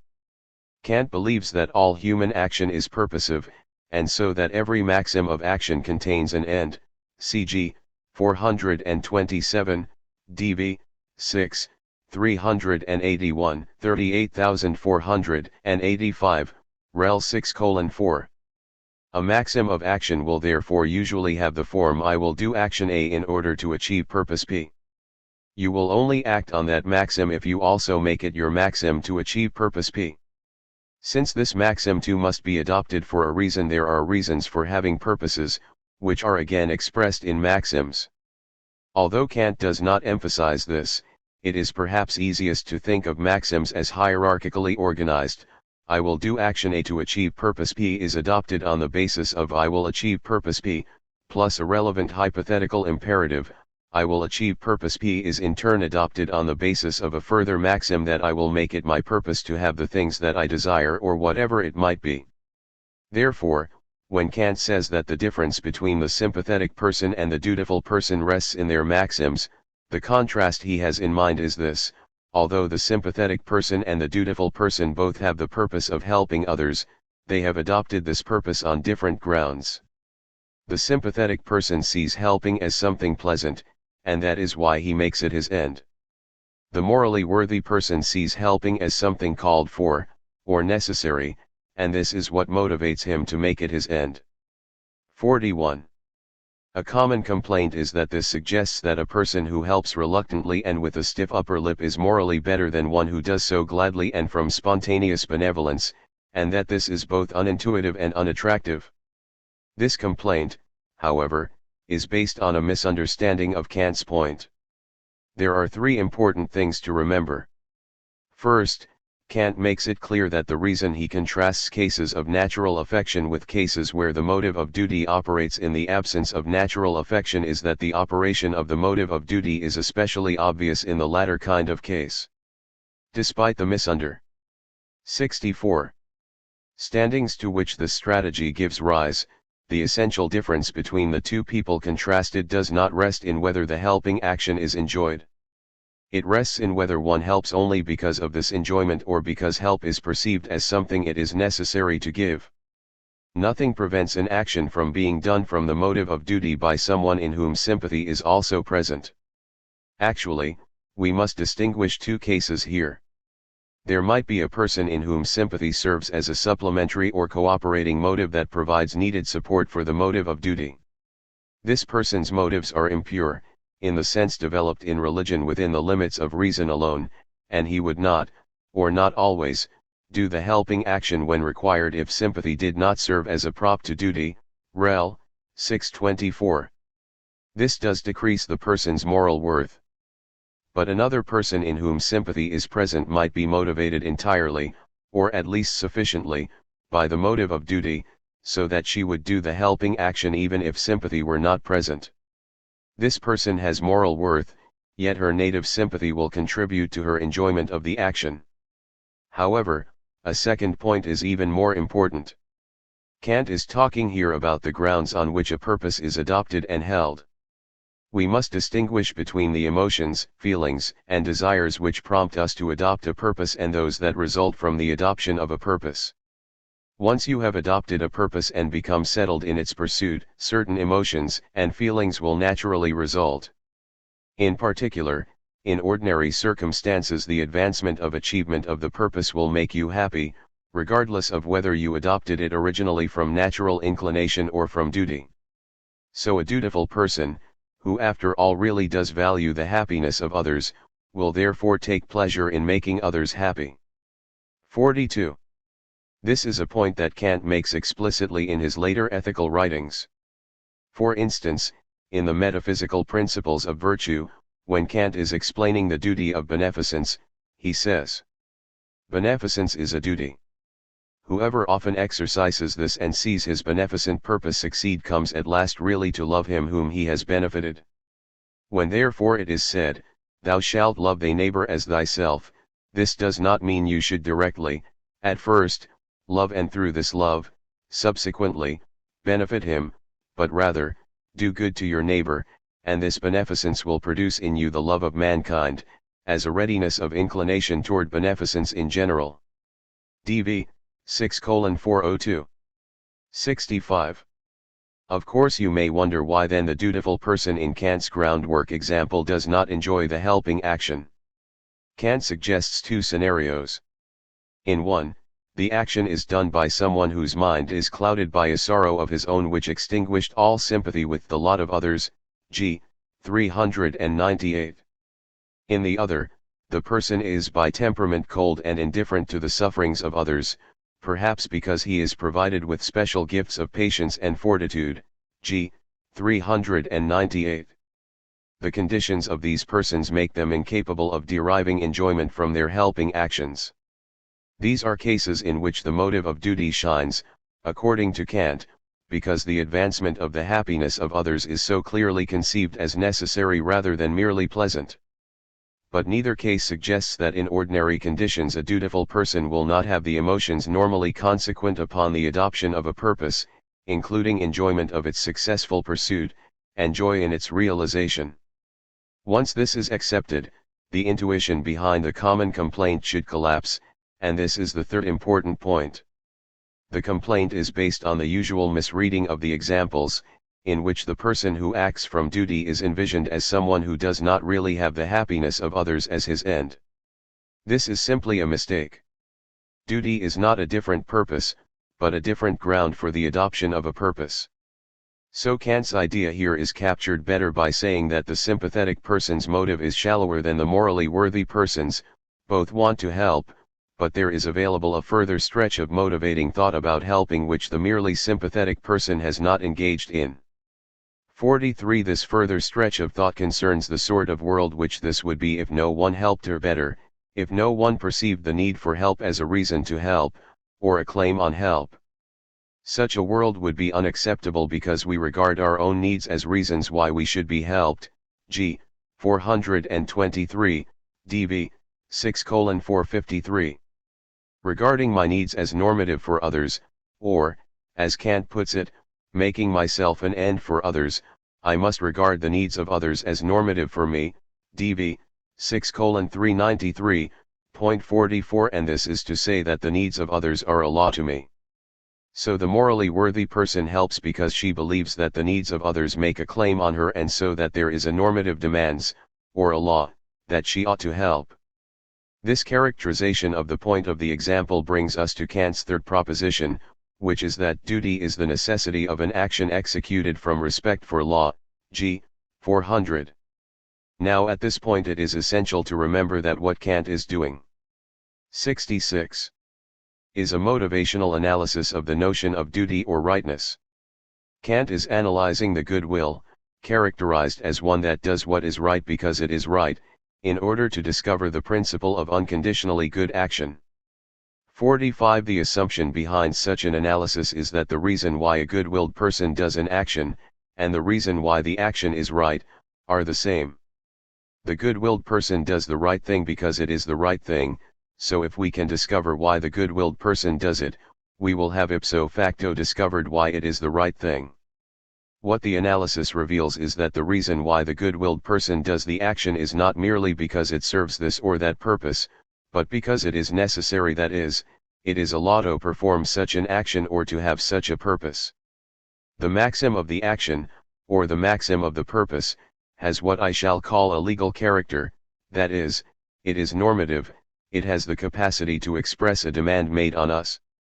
Since the legal character of the maxim is what motivates the good-willed person, it is that, and nothing else, that makes the action or the purpose right. Kant's analysis identifies the rightness of the action essentially with the legal character of its maxim. Now comes the critical step. It follows that the maxim must not get its legal character from anything outside of itself. For, if there were an outside source of legal character, then that source, rather than legal character itself, would be what makes the action right. Instead, the maxim's legal character must be intrinsic, it must have what I shall call a law-like form. This is why legal character, or universality, must be understood as law-like form, that is, as a requirement of universalizability. Kant draws this conclusion this way. Since I have robbed the will of all impulses which could come to it from obedience to any law, nothing remains to serve as a principle of the will except universal conformity of its action to law as such. That is, I should never act in such a way that I could not also will that my maxim should be a universal law. Mere conformity to law as such, without assuming any particular law applicable to certain actions, serves as the principle of the will, and it must serve as such a principle if duty is not to be a vain delusion and chimerical concept. G. 402. The point is a delicate one. You might suppose, at first, that the legal character by which the good-willed person is motivated could come from something other than law-like form of the maxim. For instance, you might suppose that the action is prescribed by some law whose 67 grounds are independent of everything Kant has said here, and that the maxim could be legal in the sense that it conforms to this independent law. This is the possibility which Kant means to block in the above quotation when he adds the words without assuming any particular law applicable to certain actions, and it is important to see why it is disallowed. Suppose that there were such a law, prescribing certain actions. I will call this the external law. And suppose we say that the maxim gets its legal character not from its intrinsic law-like form, but from the extrinsic fact that the action is prescribed by the external law. Then we will have to ask why the external law is a law before we have found the real reason why the action is right. That is to say, we will have to ask why the external law is in force, why it is normative. Because obviously, the mere grammatical form of universality cannot make anything a law must be normative. A law does not make a claim on me merely because it is addressed to me, or to some group that includes me. It must get its grip or hold on me, its capacity to bind me, from some intelligible source. But then the source of the external law's normativity, rather than legal character of the maxim, will be what motivates the good-willed person. The reason why the external law is in force, rather than the fact that the maxim has legal character, will be the good-willed person's motive, for it will be the real reason why the action is right. And this is contrary to Kant's analysis of the motive of duty. An example will make this point clearer. Suppose that right actions were those commanded in laws laid down by God. According to Kant's analysis, the good-willed person does these actions because it is a law to do so. But why is it a law to do so? The answer is, because God so commands. Now, which of these two reasons is the reason why the good-willed person does the action, which is also the reason why the action is right? If the action is right because God commands it, it is not right because its maxim is intrinsically legal, and the reason why the good-willed person does it will not be grasp of its legal character, but response to divine command. This is contrary to Kant's analysis. The maxim of the action must be legal in itself, and this can only be because it has a law-like form.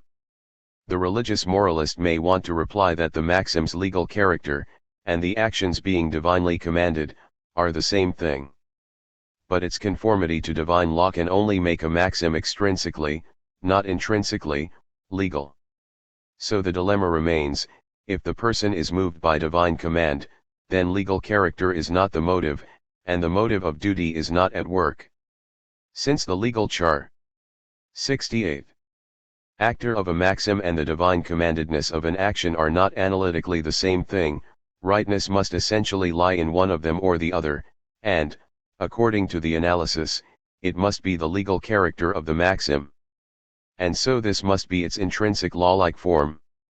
This argument will apply to any attempt to derive the legal character of a maxim from anything other than its intrinsic law-like form. Only legal character and law-like form are analytically or essentially the same thing. 46. Now that last argument may make it clear why the legal character of a maxim cannot come from an external law. But the conclusion that it must therefore come from law-like form, as specified by the universalizability test, may seem much less obvious. Why, then, does Kant conclude that a maxim has intrinsic legal character only if it has what the universalizability test identifies as law-like forms? 47. To understand this, we must keep in mind 2 points. The first I have already noticed. In order to be a law, it is not enough that a principle be grammatically universal. It must also be normative for the person who is to follow it. There must be some intelligible reason why it binds that person. The second point concerns the way the universalizability requirement functions. The requirement tells us that we must act in such a way that we can at the same time will our maxims as universal laws. If a maxim passes this test, the action is right in the broad sense, it is all right, permissible, not wrong. It is only if a maxim fails the test that we get a tithe duty of doing the opposite of what the failed maxim says, or, more precisely, of adopting the opposite of what the maxim says as law. So a maxim of duty is not merely one that you can will as universal law, but one that you must will as universal law. And this means that the maxim is a law to which your own will commits you. But a maxim to which your own will commits you is normative for you. And this, to return to the first point, is what a principle must be in order to be a law for you. It must be normative for you. Again, an example will clarify the point. I will take Kant's easiest example, that of the lying promise, g. 422. A man in financial difficulties considers getting ready money on the strength of a lying promise that he will repay. His maxim is, I will make a lying promise, in order to get some ready money. He asks himself whether he could will his maxim to be at the same time a universal law. This means that he imagines a world in which everyone who needs money makes a lying promise, and he imagines that, at the same time, he is part of this world, willing his maxim. His question is whether he can will this whole state of affairs. 69. Now his maxim is derived from a hypothetical imperative, if you will to get some ready money, then make a lying promise. This hypothetical imperative, in turn, is derived from the rational principle that whoever wills an end wills the necessary means, together with the causal law that lying promises are a means to, or will cause, the possession of ready money, g. 417. However, in the world in which this maxim is universalized, this causal law does not hold. For if everyone in want of ready cash tried to make a lying promise, Kant says, no one would believe what was promised to him but would only laugh at any such assertion as vain pretense, g. 422.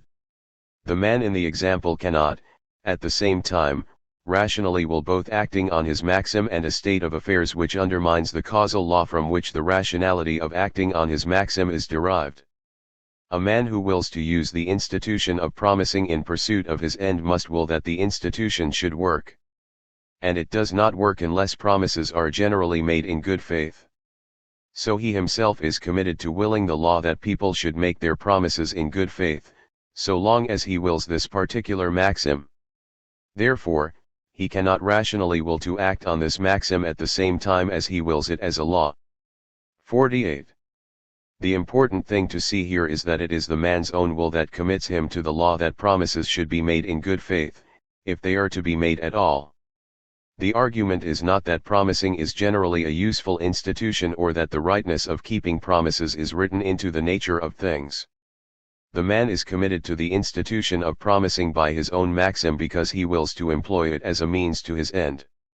It is his own will, and nothing else, that makes it impossible for him to will the universality of lying promises. In this way the universalizability test shows us what principles our own maxims commit us to willing as laws. As Kant says, if the man does will the maxim, he cannot also be willing it as a law, but rather must be regarding himself as an exception, g. 424.49. Let me digress a moment. It is at this point in the argument that the objection Kant leveled against Wolfe, the empty formalism objection, enters the picture as an objection against Kant himself. According to the objection, the formula of universal law lacks content, since there are no restrictions on what we can will as a universal law, and therefore no implications about what we must so will. Now I hope that the example that I have just given will suggest that this objection is mistaken, and that there are laws to which our own wills do commit us. But it is also important to see what is wrong with one proposal. 70. Solving the emptiness problem sometimes made by those who, like Hegel, approve Kant's account of moral motivation but think that the formula of universal law is empty. This proposal is that some external law or normative consideration can be imported into the system to solve the supposed emptiness problem and give content to our duties. 50. This was Kant's own solution in the prize essay, where the judgments of the moral sense were brought in to give content to the obligations of which the principle do that which is perfect is the form. A variant of Kant's own argument in Groundwork I shows why the solution is disallowed. Either the action has its perfection in itself, or we are not doing it on account of its perfection, but on account of what gives it its perfection, in this case, the approval of the moral sense. The reason why the action is perfect, and the reason why a good person does it, must be exactly the same. The action's perfection cannot be extrinsically conferred by the moral sense, but must be intrinsic to the action itself. Content brought in from external normative sources violates Kant's analysis in the way we have seen. We can now see a rather simpler way of making the argument against the external law. Suppose, again, that the external law is in force because it is the law of God's will. This is supposed to be what makes it normative. But how? God's will is only normative for me if it is the law of my own will to obey God's will. This is an old Hobbesian thought that nothing can be a law for me unless I am bound to obey it, and nothing can bind me to obey it unless I have a motive for obeying it. 51 But Kant goes a step further than Hobbes. Nothing except my own will can make a law normative for me. Even the imposition of a sanction cannot bypass my will, for a reward or punishment only binds my will if I will to get the reward or avoid the punishment, that is, if I make it my maxim that my interest or preservation should be a law to me. Only those maxims shown to be necessary by the universalizability test, only those to which my own will commits me, are intrinsically normative. And this, as the traditionalists had argued all along, is what an obligation must be. Autonomy is the only possible source of intrinsic normativity, and so of obligation. One result of this is that it shows that the British rationalists to some extent mistook their target. They opposed Hobbesianism, moral sense theory, and divine command theory, all on the grounds, as they thought, that these make morality a matter of positive law. But Kant's analysis shows that positivity is not the problem. A law in the nature of 71 things, if it is understood as a theoretical or metaphysical principle that is external to the will, gives rise to exactly the same problem that divine law does. 52 laws in the nature of things can only make our maxims extrinsically, not intrinsically, normative. The problem with these theories is not that their laws are positive, but that their laws are not willed autonomously, and so are not intrinsically normative. But the Kantian laws of autonomy are positive laws. Moral laws exist because we legislate them. Another mistaken target, this time of British moral philosophy more generally, is the analyzability of moral concepts. Price and Hutcheson agree that moral ideas are fundamentally simple, and can only be defined trivially by synonyms. 53 This idea is echoed in G. E. Moore's concern with the naturalistic fallacy, because pleasure and good, for instance, cannot be taken to mean the same thing. Moore concludes that good is a simple idea. 54 Ross, following Moore, makes a similar claim about right. 55. The truth in these arguments is this: claims about, say, pleasure, or what maximizes pleasure, are not intrinsically normative, the way claims about the right and the good are. The normativity of an ethical concept cannot be derived from any non-ethical concept, so no ethical concept can be completely analyzed in terms of a natural or factual one. All of these philosophers conclude that normative concepts are unanalyzable. As a result, they think that our understanding of the normative concept does not enable us to pick out its objects, and that we must therefore have recourse to a sense or to a faculty of intuition that functions like a sense. But Kant's analysis does not reduce the normative concept to a non-normative one. Instead, it reduces normative content to normative form. What the analysis yields is that right actions are those whose maxims have law-like form, which is the form of normativity itself. Provided that the categorical imperative procedure can be made to work, Kant's analysis does enable us to pick out the objects of the concept, that is, it enables us to identify our duties. We discover the content of morality by seeing which maxims have normative form. Both perhaps the most fundamental mistake of the British moralists of both the 18th and 20th centuries has been the acceptance of Hume's dilemma. For Hume's dilemma leaves us with an unfortunate choice. If the virtue of an action is conferred by its motive, then that motive cannot be the motive of obligation. The rationalists found this objectionable, both because it seems as if at least some actions really ought to be done from the motive of obligation, and b. 72. Cause the fact of obligation seems to be dependent on the possibility of the motive. The rationalists saved obligation, but at the cost of locating morality in the metaphysical properties of actions, rather than in the motivational properties of people. The argument of groundwork I shows us we do not have to accept Hume's dilemma. For Kant shows that the premise of Hume's argument that doing your duty from the motive of duty is an empty formalism is false. An obligation, or an action done from the motive of duty, is one that the agent herself must will as a universal law. It is, in its very nature and essence, an action autonomously willed. To complete the argument, and show that obligations really exist, Kant needs only to show that human beings are capable of autonomous motivation, that is, that we can be motivated by those laws that we must will. If we are capable of giving laws to ourselves, then we have obligations. 81. 4. Kant's goodwill and our good nature. Tom Sorrell. How much does a man's moral worth owe to benevolent feelings, to an amiable temperament, or even to what is good in human nature? Kant's answer is that moral worth owes nothing to those things. Whether someone is good or evil depends on whether his will is good or evil, and to have a good will is to suit one's maxims or practical principles to what Kant calls the principle of autonomy. This is the principle that requires one to act only according to a maxim it is possible to will to hold as a universal law.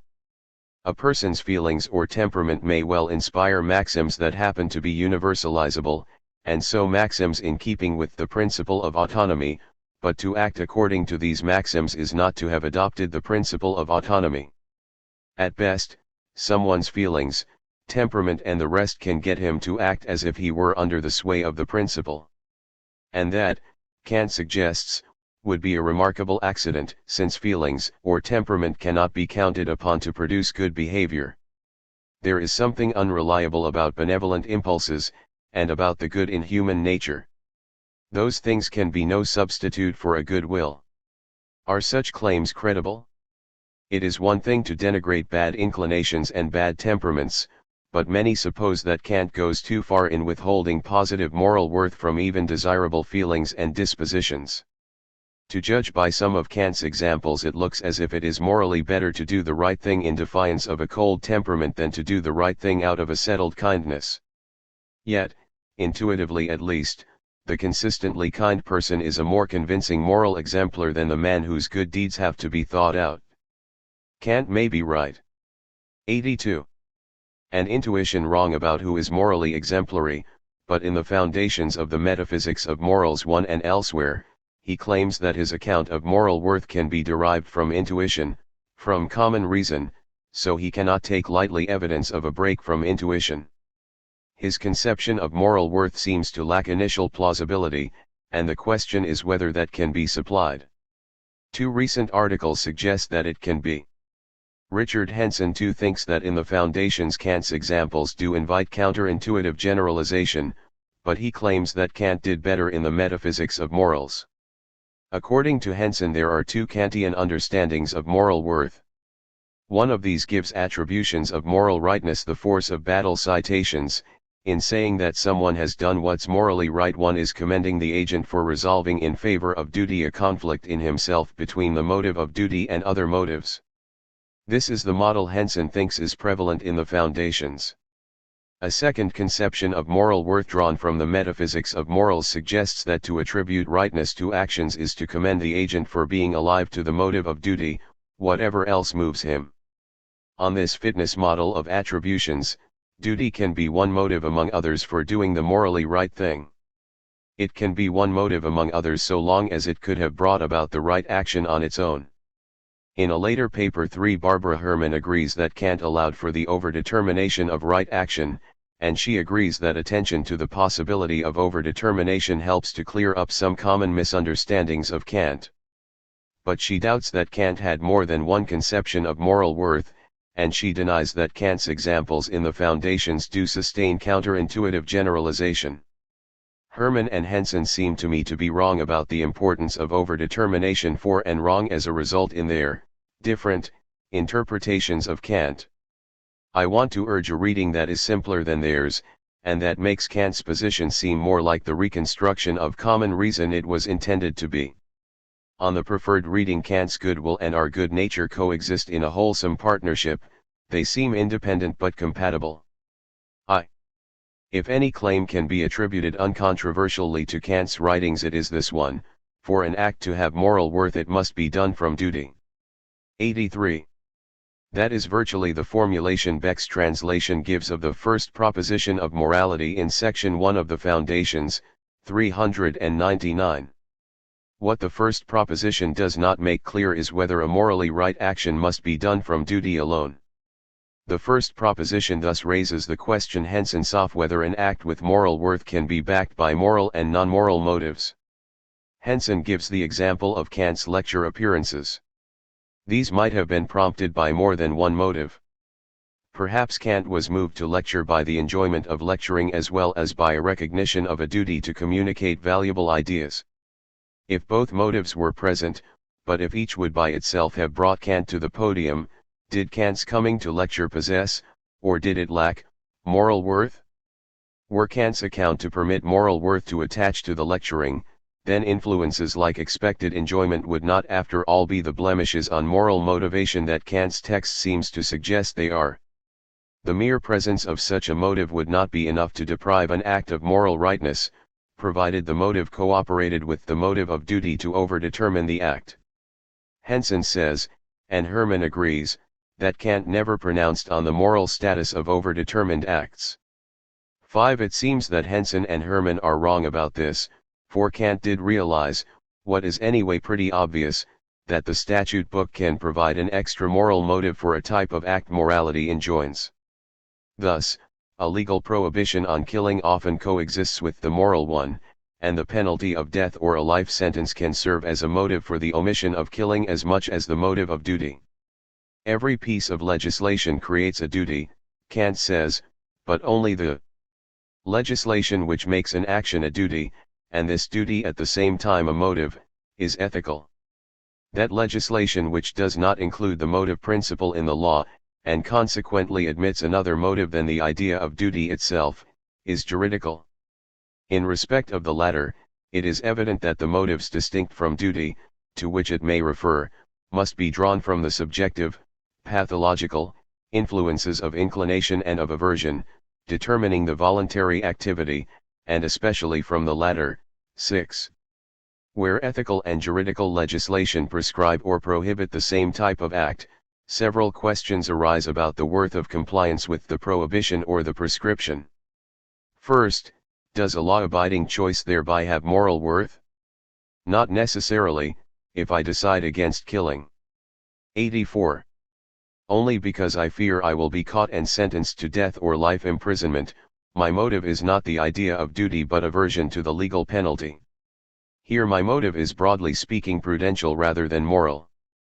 But what if I both understand that killing is something I am duty-bound to avoid, and shudder at the thought of the gallows or the electric chair? Kant considers the related but less vivid case of keeping one's promises. The obligation to keep your promises is a moral one, he says, even though, as he thinks, the law that creates the obligation is originally jurisprudential rather than ethical. 7. So when it comes to choosing whether or not to keep your promise, say by honoring a contract, you have to reckon with the consideration that it is your duty to keep your promises. Keeping contractual promises can also be known to be compulsory at law. In this case, Kant writes, ethics specially teaches that if the motive principle of external compulsion which juridical legislation connects with a duty is even let go, the idea of duty alone is sufficient of itself as a motive. 8.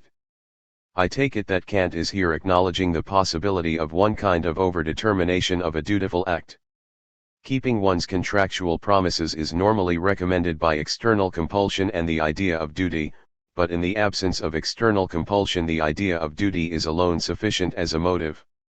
On the other hand, to the extent that the obligation to keep promises arises from juridical rather than ethical legislation, external compulsion alone is sufficient as a motive. So where both motives are operative, keeping one's promises is a type of thing one is overdetermined to do. What does Kant mean by saying that the idea of duty is sufficient of itself as a motive? He does not mean, I think, that the idea of duty alone is enough to make you keep your promises. Were this what was meant, Kant would have to regard additional but specifically legal incentives to promise keeping as superfluous. And of course he does not see them that way. For him legal sanctions and the idea of duty each operate in a distinctive way to counteract the subjective contingency of promise keeping. The idea of duty takes away the subjective contingency as follows. In representing promise keeping to yourself as a duty, you thereby represent promise keeping as necessary. Point 9 This means that if you do not keep your promises you consciously act contrary to how you think, how reason tells you, you must act. You act irrationally. It is 85. Different where you think of promise breaking as something carrying such and such penalties. In that case it is consciousness of the penalties, not consciousness of the content of the law, that makes promise keeping seem necessary. The thought of the penalties bears on the prospects for the thinker of pleasure and pain. Accordingly, to be activated by the thought is to be activated by a non-moral interest, an interest extrinsic to an interest in duty. But suppose that someone with an interest in duty is also aware of the penalties for breaking those promises that constitute contracts. That sort of case raises a version of Henson's question. Given that each of the pair of motives is alone sufficient, and given that the relevant promise is kept, is the promise keeping merely right or is it morally right? I think Kant's answer can be inferred from the following passage.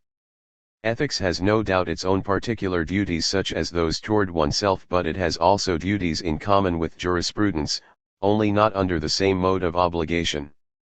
The peculiarity of ethical legislation is to enjoin the performance of certain actions merely because they are duties, and to make the principle of duty itself, whatever be its source or occasion, sole sufficing motive of the activity of the will. 10.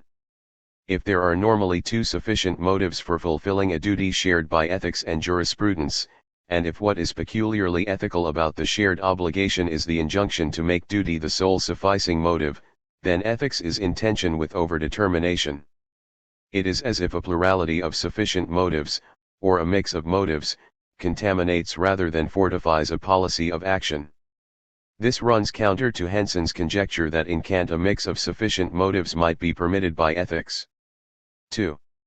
On the interpretation I am putting forward, Kant does acknowledge the overdetermination of dutiful acts, but he thinks that overdetermination is out of keeping with what ethical legislation specially enjoins.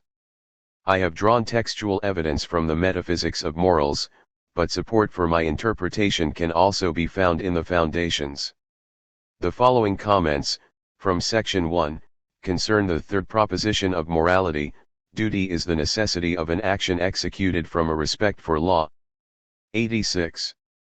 That which is connected with my will merely as a ground and not as a consequence, that which does not serve my inclination but overpowers it or at least excludes it from being considered in making a choice. In a word, law itself can be the object of respect and thus a command. Now as an act from duty wholly excludes the influence of inclination and therewith every object of the will, nothing remains which can determine the will objectively except the law, and nothing subjectively except pure respect for this practical law. This subjective element is the maxim that I ought to follow such a law even if it thwarts all my inclinations. 400. My emphasis. The strong implication of this passage, especially of its second italicized portion, is that inclination has no part to play in the motivation of an act that is morally right. Inclination includes, in Henson's example of Kant's motives for lecturing, the enjoyment of lecturing. So if the enjoyment of lecturing is part of what gets Kant to appear at the podium, then appearing at the podium is dutiful without being done from duty. As the passage says, An act done from duty wholly excludes the influence of inclination. It may be thought that in the passage Kant is inconsistent about possible influences on acts done from duty. For he speaks of the law itself as something which overpowers my inclination or at least excludes it from being considered, and it is hard to see how the law could overpower an inclination that was not a co-present influence on the act. If Kant's talk of an overpowering law is not metaphorical, it is natural to take the overpowered thing as a bad inclination, a motive that conflicts rather that cooperates with duty. What is at issue for Henson, however, is whether a cooperating inclination is an ethically permissible influence on the will.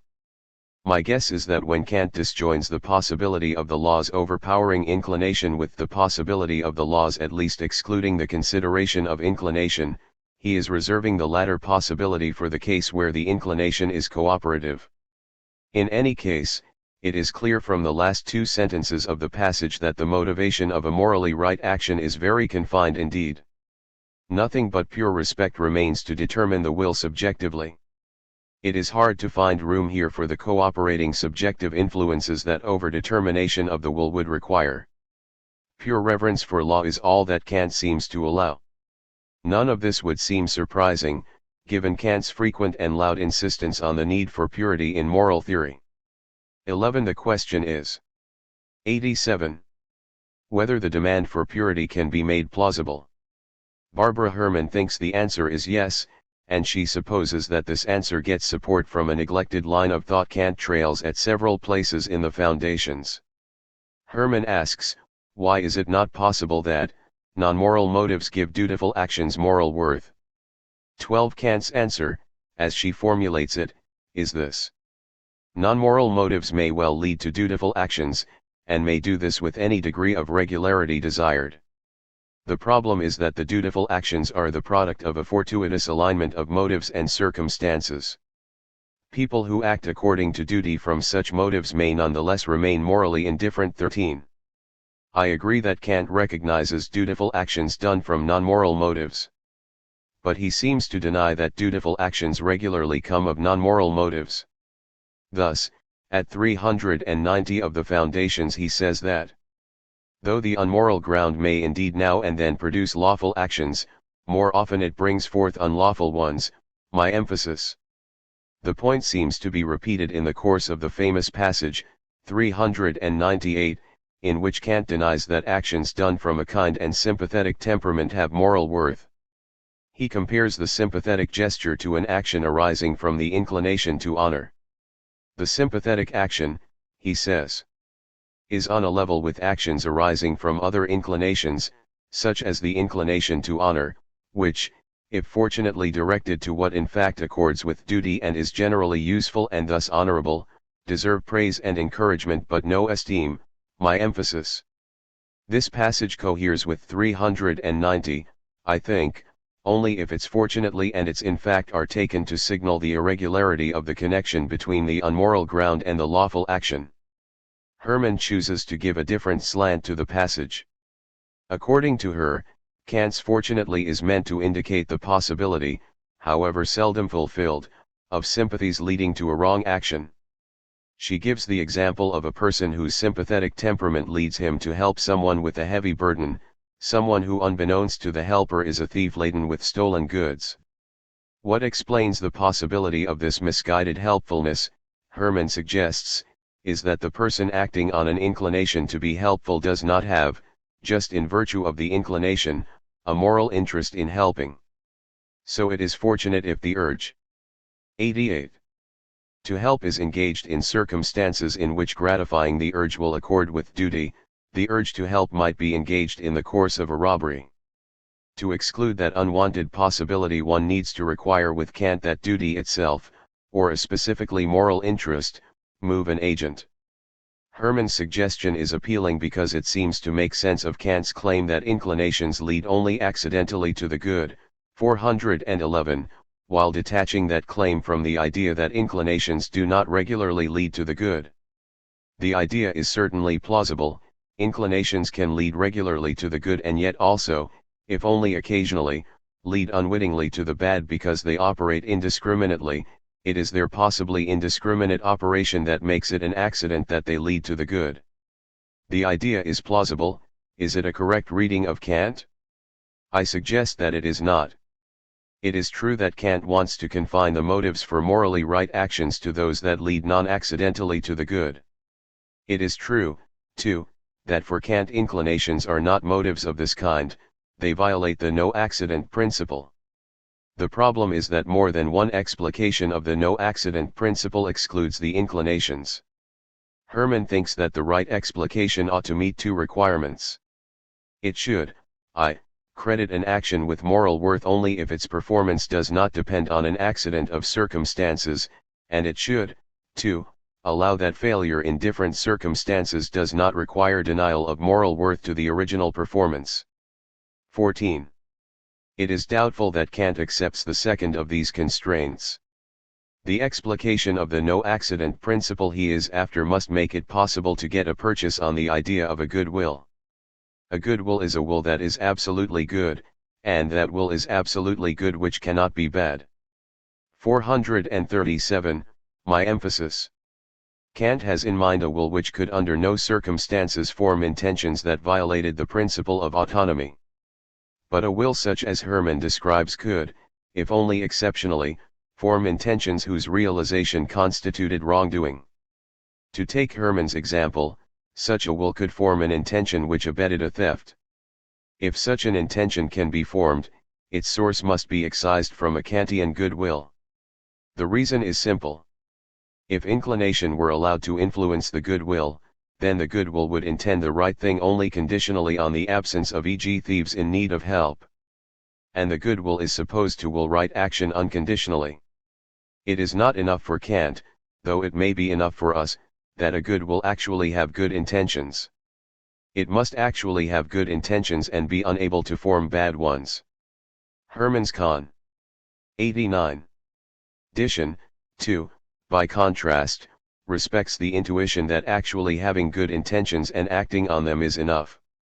It is hard to make Kant's conception of moral worth persuasive, if the conception is made to lean on Kant's idea of non-accidentally right action. Intuitively, it seems that a no-accident principle is met when what is actually willed is right, and when something wrong would not have been willed in relevant counterfactual situations. Kant's text suggests a could in place of the would, and thereby demands more for moral worth than intuition does. 3. To see what is compelling in Kant's account, one has to turn attention away from the no-accident principle, and toward points that the overdetermination issue pushes into the background. In this connection it pays to linger over the preface to the Foundations. There Kant singles out for further consideration a question about moral philosophy. He is concerned with whether the subject overlaps with what he calls anthropology. He asks, is it not of the utmost necessity to construct a pure moral philosophy which is completely freed from everything which may be only empirical and thus belong to anthropology? 398. This demarcation question does not look like one that could be settled by common reason. Yet Kant thinks that there is a route from common reason to a positive answer to the demarcation question. As emerges, he is thinking of the way ordinary moral struggle simulates the metaphilosophical boundary dispute. Man feels in himself a powerful counterpoise against all commands of duty which reason presents to him as so deserving of respect. This counterpoise is his needs and inclinations, the complete satisfaction of which he sums up under the name of happiness. Now reason issues inexorable commands without promising anything to the inclinations. It disregards, as it were, and holds in contempt those claims which are so impetuous and yet so plausible, and which will not allow themselves to be abolished by any command. From this a natural dialectic arises, i.e., a propensity to argue against the stern laws of duty and their validity, or at least to place their purity and strictness in doubt and, where possible, to make them 90. More accordant with our wishes and inclinations. This is equivalent to corrupting them in their very foundations and destroying their dignity, a thing which even common practical reason cannot ultimately call good. 405. According to this passage, One's ordinary thoughts about what one ought to do run back and forth between a respect for duty and a wish to indulge one's inclinations. Yet in the background of such toing and froing is this reflection, that tempting and understandable as it is to succumb to inclination or to put its demands before those of duty, it is not good to do so. This reflection does seem to operate in moral struggle, as Kant says. And as Kant implies, the ordinary reflection seems to be the counterpart of a position in metaphilosophy, to the effect that morals must not be adulterated. Moral philosophy must not cash out its idea of duty in terms of inclination, otherwise it may endorse what common sense rightly finds repellent, the substitution of the demands of inclination for those of duty. Kant's task in the body of the Foundations is to make precise and persuasive the thought that common reason shares with metaphilosophy. This is the thought that moral requirements are inescapable, there is nothing one can do to exempt oneself from them, or to diminish the need for a will to act upon them. A philosophical reconstruction of this thought would say what it is that makes moral requirements inescapable. The inescapability must have something to do with the will, but if it had to do only with the human will there would be no explaining the bindingness of moral requirements on beings other than humans. 15 So however inescapability depends on the will, it had better depend on what the human will can have in common with the wills of other beings. It is plausible that the direction of the will toward happiness is constant across different kinds of beings. The trouble with the aim of happiness is that it is indefinite, so that it is a bad adjudicator in cases where one is drawn toward conflicting plans of action. The indefiniteness of the global aim of happiness can even encourage one to sacrifice long-term well-being to a pleasure of the moment, and a pleasure of the moment may do an agent harm, cf 399. It may be that happiness is an inescapable aim, but its inescapability does not make for the inescapability of morals. On the contrary, the indefiniteness of the idea of happiness may engender the thought, in cases of moral conflict, that there is no right thing to do, so that the way out of a conflict is to do 91. What one pleases. This runs counter to the common sense thought that the way out of moral conflict should not be the way of self-indulgence. The inescapability of the aim of happiness cannot underlie the inescapability of morals. What about the inescapability of inclination? Inclinations are presumably part of the endowment of any creatures with a natural constitution, human beings included. The inclinations are inescapable to the extent that human beings are beings in nature. Could that inescapability be at the bottom of the inescapability of morals? Not if inclinations suggest policies of action recognizably at odds with duty. And of course inclinations can prompt plans that conflict with morality. But Kant cannot make very much of this point, since the possibility of conflict with duty does not obviously attend all inclinations. There are good inclinations, such as the inclinations to honor, the inclination to do the kind thing, and the inclination of sympathy. Suppose these were sufficiently entrenched in agents to whom moral demands are addressed, couldn't the need to gratify those inclinations underlie the necessity of doing one's duty? Kant wants an answer in the negative. But a satisfactory such answer must not make good inclinations too much of a special case. There must be something about the need to satisfy a bad or good inclination, that is unlike the need to do one's duty, otherwise morals may depend on anthropology by depending on what is naturally benign in human beings. What, then, distinguishes the need to satisfy an inclination, any inclination, from the need to do one's duty? Kant's answer is that the need to satisfy an inclination is pathological. It affects an agent by way of his brute feelings or sensations. To omit to satisfy an inclination is to experience sensory discomfort. But how far are we at the mercy of sensory discomfort? Are we bound to be moved to relieve such discomfort or to prevent it? We would be if, like the brutes, we were activated only pathologically. In that case the laws of empirical psychology, whatever they were, would ensure that the presence of inclinations culminated in action in accordance with them. But we are not quite like the brutes. We are capable of detachment in thought from our inclinations. That is, we are able to reflect on our inclinations and not just experience their pushes and pulls. When we reflect on them we can locate inclinations within a global system of causes and effects, i.e. nature. More particularly we can reflect on inclinations as contained in a system of psychological causes and effects peculiar to human beings. Under this aspect the demands of inclination can seem parochial, affecting only one kind of being among possibly many others. 425, 442. They. 92.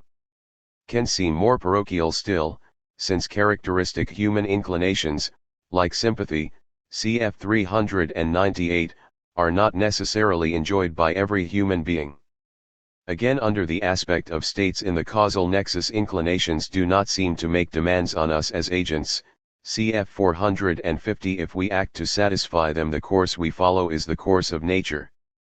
If morality is to apply universally and not merely generally, if it is to make demands on something that is genuinely a will, i.e. something that initiates effects and is not just subject to them, then morality cannot apply to us in virtue of our belonging to a particular natural kind, nor hence in virtue of our place in nature.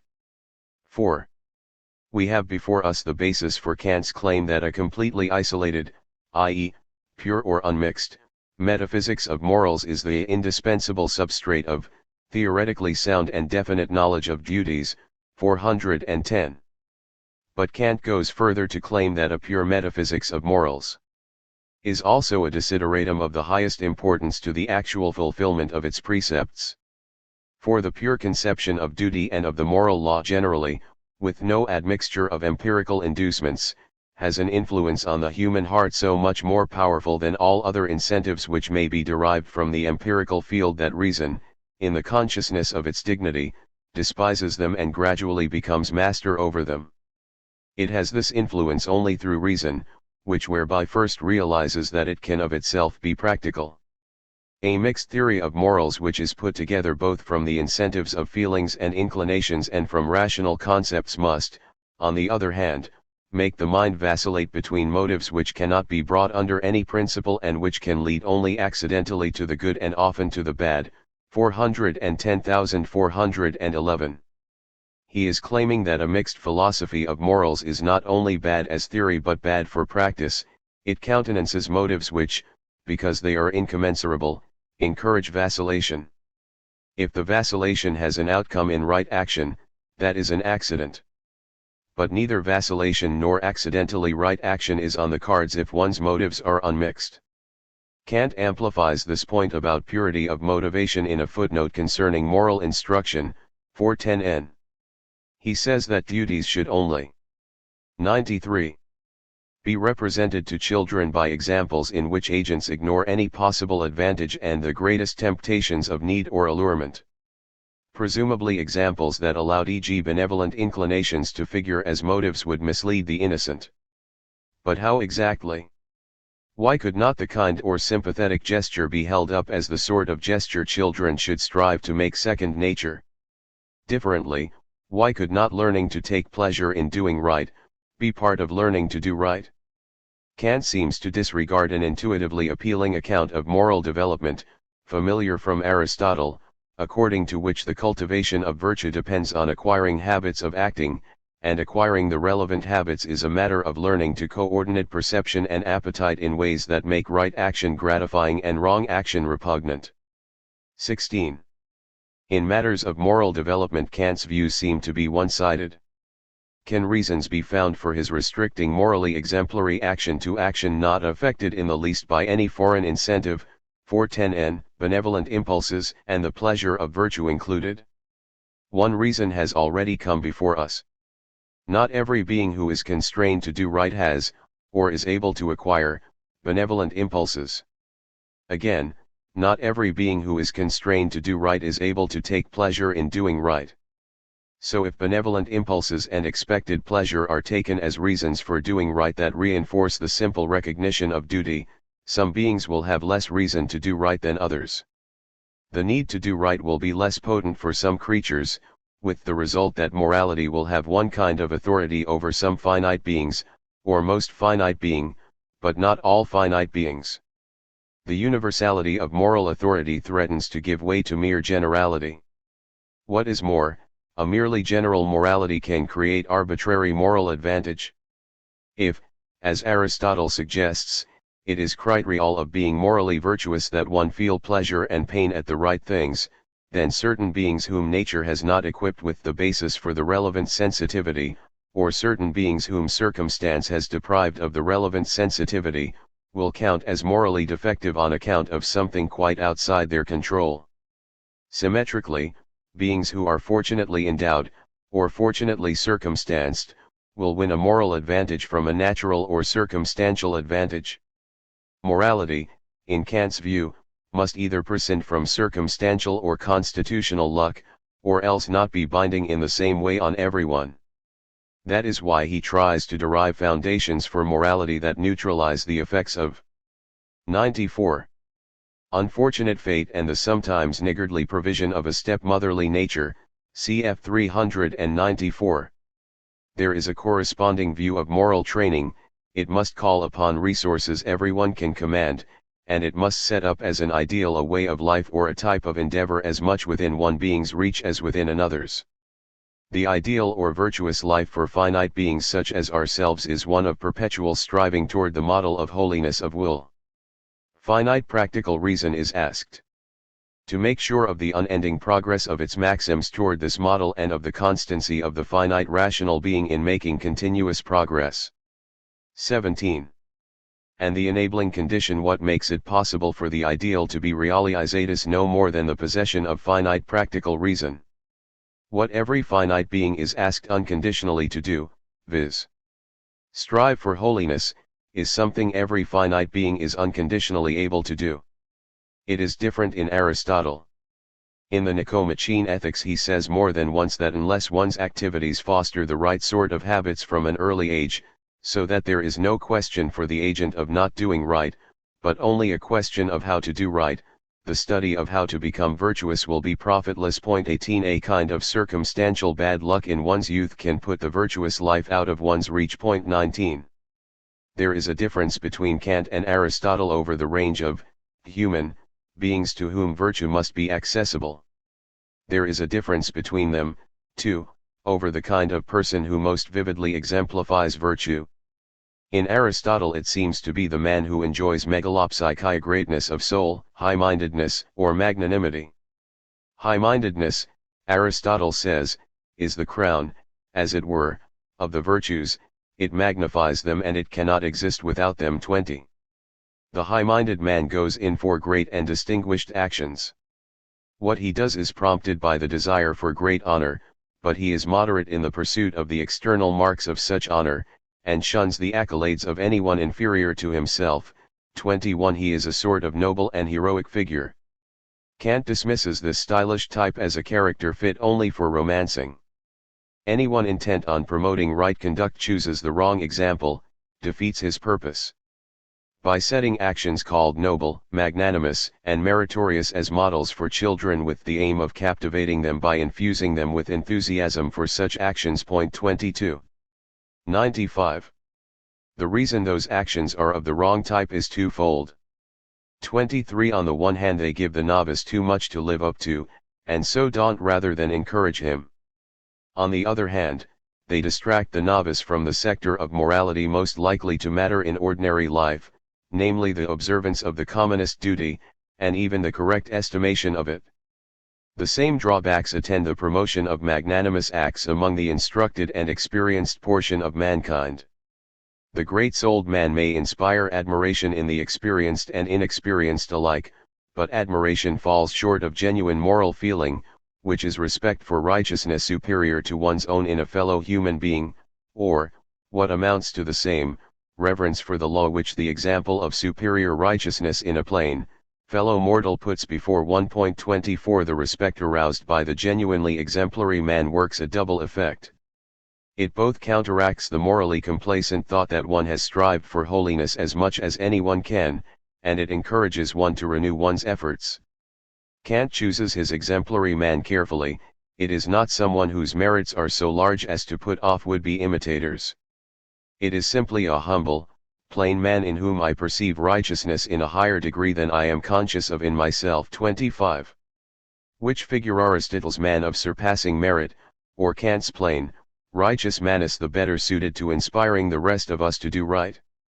Forced to a choice between the moral aristocrat and the moral peasant 26, one might well opt for the latter on Kant's grounds that he keeps our eyes fixed on ordinary moral demands, and that the feelings he inspires do not make us think it is impossible to live up to his example. The problem is that more than one moral theory can claim the unassuming do-gooder for its standard-bearer. The figure is open to appropriation by a neo-Aristotelian theory 27 and also by a theory that, in a Humean vein, founds our capacities to recognize and to do right on the wide natural distribution of sympathetic impulses. If Kant's appropriation of this figure is to prevail over, say, Hume's, then we are owed an account of why the attractiveness of the moral peasant derives from his reflective obedience to moral law rather than to the good in his natural constitution. Kant meets this demand, I think, by distinguishing between two kinds of attraction that the moral peasant can exert on us. He attracts in one way when assumed to be motivated by natural inclination, he attracts in another way when assumed to be under the discipline of 96. Law. The first kind of attraction is purely aesthetic, the second is moral. In the Critique of Practical Reason, Kant says, "It is a very beautiful thing to do good to men because of love and a sympathetic goodwill, or to do justice because of a love of order." 28.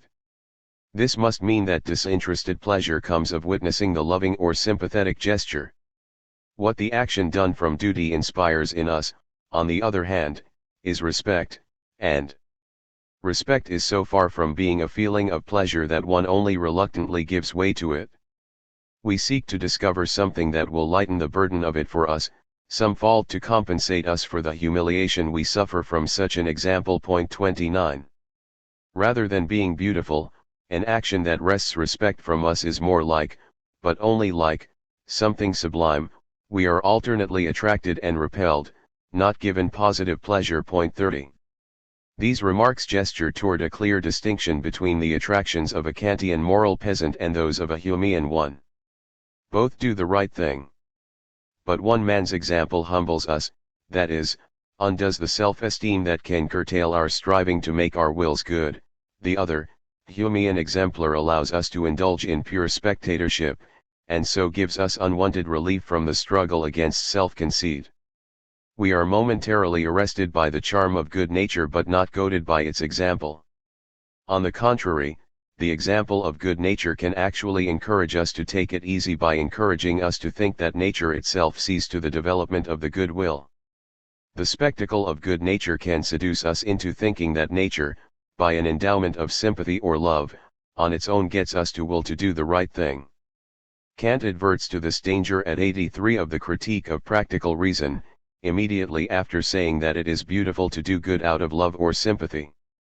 It is a very beautiful thing to do good to men because of love and a sympathetic goodwill, or to do justice because of a love of order. But this is not the genuine moral maxim of our conduct, the maxim which is suitable to our position among rational beings as men, when we presume, like volunteers, to flout with proud conceit the thought of duty and, as independent of command, merely to will of our own good pleasure to do something to which we think we need no command. We stand under a 97. Discipline of reason, and in all our maxims we must not forget our subjection to it, or withdraw anything from it, or by an egotistical illusion detract from the authority of the law. Kant does not need to deny the attractiveness of good nature.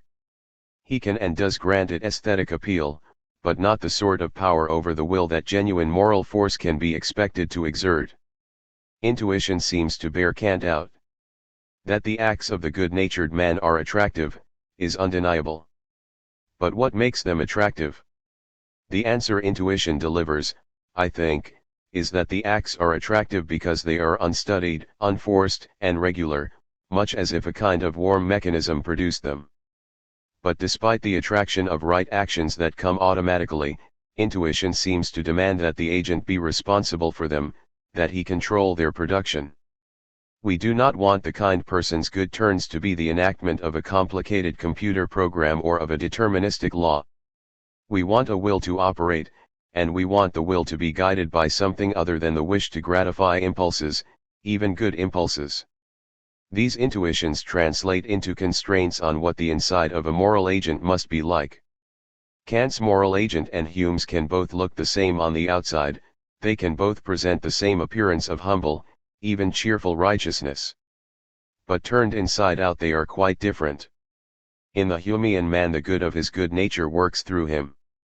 His reactions are the outcome of how he has been constituted. So his actions betoken subjection to the laws of human nature, not the subjection of willful obedience. And it is willful righteousness intuition demands. Without wanting to see effort and reflective obedience behind another's good turn, and without wishing to feel submission behind our own good turns, we seem to require it, or something like it, to be there. In other words, intuition drives us toward a demand for a good will behind a good nature. To demand this is not to demand that the good will take the place of good-naturedness. To the extent that good acts are acts of men, inclinations, good or bad, cannot but affect agents.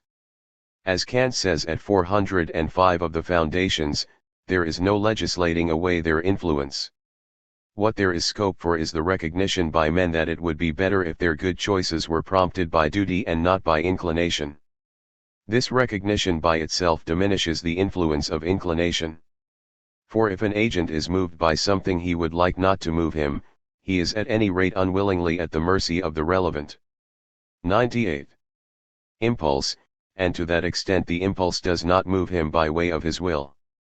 That is how reason, in the consciousness of its dignity, despises incentives other than duty and gradually becomes master over them. Reason does not eradicate the influence of inclinations. At best it diminishes the influence of inclinations on the will, i.e., on the faculty for making conscious choices. A good will can, then, coexist with a good nature, only it must operate independently. That is what makes it free. 101. Part 3. The categorical imperative and its formulations, groundwork 2. 103. 5. Consistency in action. Onora O'Neill. Universality tests in autonomous and in heteronymous ethics. Many recent discussions of universality tests, particularly those in English, are concerned either with what everybody wants done or with what somebody, usually the agent, sometimes an anonymous moral spectator, wants done either by or to everybody. This is true of the universality tests proposed in Singer's generalization argument, in Hare's universal prescriptivism and generally of various formulations of golden rules as well as of rule utilitarianism. Since universality tests of these sorts all make moral acceptability in some way contingent upon what is wanted, or, more circumspectly expressed, upon what is preferred or found acceptable or promises the maximal utility, they all form part of moral theories that are heteronymous, in Kant's sense of that term. Such theories construe moral acceptability as contingent upon the natural phenomena of desire and inclination, rather than upon any intrinsic or formal features of agents or their intentions. If we rely on any of these proposed criteria of moral acceptability, there will be no types of act that would not be rendered morally acceptable by some change or changes in human desires. By contrast, Kant's proposed universality test, the categorical imperative, contains no reference either to what everybody wants done or to what somebody wants done either by or to everybody. Kant's first formulation of the categorical imperative, the so-called formula of universal law, runs 104. Act only on that maxim through which you can at the same time will that it should become a universal law. G. 421. We are invited here to consider that we can will or intend, what it is possible or consistent for us to will as a universal law, not what we would will or would find acceptable or would want as a universal law. Since the principle contains no reference to what everybody or anybody wants, nor to anything that lies beyond the agent's own capacity to will, it is part of a moral theory for agents who, in Kant's sense of the term, act autonomously. The principle asserts that such agents need only to impose a certain sort of consistency on their actions if they are to avoid doing what is morally unacceptable.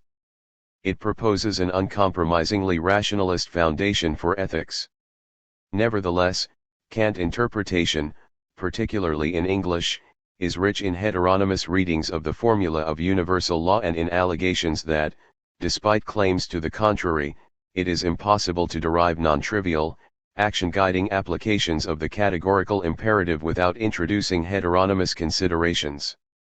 One textual objections apart, and they would be overwhelming objections, such heteronymous readings of Kant's ethics discard what is most distinctive and challenging in his ethical theory. These are the features of his theory on which I intend to concentrate.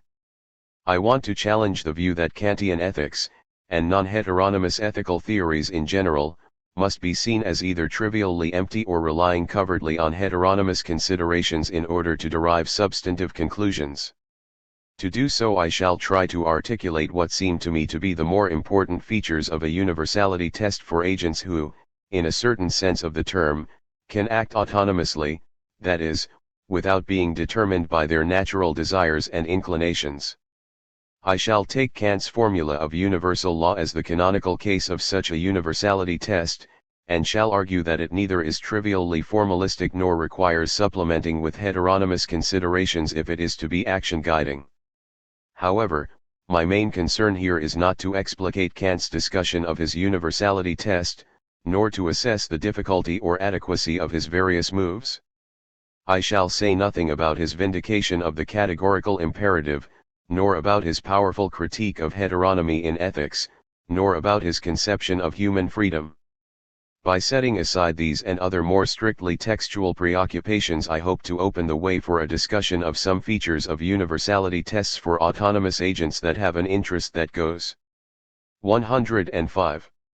Far beyond a concern with reading Kant accurately. I hope to show that Kant's formula, taken in conjunction with a plausible set of requirements for rational action, yields strong and interesting ethical conclusions that do not depend on what either everybody or anybody wants, and hence that reason can indeed be practical.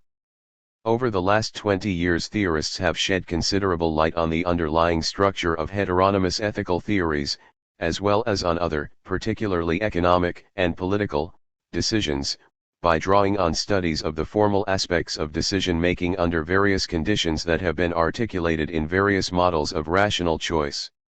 In such discussions, it is generally taken for granted that rational choosing is in some way or other contingent upon a set of desires or preferences. 2. I shall suggest that a similar concentration on certain requirements of rationality that are not contingent upon desires or preferences can help to provide a clearer picture of the underlying structure and strength of an ethical theory for autonomous beings. The sequence of argument is straightforward.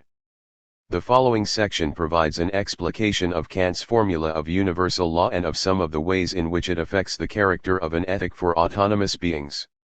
The section entitled Inconsistency Without Universalizing discusses some ways in which action can fall into inconsistency even when the question of universalizing is not raised.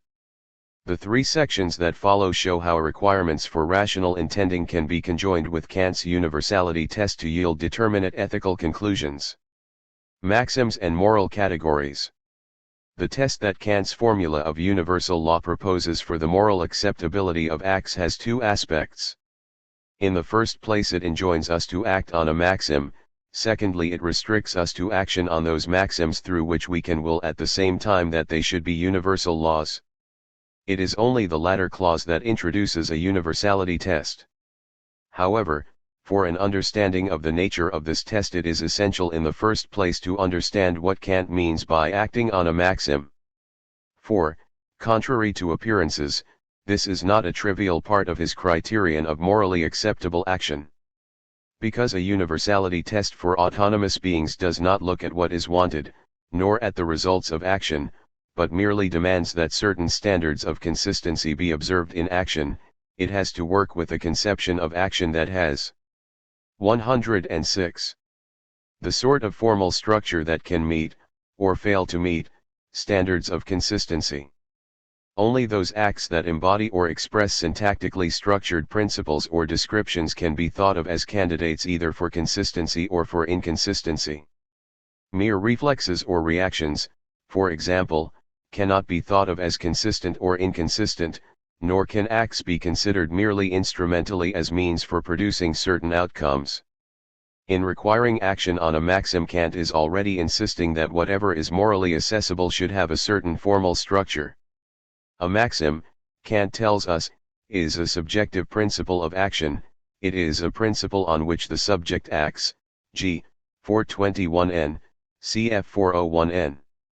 A maxim is therefore the principle of action of a particular agent at a particular time, but it need not be subjective in the sense that it seeks to fulfill that particular agent's desires.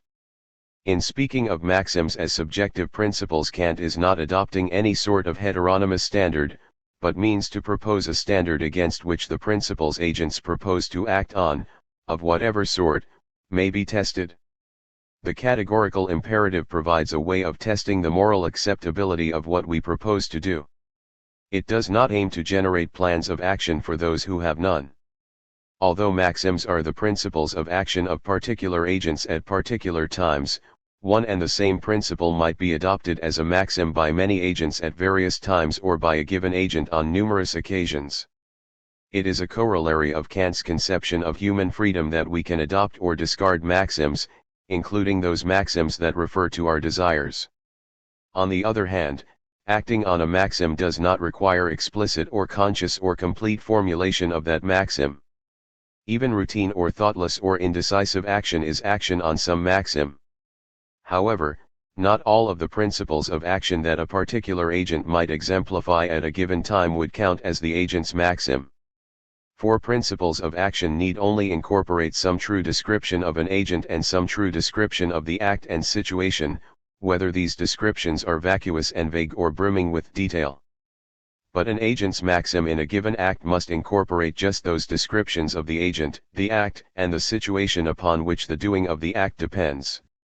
An agent's maxim in a given act cannot, then, be equated simply with intentions.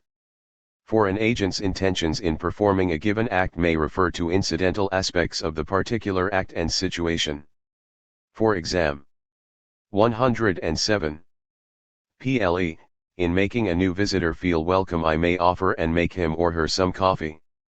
As I do so, there will be innumerable aspects of my action that are intentional: choice of mug, the addition of milk, the stir and gone. There will also be numerous aspects of action that are below the level of intention: the gesture with which I hand the cup, the precise number of stirs, and so on. But the various specific intentions with which I orchestrate the offer and preparation of coffee are all ancillary to an underlying principle. Maxims are those underlying principles or intentions by which we guide and control our more specific intentions. In this particular example, had I lacked coffee, I could have made my visitor welcome in other ways. The specific intention of offering and making coffee was subordinate to the maxim of making a visitor welcome. Had I had a quite different maxim, perhaps to make my visitor unwelcome, I would not in that context have acted on just those specific intentions. In another context, for example, in a society where an offer of coffee would be understood as we would understand an offer of hemlock, the same or similar specific intentions might have implemented a maxim of making unwelcome. The fact that maxims are underlying or fundamental principles has important implications, for it means in the first place that it may not be easy to tell on which maxim a given act was performed. For example, a person who helps somebody else in a public place may have the underlying intention of being helpful, or alternatively the underlying intention of fostering a certain sort of good reputation. Since the helpful act might equally well be performed in furtherance of either underlying intention, there may be some doubt as to the agent's maxim. Merely asking an agent what his or her maxim is in such a situation may not settle the issue. The agent might be unsure. Both agents and others can work out that if the action would have been performed even if nobody had come to know of it, then the underlying principle would not have been to seek a certain sort of reputation. But an agent may after all be genuinely uncertain what his or her act would have been had he or she been faced with the possibility of helping, isolated from any effects on reputation. Isolation tests can settle such issues, g. 3989, 407, if we know their outcome, but since most such tests refer to counterfactual situations, we often don't know that outcome with any great certainty. Further, isolation tests provide only a negative test of what an agent's maxim is not. Even those who have not adopted a maxim of seeking a good reputation may still be unsure whether they have adopted the maxim of helpfulness. They may perhaps wonder. 108. Whether the underlying intention was not to preserve a certain sort of self-image or to bolster their sense of worth. Kant remarks on the opacity of the human heart and the difficulty of self-knowledge. He laments that for all we know there may never have been a truly loyal friend. G. 4078, dv.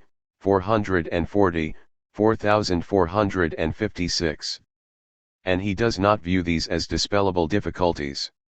Rather, these limits to human self-knowledge constitute the fundamental context of human action. Kant holds that we can know what it would be to try to act on a maxim of a certain sort, but can never be sure that what we do does not reflect further maxims that we disavow. However, the underlying intentions that guide our more specific intentions are not in principle undiscoverable. Even when not consciously formulated, they can often be inferred with some assurance, if not certainty, as the principles and policies that our more specific intentions express and implement. On a certain view of the purpose of a universality test, the fact that the maxim of a given action is neither observable nor always reliably inferable would be a most serious objection. For it would appear to render the outcome of any application of a universality test of dubious moral importance, since we might mistakenly have applied the test to a principle other than the agent's maxim. Further, even if the maxim had been correctly formulated, whether by the agent or by others, the maxim itself might reflect mistaken beliefs or self-deception in the agent, or the agent's act might fail to live up to its maxim. How then could any test applied to the agent's maxim be expected to classify acts into moral categories such as the right and the forbidden? For these categories apply to the outward and observable aspects of action. It is after all common enough for us to think of acts that are at least outwardly right, perhaps even obligatory, as nevertheless reflecting dubious intentions. I aim to kill an innocent, but mistakenly incapacitate the tiger who is about to maul him, and of acts whose intentions are impeccable as issuing tragically in wrong action. I aim for the tiger but dispatch the innocent. The answer Kant gives to this problem is plain. It is that rightness and wrongness and the other categories of right standardly used in appraisal of outward features of action are not the fundamental forms of moral acceptability and unacceptability that he takes the categorical imperative to be able to discriminate. 5. Since the locus of application of Kant's universality test, and perhaps of any non-heteronymous universality test, is agent's fundamental principles or intentions, the moral distinction that it can draw is in the first place an intentional moral. 109. Distinction, namely that between acts that have and those that lack moral worth. In an application of the categorical imperative to an agent's maxim, we ask whether the underlying intention with which the agent acts or proposes to act, the intention that guides and controls other more specific intentions, is consistently universalizable. If it is, according to Kant, we at least know that the action will not be morally unworthy, and will not be a violation of duty. The fact that Kant is primarily concerned with judgments of moral worth is easily forgotten, perhaps because he speaks of the categorical imperative as a test of duty, while we often tend to think of duty as confined to the outward aspects of action. It is quite usual for us to think of principled action as combining both duty and moral worthiness, which we regard as separate matters, example showing scrupulous respect for others, or alternatively as revealing a moral worthiness that goes beyond all duty, example gratuitous kindness that we think of as supererogatory. Correspondingly, it is quite usual for us to think of unprincipled action as in any case morally unworthy, but still, in some cases, within the bounds of duty, example the case of a could-be poisoner who mistakenly administers a life-saving drug. This is quite foreign to Kant's way of thinking, which sees the central case of duty as that of action that has moral worth, and regards as derivative that which accords merely in external respects with morally worthy action. On Kant's view, the would-be poisoner who inadvertently saves life has violated a duty by acting in a morally unworthy way. By taking an agent's fundamental or underlying principle or intention as the point of application of his universality test, Kant avoids one of the difficulties most frequently raised about universality tests, namely that it seems easy enough to formulate some principle of action for any act, indeed possibly one that incorporates one of the agent's intentions, which can meet the criterion of any universality test, whatever the act. Notoriously, some Nazi war criminals claimed that they were only doing their job or only obeying orders, which are after all not apparently morally unworthy activities. The disingenuousness of the claim that such acts were not morally unworthy lies in the fact that these Nazis were not only obeying orders, and indeed that in many cases their specific intentions were ancillary to more fundamental intentions or principles that might indeed have revealed moral unworthiness in the agent. Such fundamental intentions or principles might range from "I'll do whatever I'm told" to "so long as it doesn't endanger me" to a fundamental maxim of genocide. The fact that we can form 110. Late some universalizable surface intention for any action by selecting among the agent's various surface intentions is no embarrassment to a universality test that is intended to apply to agents' maxims, and offers a solution to the problem of relevant descriptions. It is equally irrelevant to a universality test that applies to maxims that we may be able to find some non-universalizable intentions among the more specific intentions with which an agent implements and fills out any maxim. If in welcoming my visitor with a cup of coffee I intentionally select a particular cup, my specific intention clearly cannot be universally acted on. The very particularity of the world means that there will always be aspects of action, including intentional aspects, that could not be universally adopted or intended. Kant's universality test, however, as we shall see, construes moral worth as contingent not on the universalizability or otherwise of an agent's specific intentions but on the universalizability of an agent's fundamental or underlying intention or principle. 6. For Kant, then, the categorical imperative provides a criterion in the first place for duties to act on underlying intentions or principles that are morally worthy. It is only as a second and derivative part of his ethical theory that he proposes that the categorical imperative also provides a test of the outward wrongness and rightness of acts of specific sorts. He proposes in the groundwork that acts that accord in outward respects with acts done on morally worthy maxims of action should be seen as being in conformity with or in accord with duty. The claim that we can provide a general account of which specific actions conform to the outward expressions of morally worthy maxims is highly controversial. We have already noted that there are many ways in which ancillary intentions may be devised in undertaking action on a given maxim, and there may be no single specific intention that is indispensable in all circumstances for action on a given maxim. Hence it is not generally clear what outward conformity conforms to. Kant appears to accept that the notion of outward conformity to duty is empty in many cases of duties of virtue, which are not sufficiently determinate for any particular more specific intentions to be singled out as required. He speaks of such duties as being of wide requirement. But he also speaks of duties of narrow or strict requirement, and includes among these duties of justice and certain duties of respect to ourselves and to others. 7 Hence he takes it that there could in principle be a merely outward conformity to these strict or perfect duties. 111. Whether this claim is justified depends on the success of his demonstration that the underlying maxims of justice and respect have determinate specific implications for all possible human conditions. If they do not, then there will be no wholly general account of the requirements of justice and respect for all possible situations. It is then at any rate not obvious that we can derive a standard for the outward rightness of acts from a standard for the moral worth of underlying intentions or principles. This is a major problem that I intend to set on one side in order to explore the implications of a universality test that applies to underlying intentions or principles and therefore aims, at least primarily, at a test of the moral worth rather than the outward rightness of actions. The fact that Kant's universality test focuses on maxims, and so on the moral worth of action, implies that it is a test that agents must seek to apply to their own proposals for action. This is not, however, because agents are in a wholly privileged epistemological position with respect to their own underlying intentions. No doubt others may often have some difficulty even in discerning all of an agent's surface intentions, and may be quite unsure about the underlying intention. But Kant does not regard the agent's vantage points as affording infallible insight into their own intentions. Self-consciousness is not transparent and would not deny that on occasion others might arrive at a more accurate appreciation of an agent's underlying intention or principle than the agent could reach. The reason why a universality test in a non-heteronymous ethical theory is primarily one for the use of agents rather than of moral spectators is that it is only an agent who can adopt, modify, or discard maxims.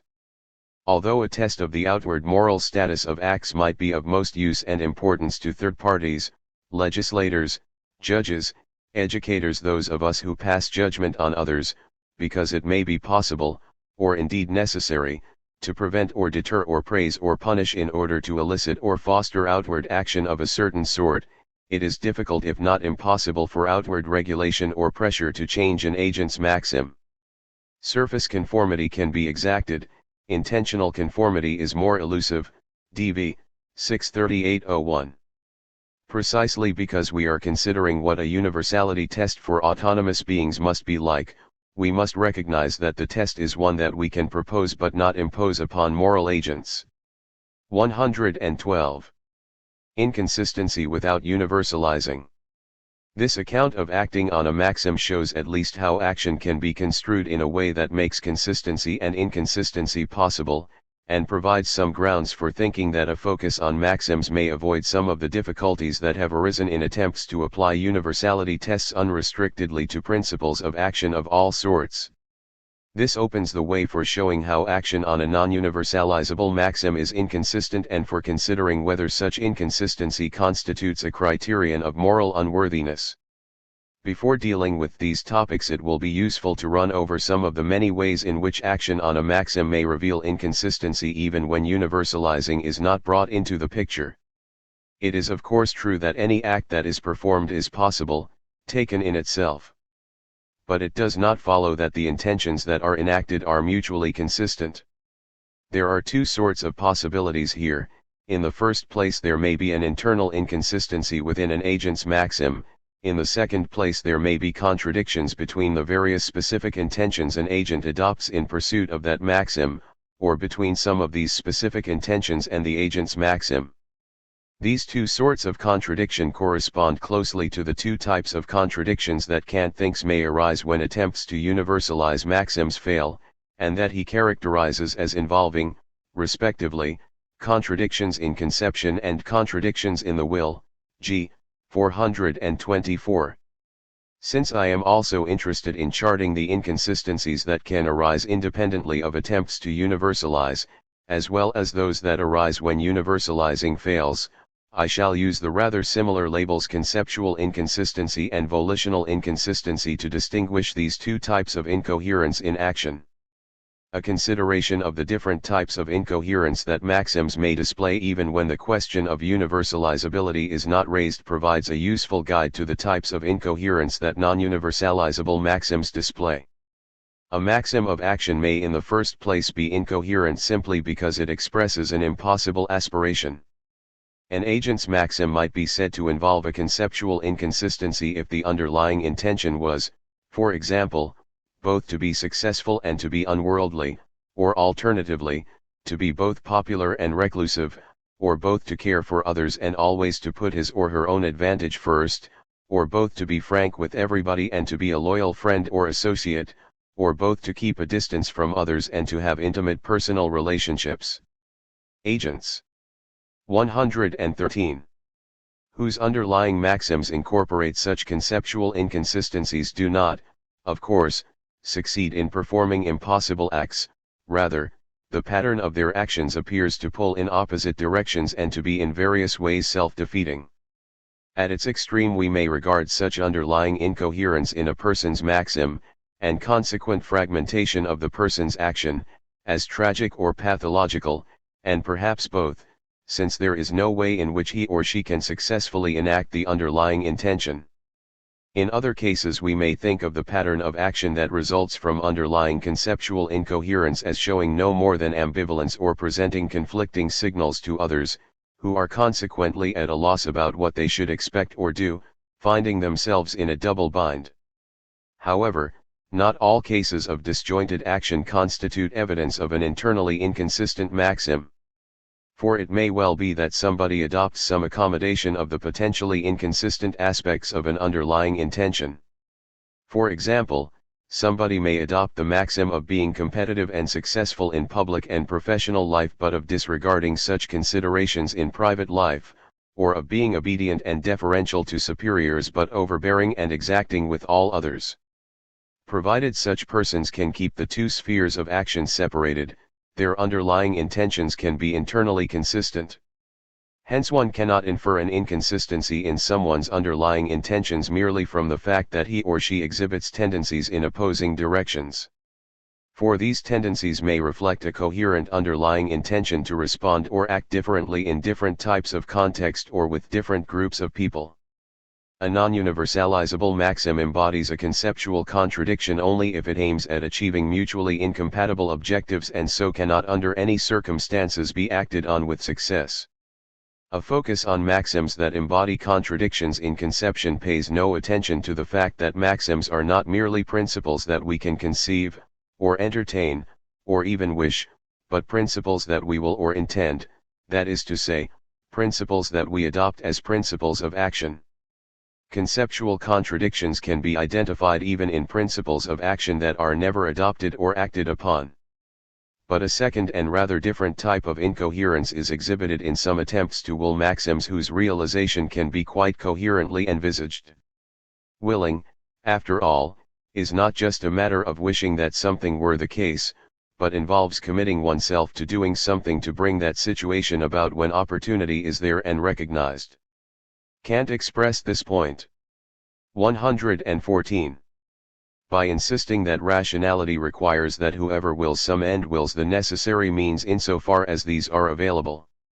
Who wills the end, wills, so far as reason has decisive influence on his actions, also the means which are indispensably necessary and in his power.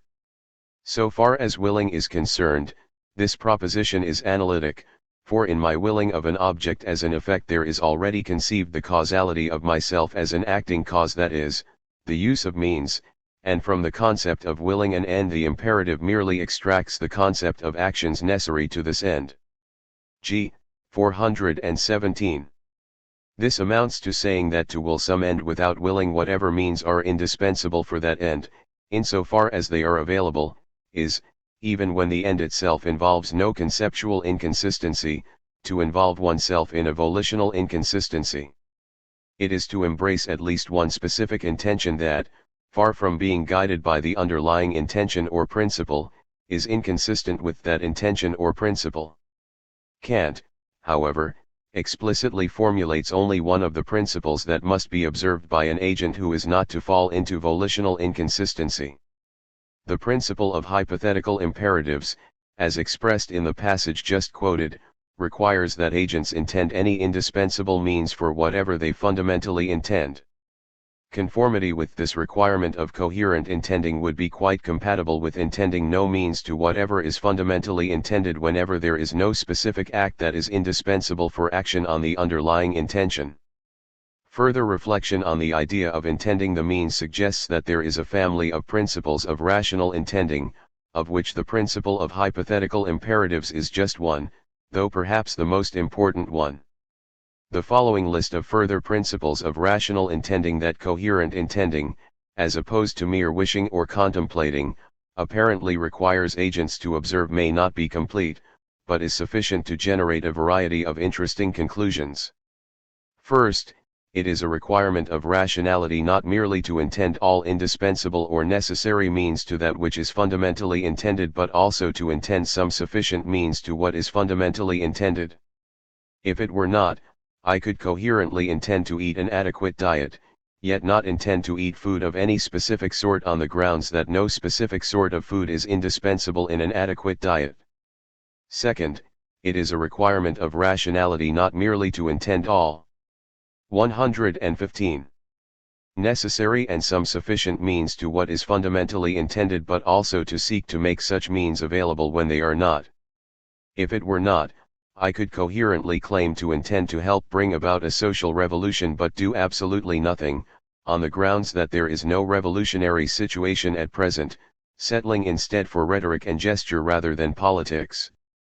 But if I do this, I at most wish for, and do not intend to help to bring about, a social revolution. Third, it is a requirement of rationality not merely to intend all necessary and some sufficient means to whatever is fundamentally intended, but also to intend all necessary and some sufficient components of whatever is fundamentally intended.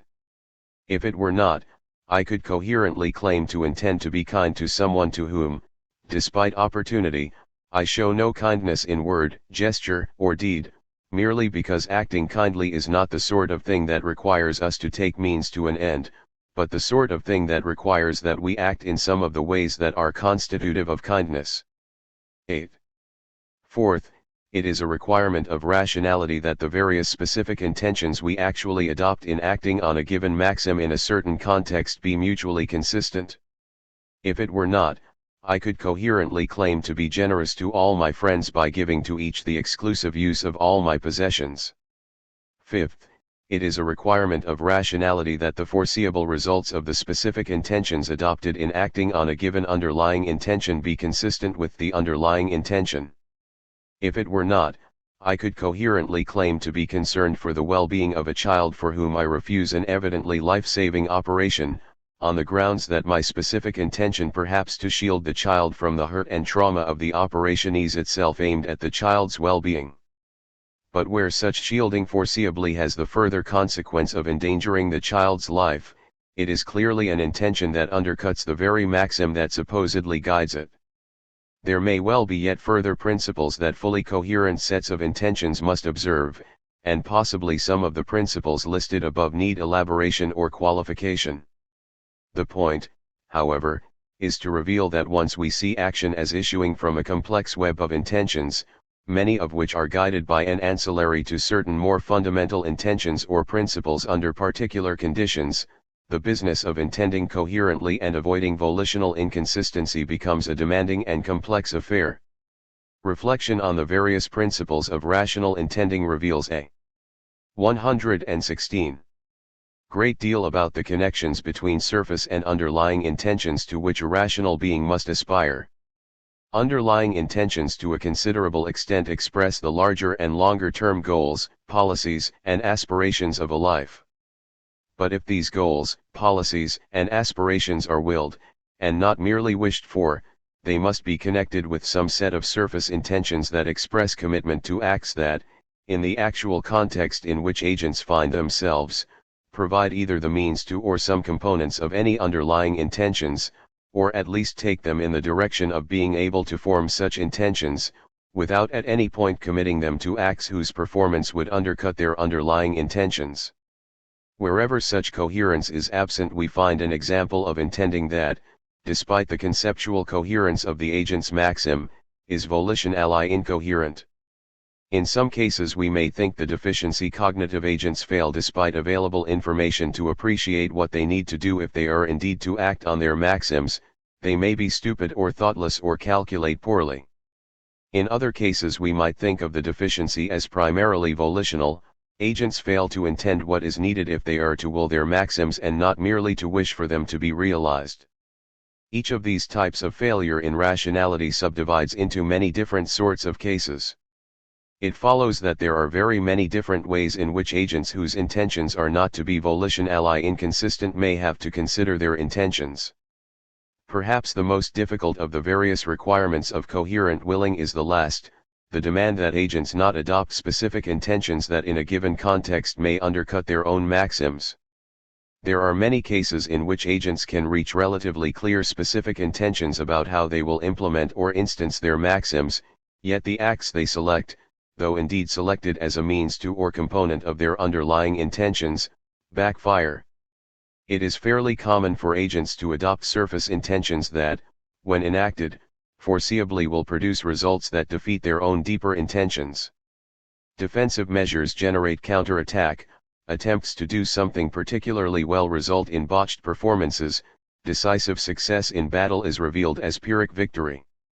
It is perhaps unclear how long a view of the likely results of their action agents must take for us not to think action that leads to results incompatible with its underlying intention is irrational. But at the least the standard and foreseeable results of an action should not undercut the underlying intention if we are to think of an agent as acting rationally. Somebody who claims to intend no harm to others. 117.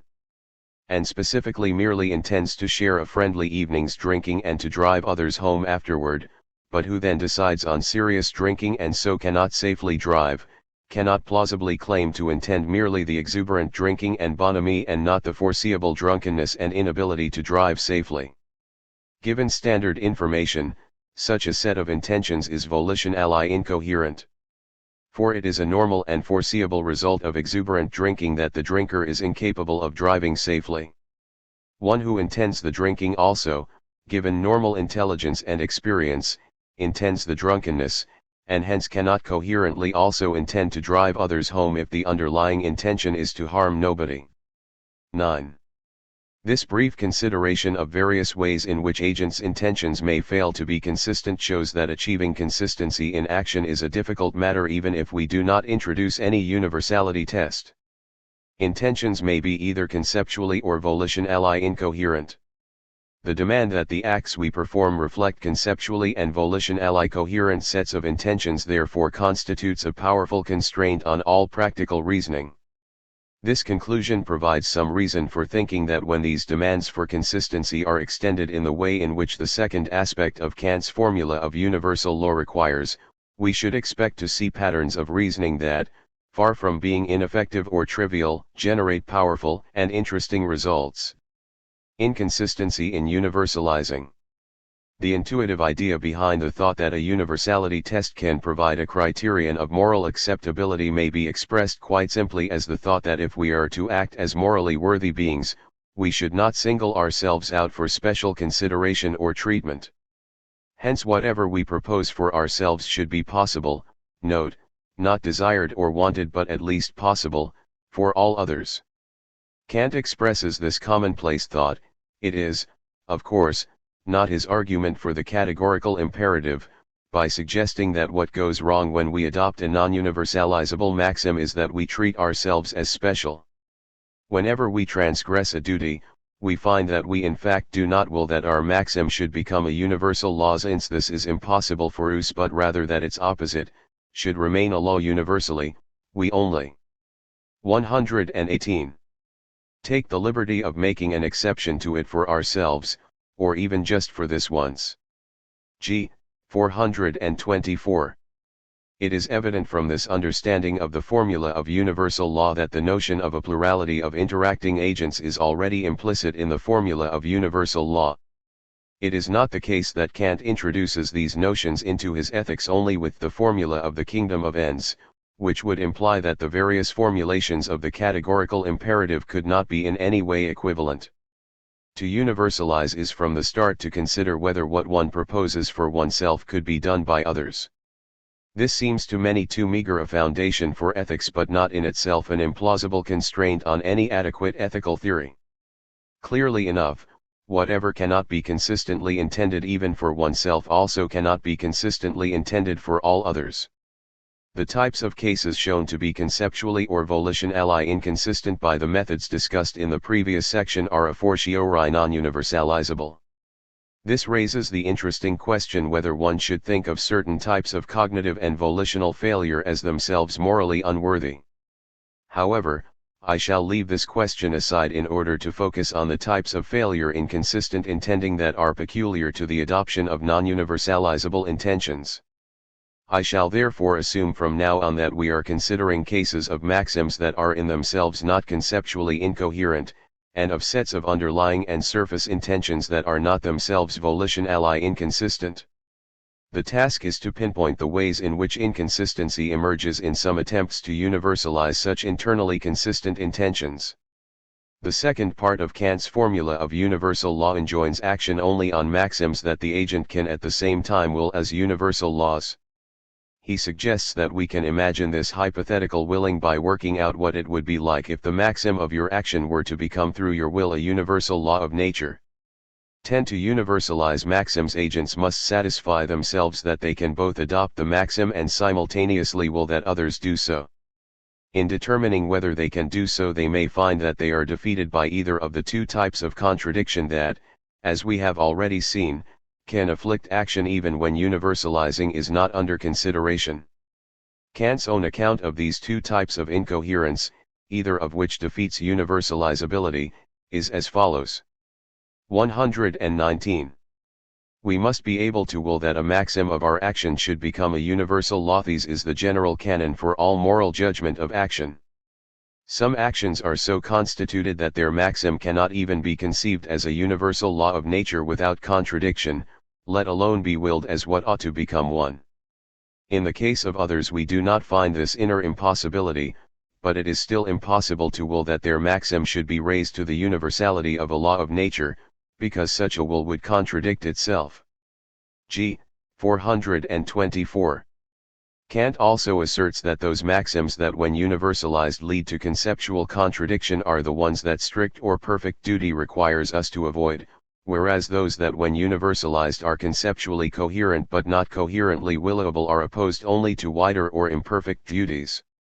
11. Since we probably lack both rigorous criteria and firm intuitions of the boundaries between perfect and imperfect duties, it is hard to evaluate this claim.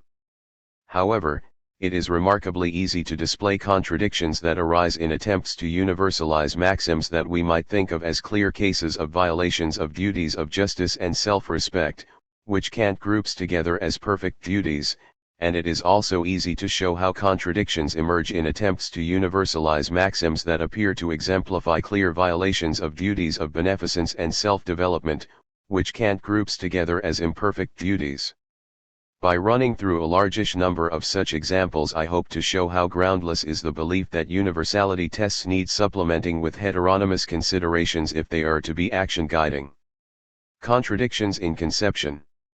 A maxim that may lead to contradictions in conception when we attempt to universalize it often does not contain any conceptual contradiction if we merely adopt the maxim. For example, there is no contradiction involved in adopting the maxim of becoming a slave. But this maxim has as its universalized counterpart the maxim we must attempt to will as a universal law, the maxim of everybody becoming a slave. 12. But if everybody became a slave, there would be nobody with property rights, hence no slave holders, and hence nobody could become a slave. 13. Consider alternatively a maxim of becoming a slave holder. Its universalized counterpart would be the maxim of everybody becoming a slave holder. But if everybody became a slave holder, then 120. Everybody would have some property rights, hence nobody could be a slave, hence there could be no slave holders. Action on either of the non-universalizable maxims of becoming a slave or becoming a slave holder would reveal moral unworthiness. It could be undertaken only by one who makes of himself or herself a special case. Contradictions in conception can also be shown to arise in attempts to universalize maxims of deception and coercion.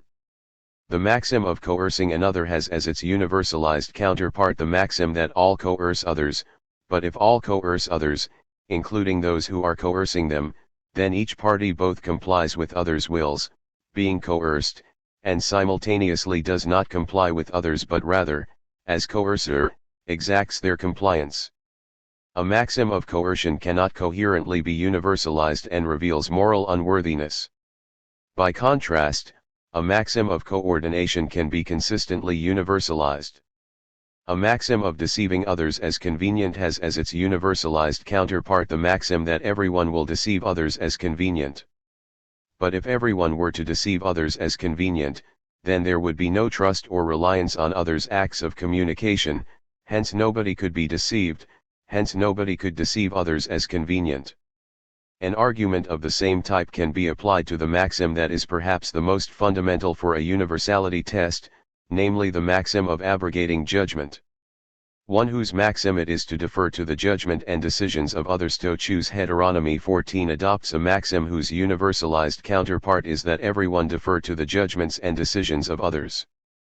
But if everyone defers to the judgments and decisions of others, then there are no decisions to provide the starting point for deferring in judgment, hence it cannot be the case that everybody differs in judgment.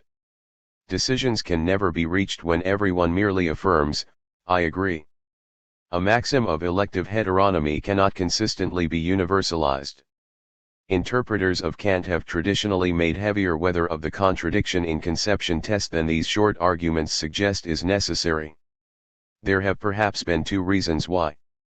One is clearly that Kant's own examples of applications of the categorical imperative are more complex and convoluted than these short arguments suggest. Point 15. But even if detailed analysis of these examples is necessary for an evaluation of Kant's theory, it is clarifying to see whether a contradiction in conception test works when liberated from the need to accommodate Kant's particular discussion of examples. But a second reason why the contradiction in conception test has 121 seemed problematic to many of Kant's commentators is perhaps of greater importance for present concerns.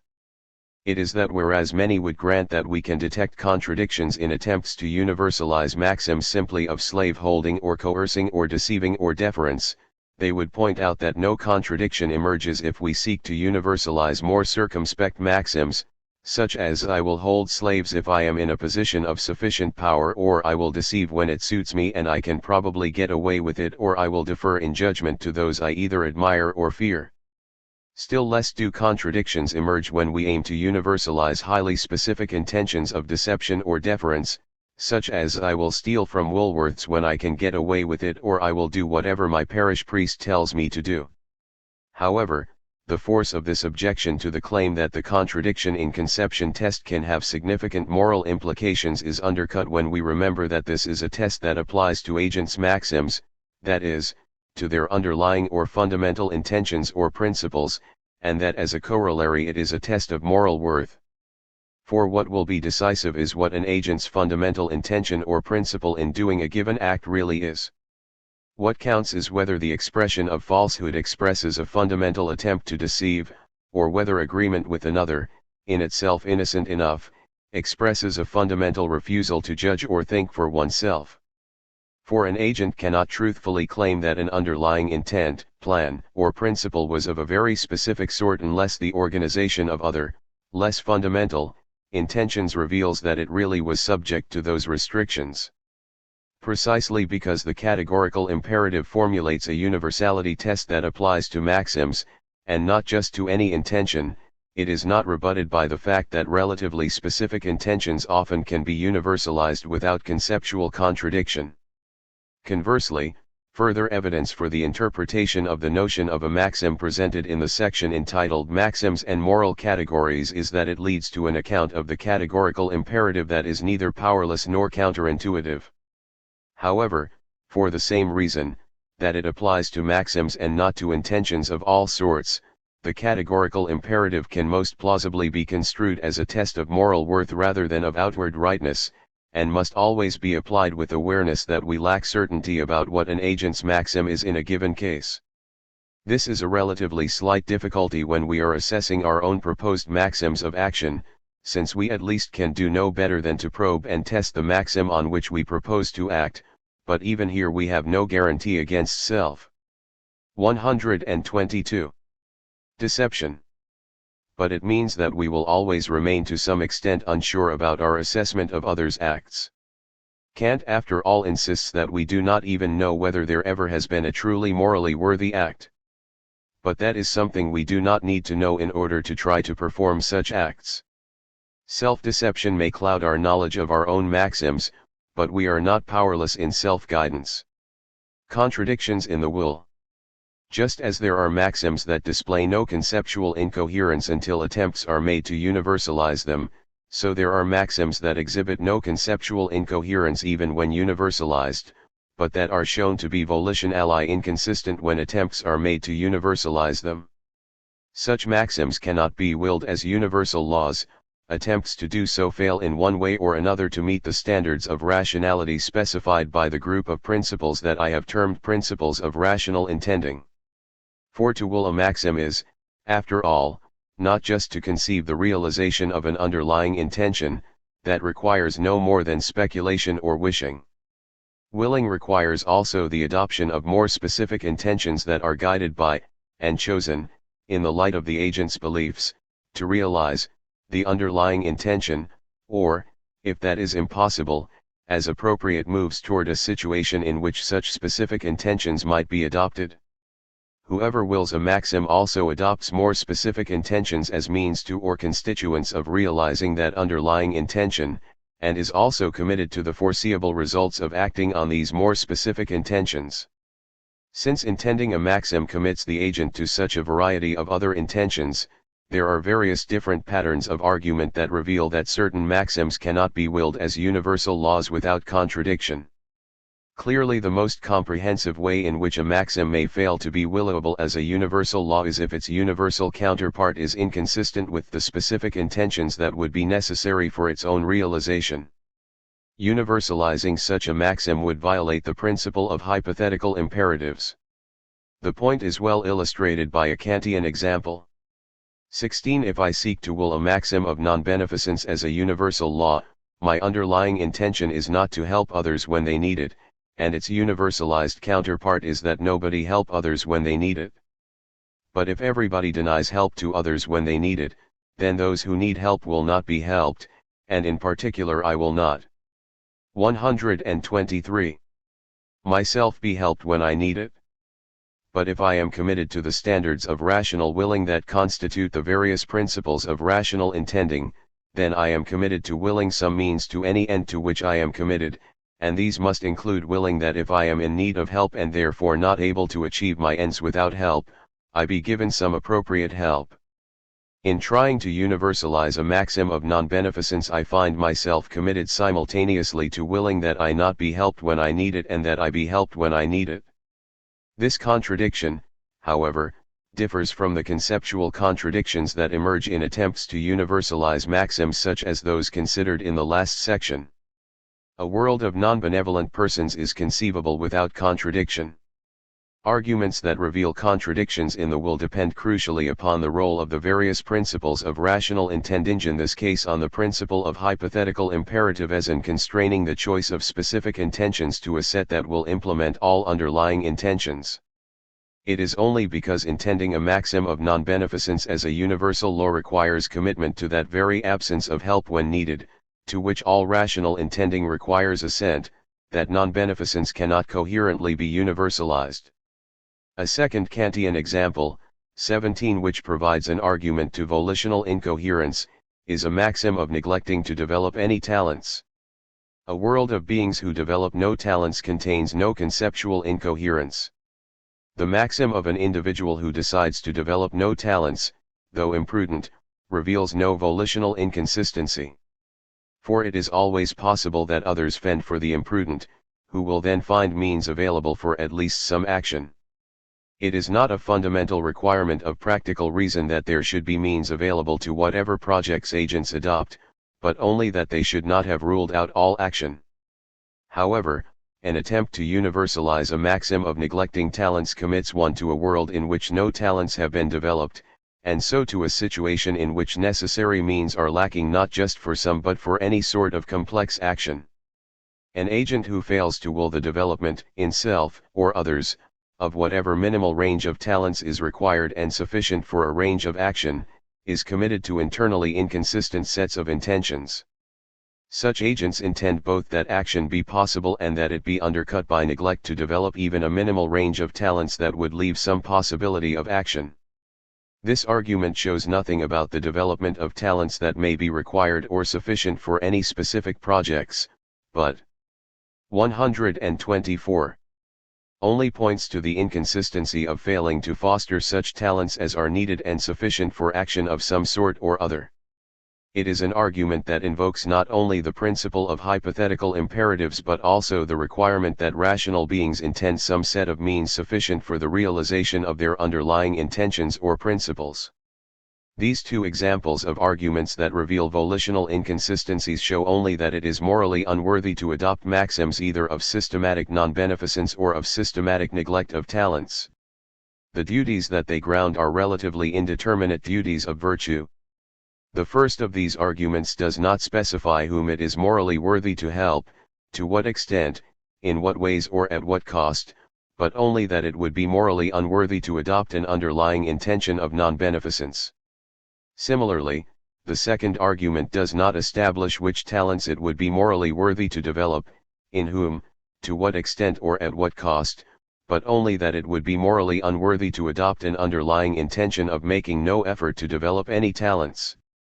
The person who adopts a maxim either of non-beneficence or of non-development of talents cannot coherently universalize the maxim, but must either make an exception of himself or herself, and intend, unworthily, to be a free rider on others' beneficence and talents, or be committed to some specific intentions that are inconsistent with those required for action on the maxim. Another example of a maxim that cannot consistently be willed as a universal law is the maxim of refusing to accept help when it is needed. The universalized counterpart of this underlying intention would be the intention that everyone refuse to accept help when it is needed. But rational beings cannot consistently commit themselves to intending that all forego a means that, if ever they are in need of help, will be indispensable for them to act at all. A further example of a non-universalizable maxim is provided by a maxim of ingratitude, whose universalized counterpart is that nobody show or express gratitude for favors received. In a world of non-self-sufficient beings, a universal maxim of ingratitude would require the systematic neglect of an important means for ensuring that help is forthcoming for those who need help if they are to realize their intentions. Hence, in such a world nobody could coherently claim to will that those in need of help be helped. Yet we have already seen that to will that all in need of help be refused help is volition-ally inconsistent. Hence, willing a maxim of ingratitude also involves a commitment to a set of intentions not all of which can be consistently universalized. The 125. Volitional inconsistency that overtakes would-be universalizers of this maxim arises in two stages. The trouble with ingratitude is that, practiced universally, it undercuts beneficence. The trouble with non-beneficence is that it cannot be universally practiced by beings who have at least some maxims, yet, lacking self-sufficiency, cannot guarantee that their own resources will provide means sufficient for at least some of their projects.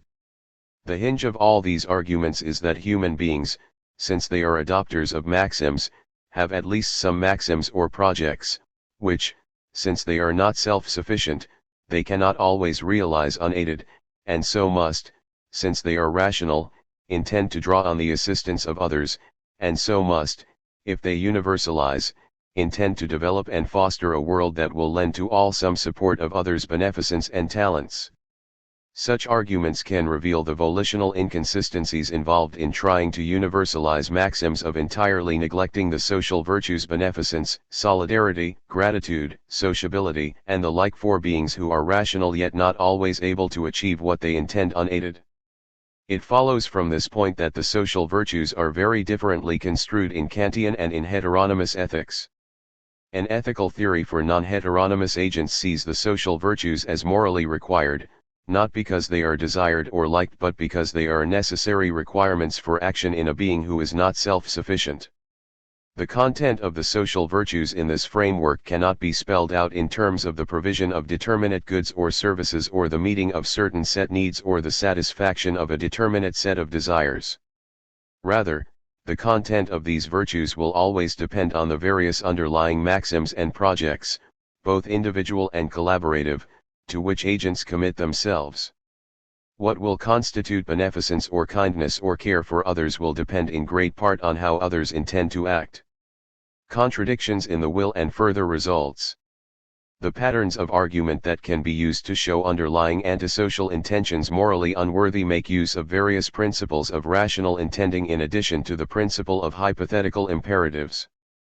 In particular, they draw on the requirements that rational agents intend not merely necessary but also sufficient means to or components of their underlying intentions or maxims, and that they also in 126. Tend whatever means are indirectly required and sufficient to make possible the adoption of such specific intentions. However, the particular features of the fifth principle of rational intending, principle of intending the further result, have not yet been displayed. Attempts to evade this principle of rational intending lead to a peculiar sort of volitional inconsistency.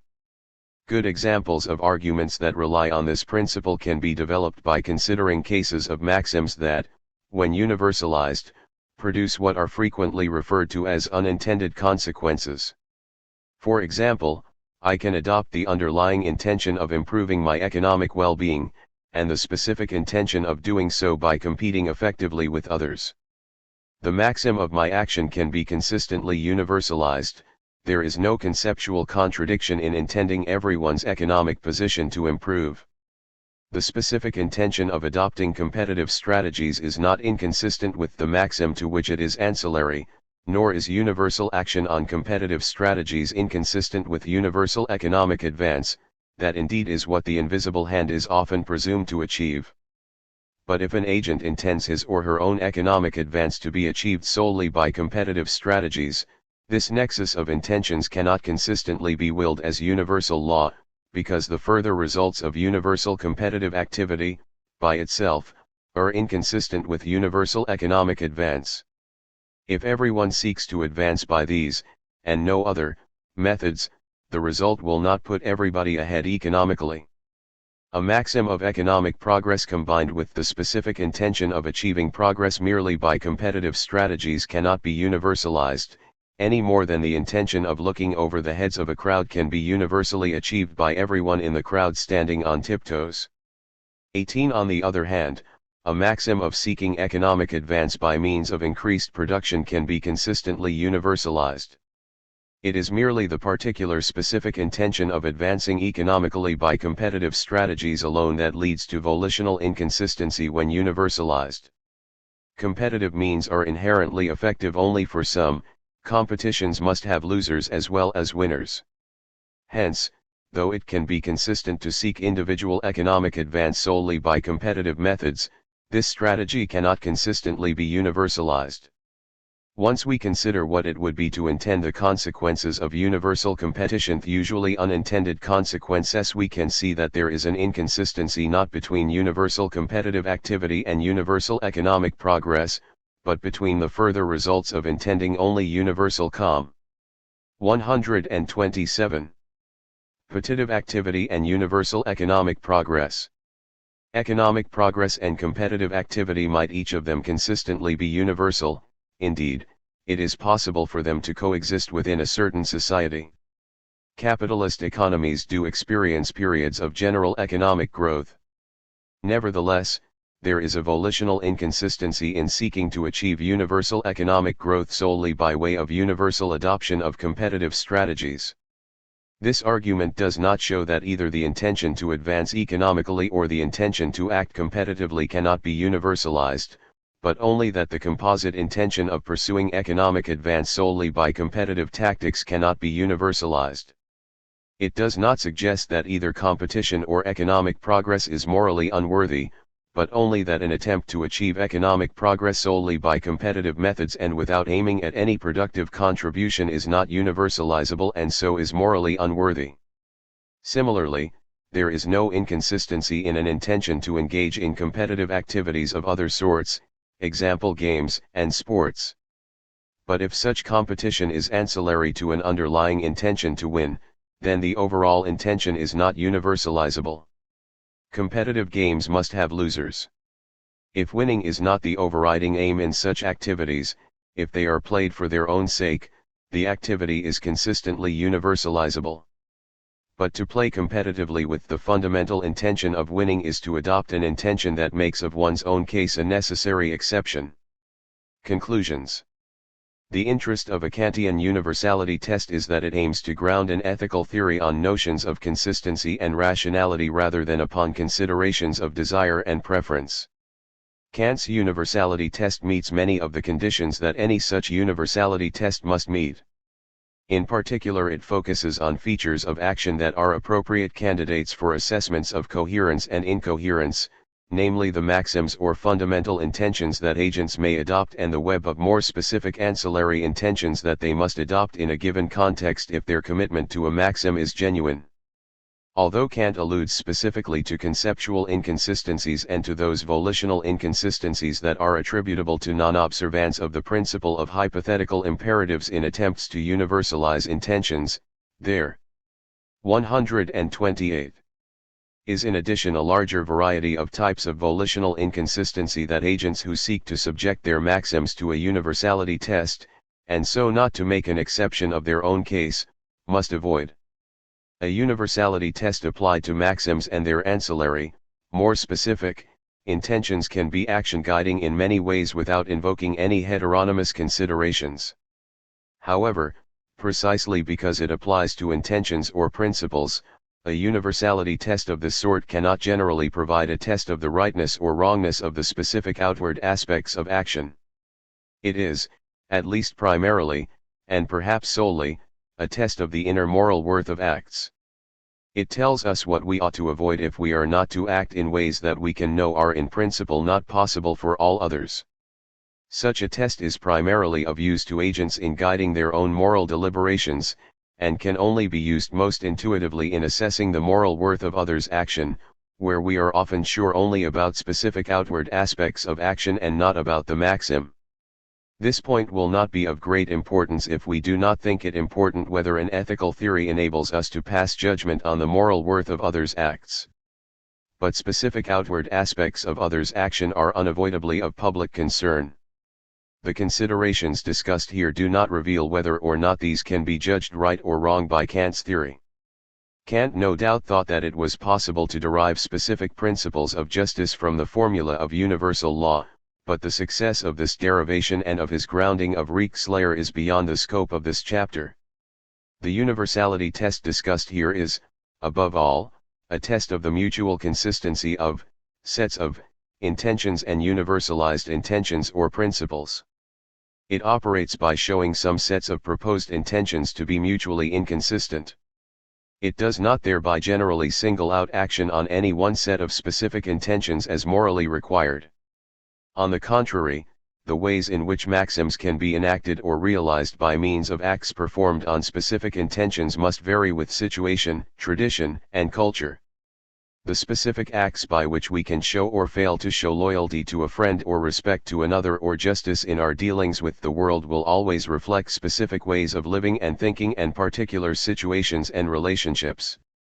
What reason can provide is a way of discovering whether we are choosing to act in ways, however culturally specific, that we do not in principle preclude for others.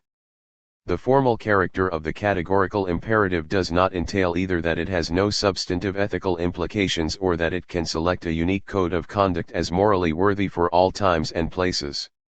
129.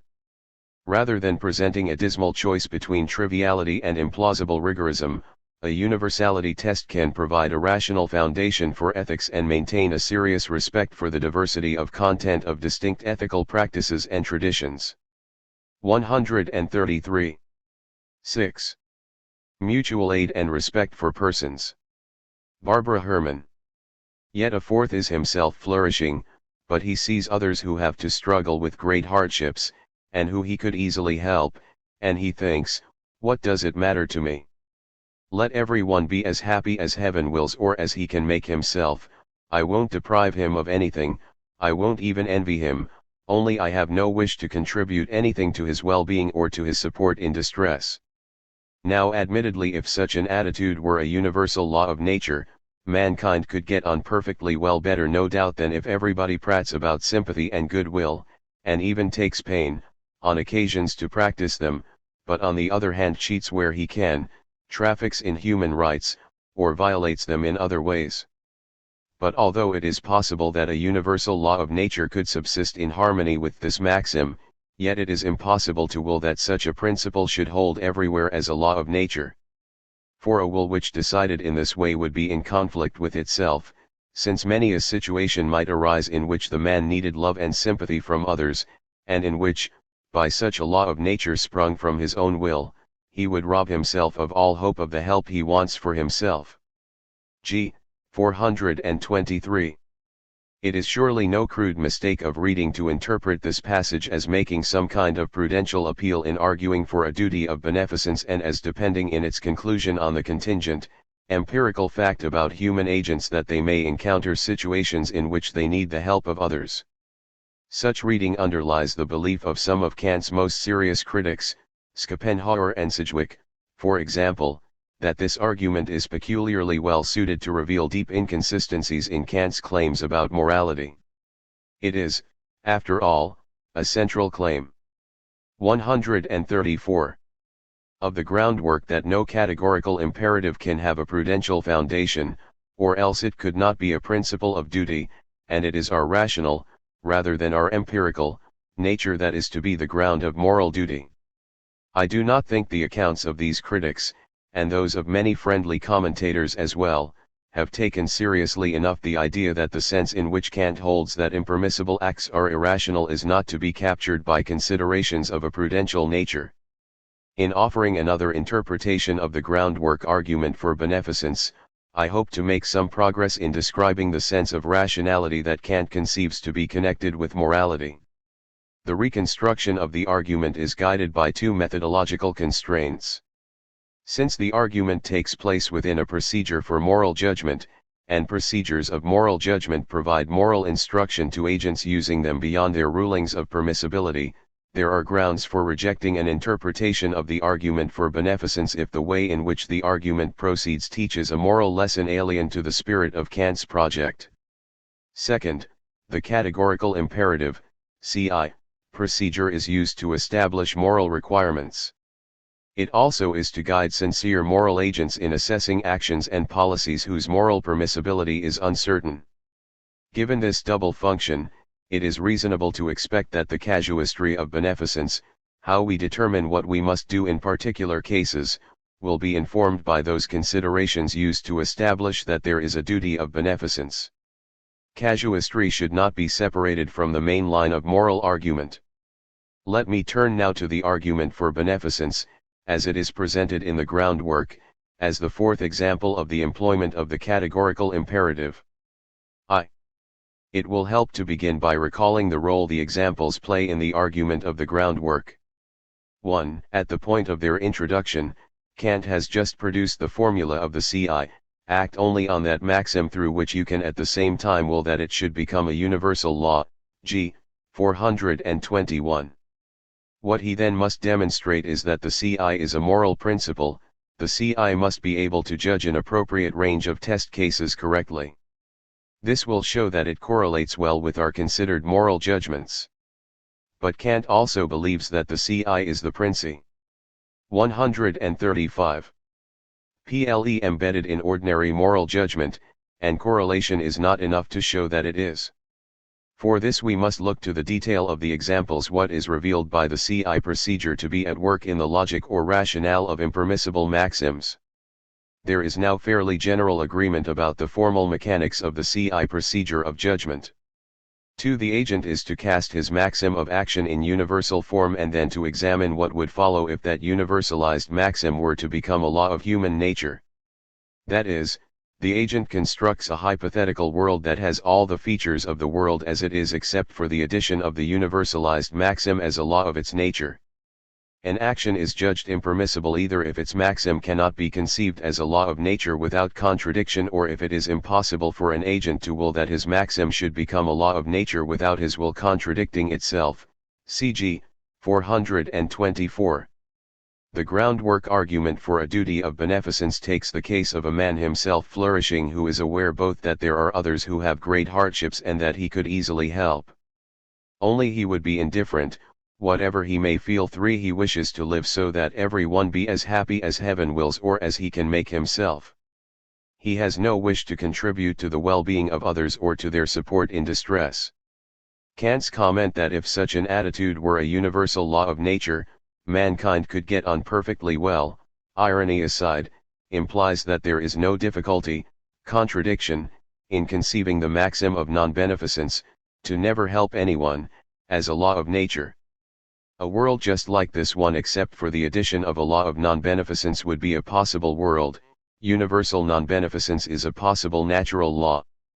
Something is not a possible natural law if it is impossible for everything subject to it to act according to it. It is possible for everyone to act non-beneficently. It is not possible, however, to will that such a principle should hold everywhere as a law of nature. This is so because a will which decided in this way would be in conflict with itself, since many a situation might arise in which the man needed love and sympathy from others, and in which, by such a law of nature sprung from his own will, he would rob himself of all hope of the help he wants for himself. G. 423. The most obvious reading of this places the supposed contradiction in will in a self-produced, if hypothetical, failure of prudential reasoning.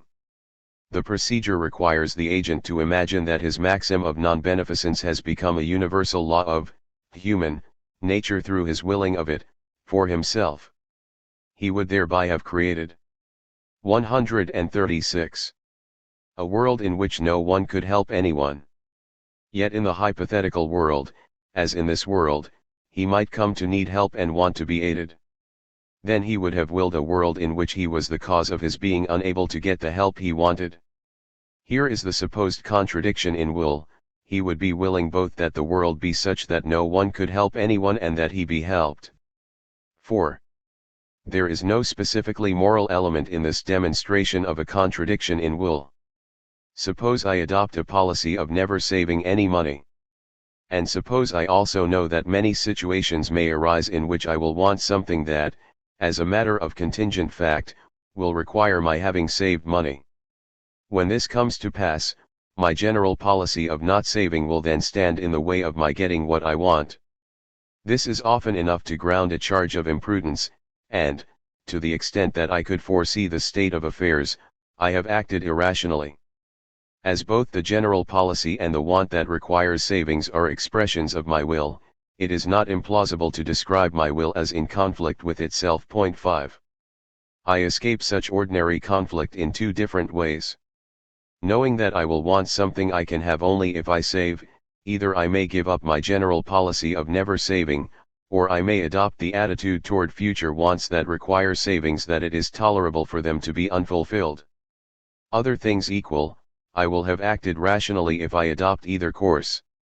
So, similarly, we might expect the conflict of will in the non-beneficence example to be resolvable either by abandoning the general policy of never helping anyone or by adopting the attitude toward needed help that it is a tolerable unfulfilled desire. 6. Of course, if the general policy is abandoned, the argument is over, the agent will have rejected non-beneficence. But so long as it is open to the agent to maintain his non-beneficent policy on condition that he give up the possibility of help, it is not necessary to reject non-beneficence. The problem then appears to be, can the argument in the example be construed in a way that makes it impossible for a rational agent to adopt the strategy of being willing to forego help in order to keep his maxim of non-beneficence? So, we might think, the agent needs to be reminded of his vulnerability. He is, we are told, a flourishing individual, not someone struggling with great hardships or routinely needing assistance. Such an individual might not find it difficult to be convinced that he is self-sufficient. We let the examples turn a bit melodramatic, we ask him to imagine him. 137. Self lying in the road about to be run over by a truck. Someone could easily help him escape certain horrible death. How could he not want help? Thinking of this, can he now decide that such a desire for help will not be satisfied? Surely he would want to live more than he wants to abide by a policy of never helping anyone. That, after all, was a policy based on no more than the desire not to be bothered by the needs of others. So, if he would want help in that case, and would be unwilling to forego help for the sake of his policy of non-beneficence, and since in the hypothetical world of universal non-beneficence he would be robbed of that help by an act of his own will, he is then forced, insofar as he is rational, to resolve the conflict by abandoning the maxim of non-beneficence. Prudence seems to require it. But if the reasoning is prudential, then it would also be appropriate to consider the likelihood of situations arising when he would prefer help more than he prefers the benefits of his policy of non-beneficence. This is Sidgwick's argument, even granting that everyone, in the actual moment of distress, must necessarily wish for the assistance of others.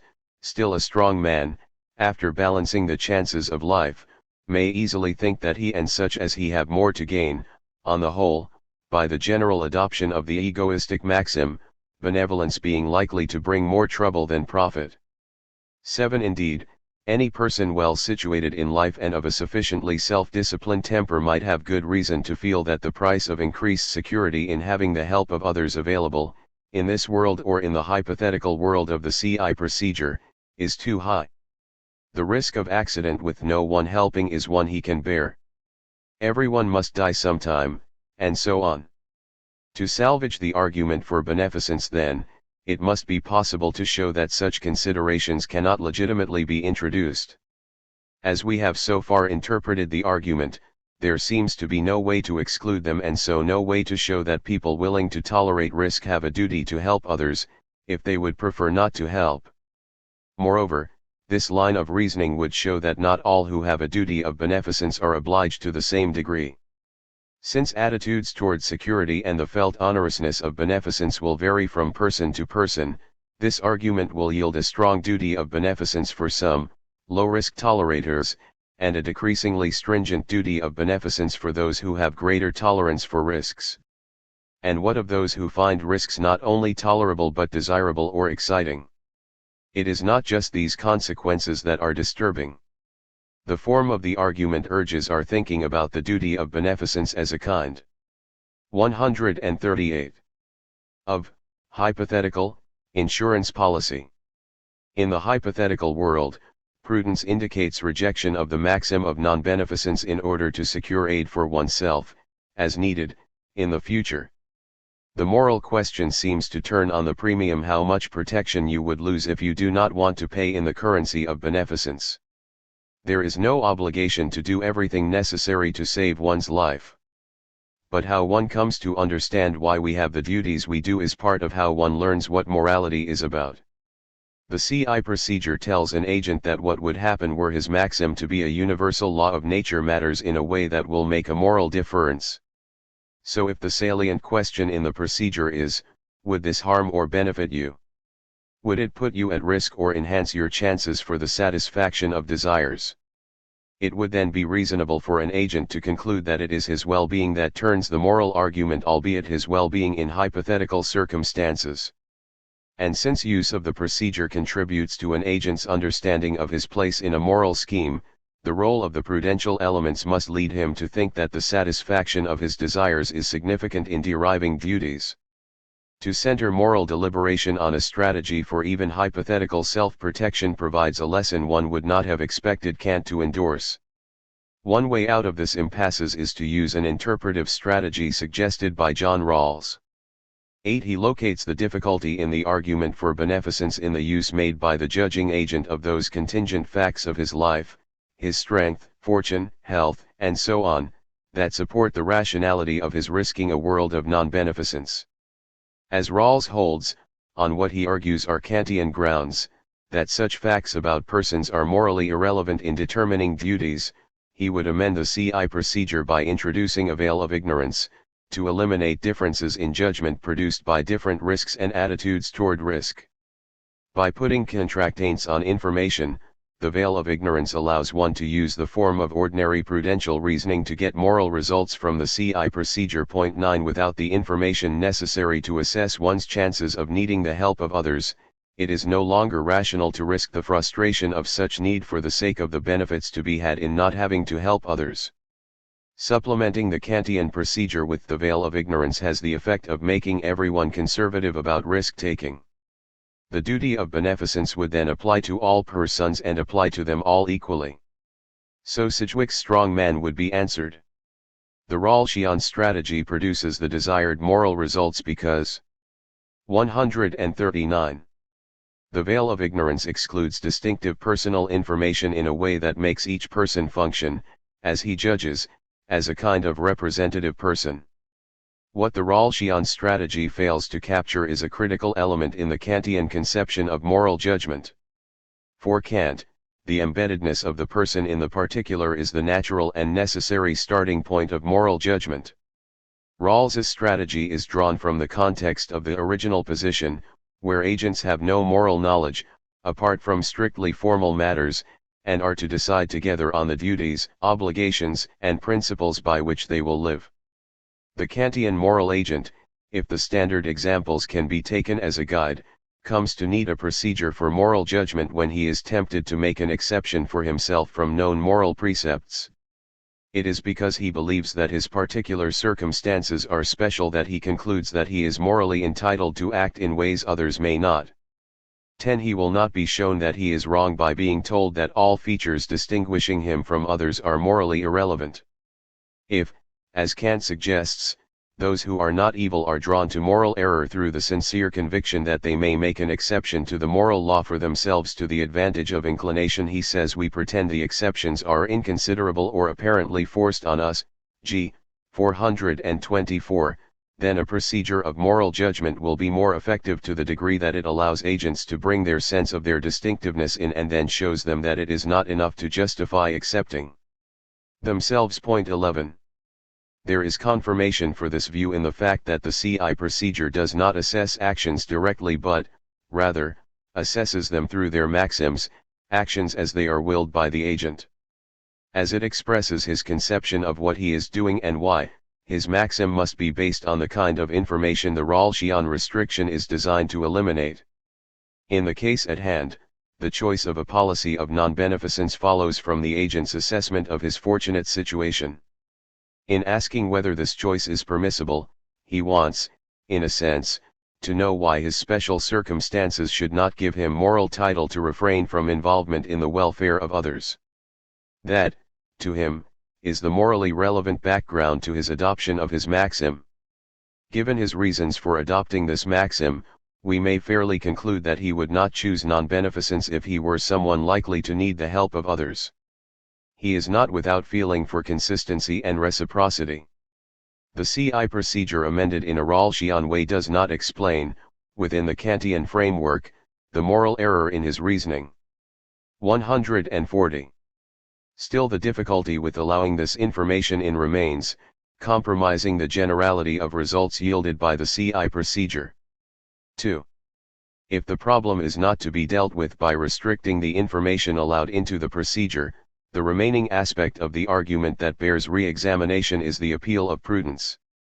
We have been assuming that Kant's idea of a contradiction in will is accurately represented by errors in prudential reasoning, translated into conflicting willings by the device of the CI procedure. Here I want to argue that, although a contradiction in will is an expression of irrational willing, it is not in virtue of prudential considerations that it is so. Let me begin by suggesting an alternative reading of the last sentence of the opening quotation, taking its point to be the ubiquity, inescapability, of the possibility of needing help.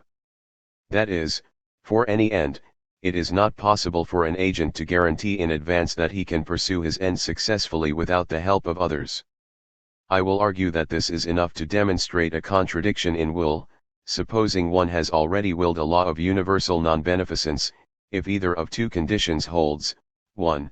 That there are ends that the agent wants to realize more than he could hope to benefit from non-beneficence and that he cannot bring about unaided, or, 2. That there are ends that it is not possible for any rational agent to forego, ends that are in some sense necessary ends. I view the CI procedure as being designed to draw our attention to those features of our condition as rational agents in this world and as members of a community of persons that serve as the conditions of our willings. In part because we are moved by moral considerations, we may at times be bad, we are not often evil, we are drawn to use the surface logic of moral reasoning, its requirements of impartiality, consistency, and so on, to support the belief that we may on occasion be morally justified in acting as others would not be. It is just this sense of specialness that underlies the belief of the strong man that it would be possible, even reasonable, to live without the help of others. The CI procedure is to show that, for any of us, the availability of the help of others is not something it can be rational to forego. It is this limit on what it can be rational to will that the strong man needs to be shown. In willing an end, an agent conceives of himself as an acting. 141. Cause, that is, as using means, g. 417.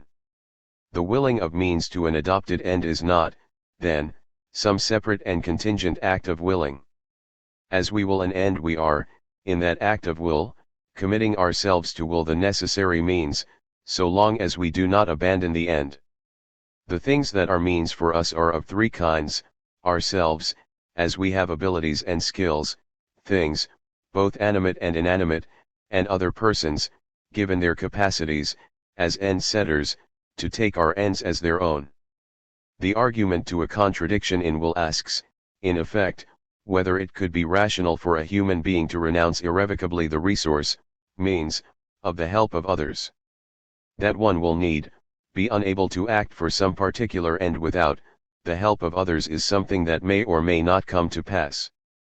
It depends on the nature of one's ends, the availability of resources, who has what, one's skill, strength, and so forth. Most important, it depends on how things happen to work out, the nature of the impersonal forces, the actions of others, and the like, that intersect with one's life. There is a limit to making one's own luck. The extent to which one's skills are adequate to one's needs and projects, the extent to which the things one needs are plentiful or ready to hand, and the extent to which the help of others will be necessary for the successful pursuit of any given end, of these involve contingencies that are not within our power. Now the question is, why, knowing this, can't the strong man commit himself to abandon any end he discovers he cannot pursue without help? This is a kind of negative stoicism, and such a policy will describe for him a distinctive way of life. He must practice self-discipline, learning to withhold his will from desires, however strong or attractive they may be, that he cannot fulfill by his own unaided efforts. His stoical end serves as a limiting condition on his pursuit of all other ends, and is thus acknowledged as of greater value, at the limit, than any other end. But with all this, a stoical strong man cannot escape the logic of his agency. It is always possible, however strong his commitment to living without the help of others is, that he will be tempted to abandon that end and to reassess the priority he has given to his independence. First, there is room for temptation where there is need for discipline and strength.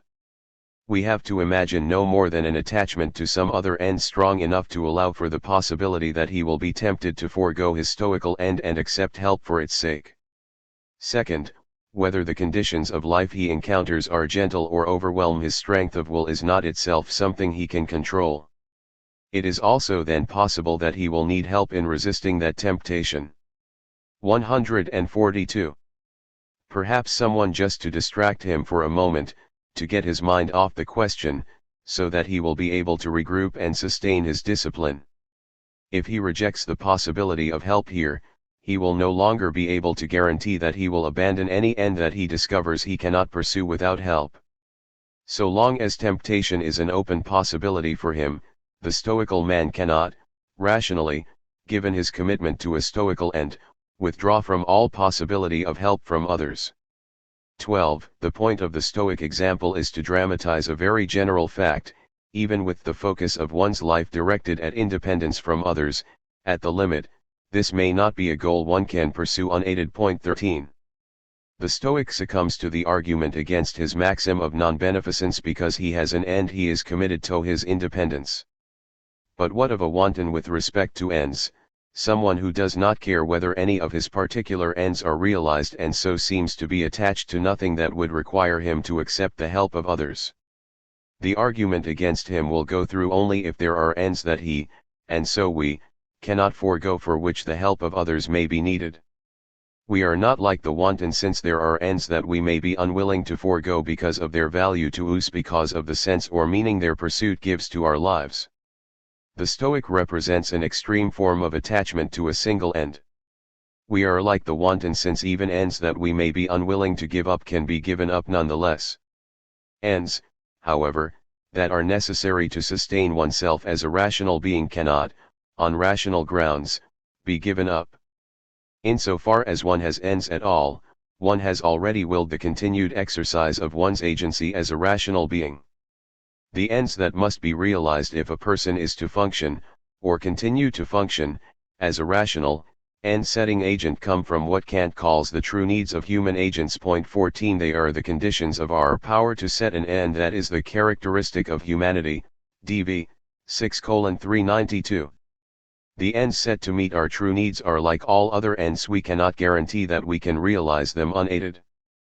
but in contrast to all other ends, we cannot on rational grounds forego them for the sake of other contingent ends. Willing universal non-beneficence conflicts with what, as dependent rational beings, we must will, if we will anything at all. 15. If we are asked to imagine a life independent of things, objects, to be used as means, we cannot do so, for our existence depends on them straightforwardly. The adequacy of our skills to our needs is a contingent state of affairs. The very bounty of nature and ease of life. 143. That might make us feel we will never have to place new demands on ourselves are not of our making or within our control. Thus it would not be rational to freeze our skills if we could not also control our circumstances. 16. This is parallel to the idea that I mean to capture in saying that, unless one could guarantee in advance that one will not require the help of others as means to ends one could not forego, it would not be rational to will universal non-beneficence. It is a fact of our nature as rational beings that we cannot guarantee that we shall always be capable of realizing our ends unaided, as it is a fact of our nature that we need things and skills to pursue our ends.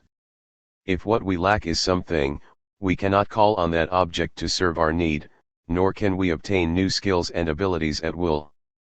But we can call on the skills and resources of others to supplement our own.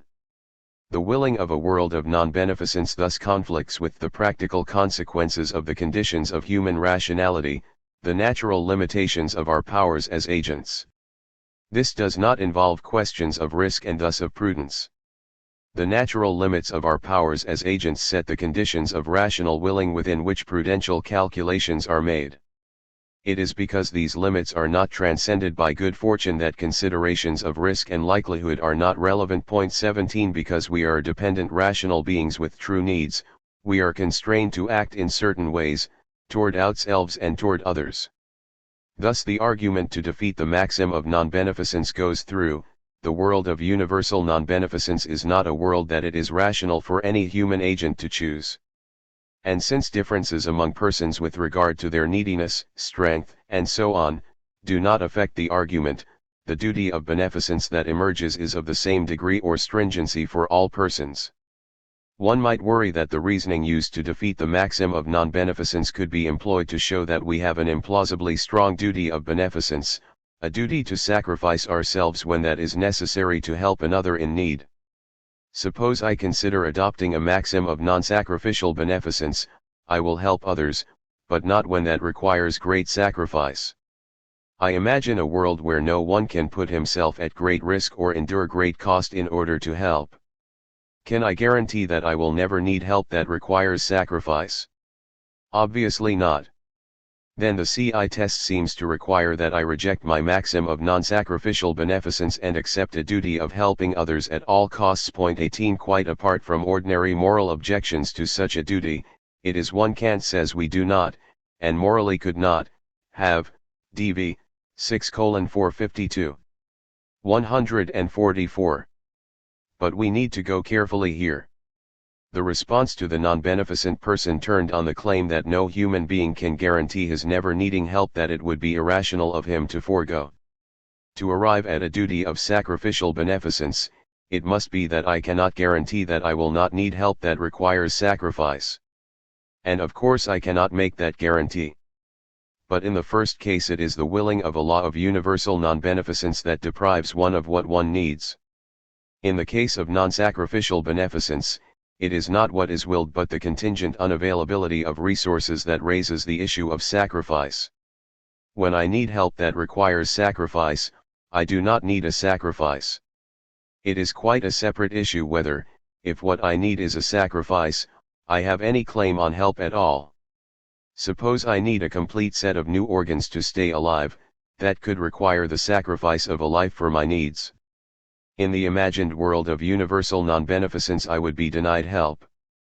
But were technology different, there might be artificial organs, and my need might be met easily. Someone may starve unless he is given food. In circumstances of plenty, his need can be met with no sacrifice. In times of famine, to feed one might require the sacrifice of another. So whether I can get the help I need, in this world or in the imagined world of non-sacrificial beneficence, depends on the accidents of circumstances, resources, which make it the case that the satisfaction of my need requires sacrifice. This is not a function of my willing. The maxim of non-sacrificial beneficence therefore does not generate a contradiction in will. But couldn't the same argument be made about needed help? When one has a need he is not able to meet, it is not help that he needs but whatever it is that he lacks. If I am hungry and unable to get food that another could bring me, his help is just the contingently available means to what I need, which is food. So there is a sense in which needing the help of others is as much a contingent feature of my circumstances of need as needing help that requires sacrifice. I do not have control over whether I will have needs I cannot meet or over whether help can provide what I lack. Looked at this way, the help of another is a resource for me, as a long stick might be if what separated me from food was the limit of my reach. What makes the help of others more than just a contingently available resource is the fact that only another person, or rational being, can act for me, in response to my need, in answer to my call for help. Objects and animals cannot respond to need as such, nor can they take my ends as their own. It is 145. The potential of others to act for my needs that it is irrational to forego, it can stand in the place of my agency. Now it may seem that willing any maxim to be a universal law creates the possibility of conflict with other ends or maxims, and thus the risk of not being able to satisfy ends that are true needs. Someone could reasonably adopt the maxim, to set aside 10% of my income for my children's education, but this maxim, considered as a universal law, might deprive the agent of just those resources required to meet his true needs at some future time. Would it therefore be impermissible to adopt such a maxim of saving? Worse still, suppose a rich person adopts, as a positive maxim of beneficence, to help others with true needs when doing so does not threaten my own true needs. As before, willing as a universal law a maxim that calls for the expenditure of resources creates a potential risk to one's own true needs. Suppose he thinks, if I give resources to others, then I might not be able to afford some expensive medical treatment necessary to save my life in the future. Since I cannot now guarantee that I will never need such treatment to meet my true needs, it cannot be rational to will universal beneficence. Would the rich person then have no duty of beneficence? The maxims of saving and of positive beneficence do not generate any such contradiction in will.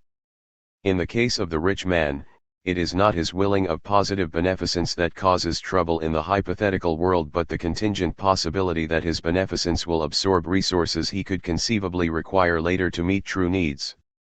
With the Stoic or the wanton, it is a function of what each wills, given life in a community of rational persons, that, within the hypothetical world, he will be denied help. But the rich man will not be denied help as a function of what he wills when he wills positive beneficence. What he may come to need is some sort of medical treatment. His giving away resources to meet the true needs of others does not interfere with his getting that. What may interfere is the costliness of the treatment. But costliness is a contingent fact of circumstances, on a par with the unavailability of a spare kidney machine. The Stoic, as a result of his willing, cannot get help. The rich man may or may not get his medical treatment, that will depend on its cost, his resources, and the helpfulness of others. The maxim of saving poses no additional difficulties. Only if we were required to do everything possible to minimize risks to our true needs would the maxims of saving and positive beneficence generate contradictions in will. But we cannot be required to do that. Suppose we were. Then the rich man could do nothing that involved 146. True need independent expenditure of resources including the most ordinary use of his resources for pleasure. The maxims of the rich man and saver involve use of resources. The use of any resource creates the risk that some future need may not be met. That is why questions of trade-offs are appropriate. The Stoic and the wanton would permanently alienate one of the three general categories of resources available to persons to meet their needs. This is not irrational because the risk involved in the loss of all possible help is greater than any possible benefits. That is a matter of circumstantial prudential reasoning. It is irrational because a person cannot both forego any of the general conditions of successful agency and guarantee no contradiction in will insofar as he wills other ends, a condition of rationality set by the CI procedure. The reasoning that showed why we do not have to adopt a maxim of sacrificial beneficence can also be used to explain why a maxim of exclusively self-interested helping will be rejected, as will any such restricted maxim of the form to help only those with characteristic C or in conditions D where the restrictions mark preferences, prejudices, and the like. Since one cannot control whether one has needs that may require help, so, the argument of the CI procedure will show, it is not consistent with one's rationality to restrict in advance the nature of the help available.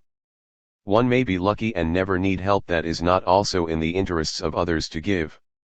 But the moral status of this possible state of affairs is just the same as that of needing any kind of help at all. Its coming to pass or not is not a possible object of human willing. I cannot make it that the help I may require satisfies some condition decided on earlier. This does not mean that it is impermissible to provide self-interested help. What is rejected is a policy of never helping unless doing so is in one's interest. Something needs to be said now about the central place in this construal of Kant's argument of contingent, empirical facts about human beings, their dependency and their true needs. When Kant speaks of excluding empirical considerations from morality, he has two related things in mind.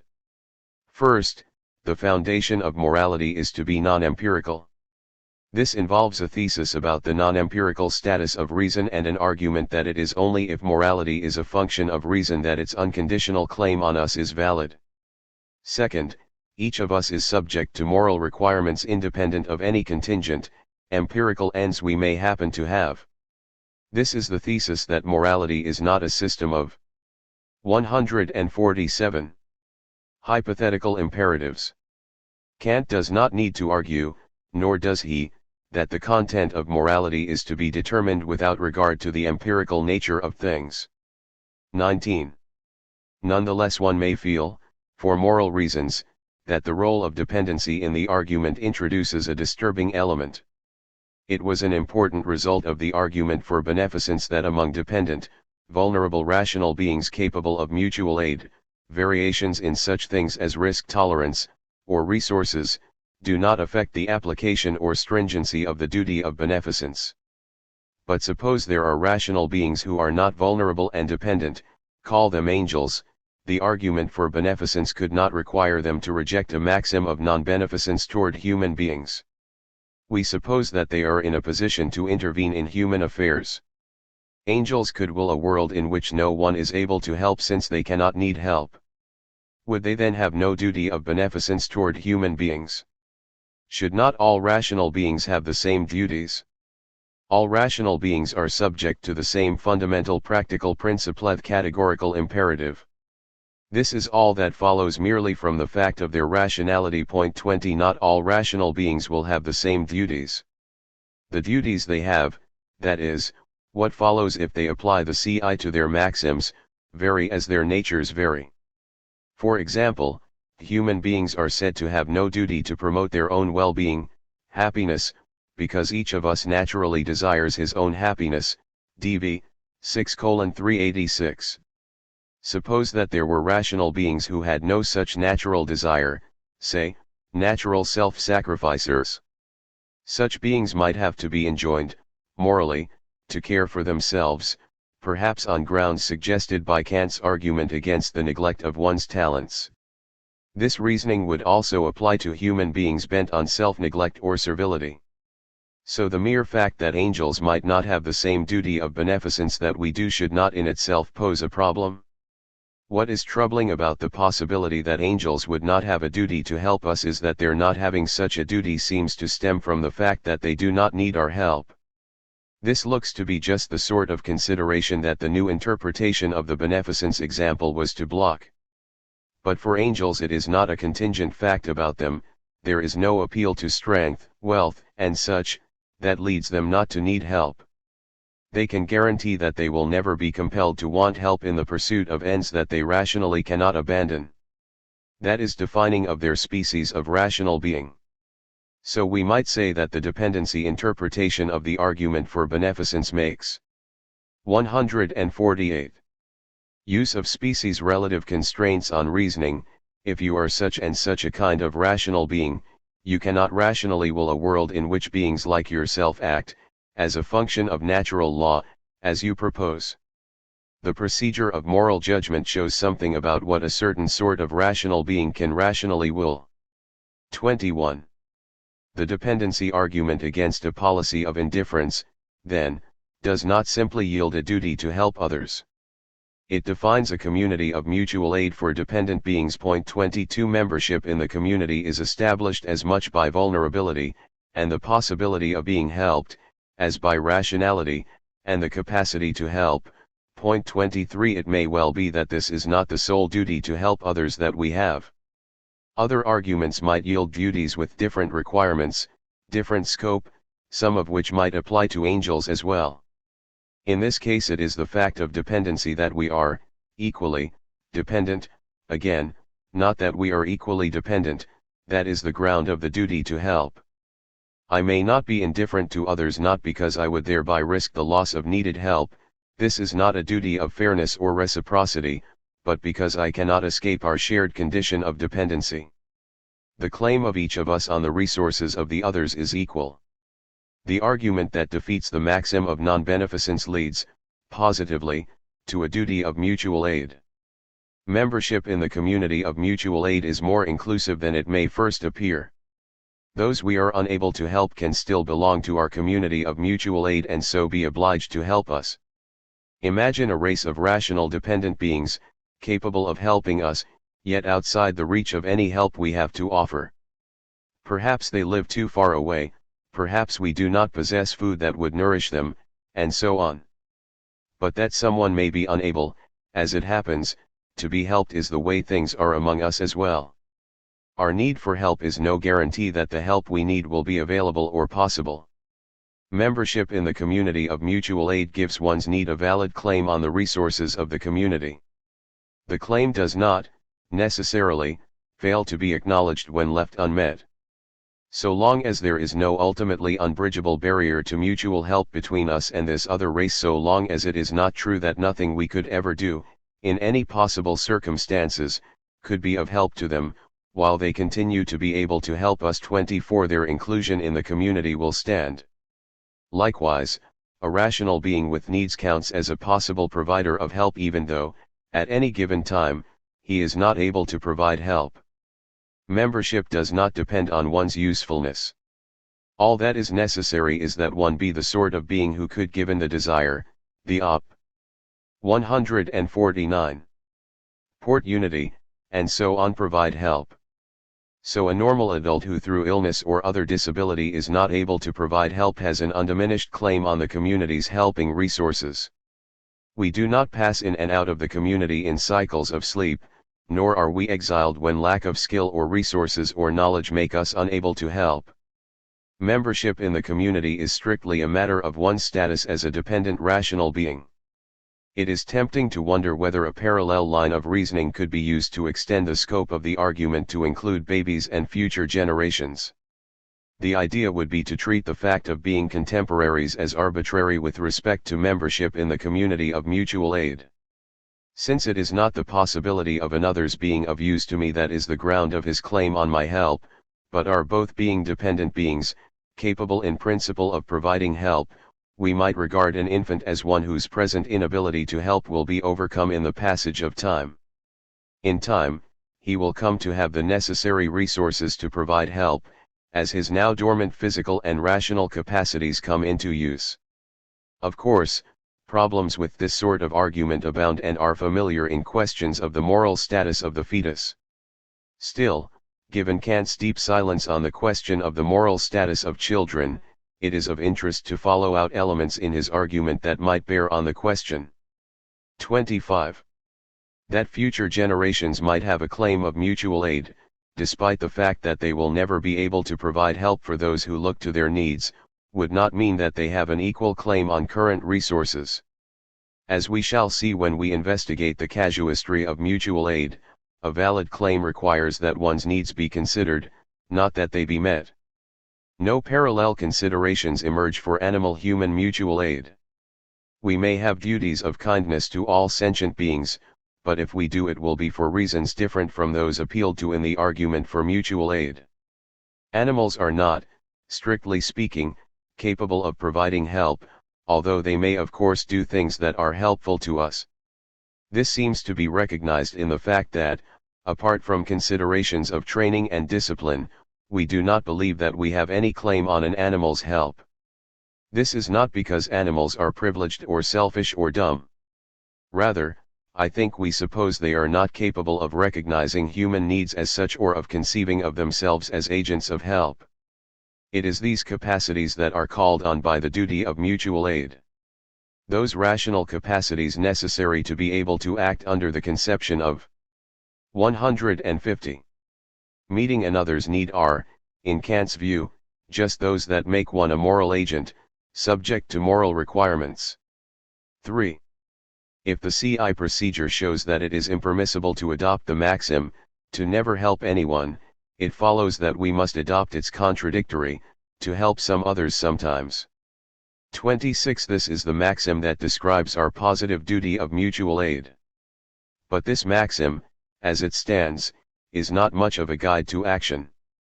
It does not tell us whom to help, or in what circumstances, or when we may permissibly refrain from helping. Nor does it offer a way of determining when our efforts fall short of what mutual aid requires. Point 27. By contrast, when the maxim of the deceitful promise is rejected, cg. 422, we know exactly what we may not do. We may not make a deceitful promise when that is necessary to extricate ourselves from financial difficulties. Point 28. But we do not thereby get a positive duty based on this maxim's rejection. One would get a duty to truth in promising, never make a deceitful promise, only if no maxim that involves not telling the truth in a promise can pass through the CI procedure. What maxims we may, permissibly, act on, in the circumstances prompting the deceitful promise maxim, are not indicated by the procedure.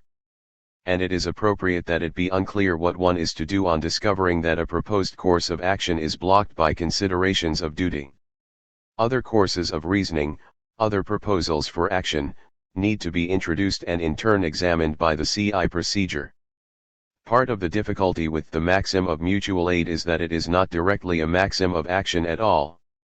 There is no action properly described as sometimes helping someone.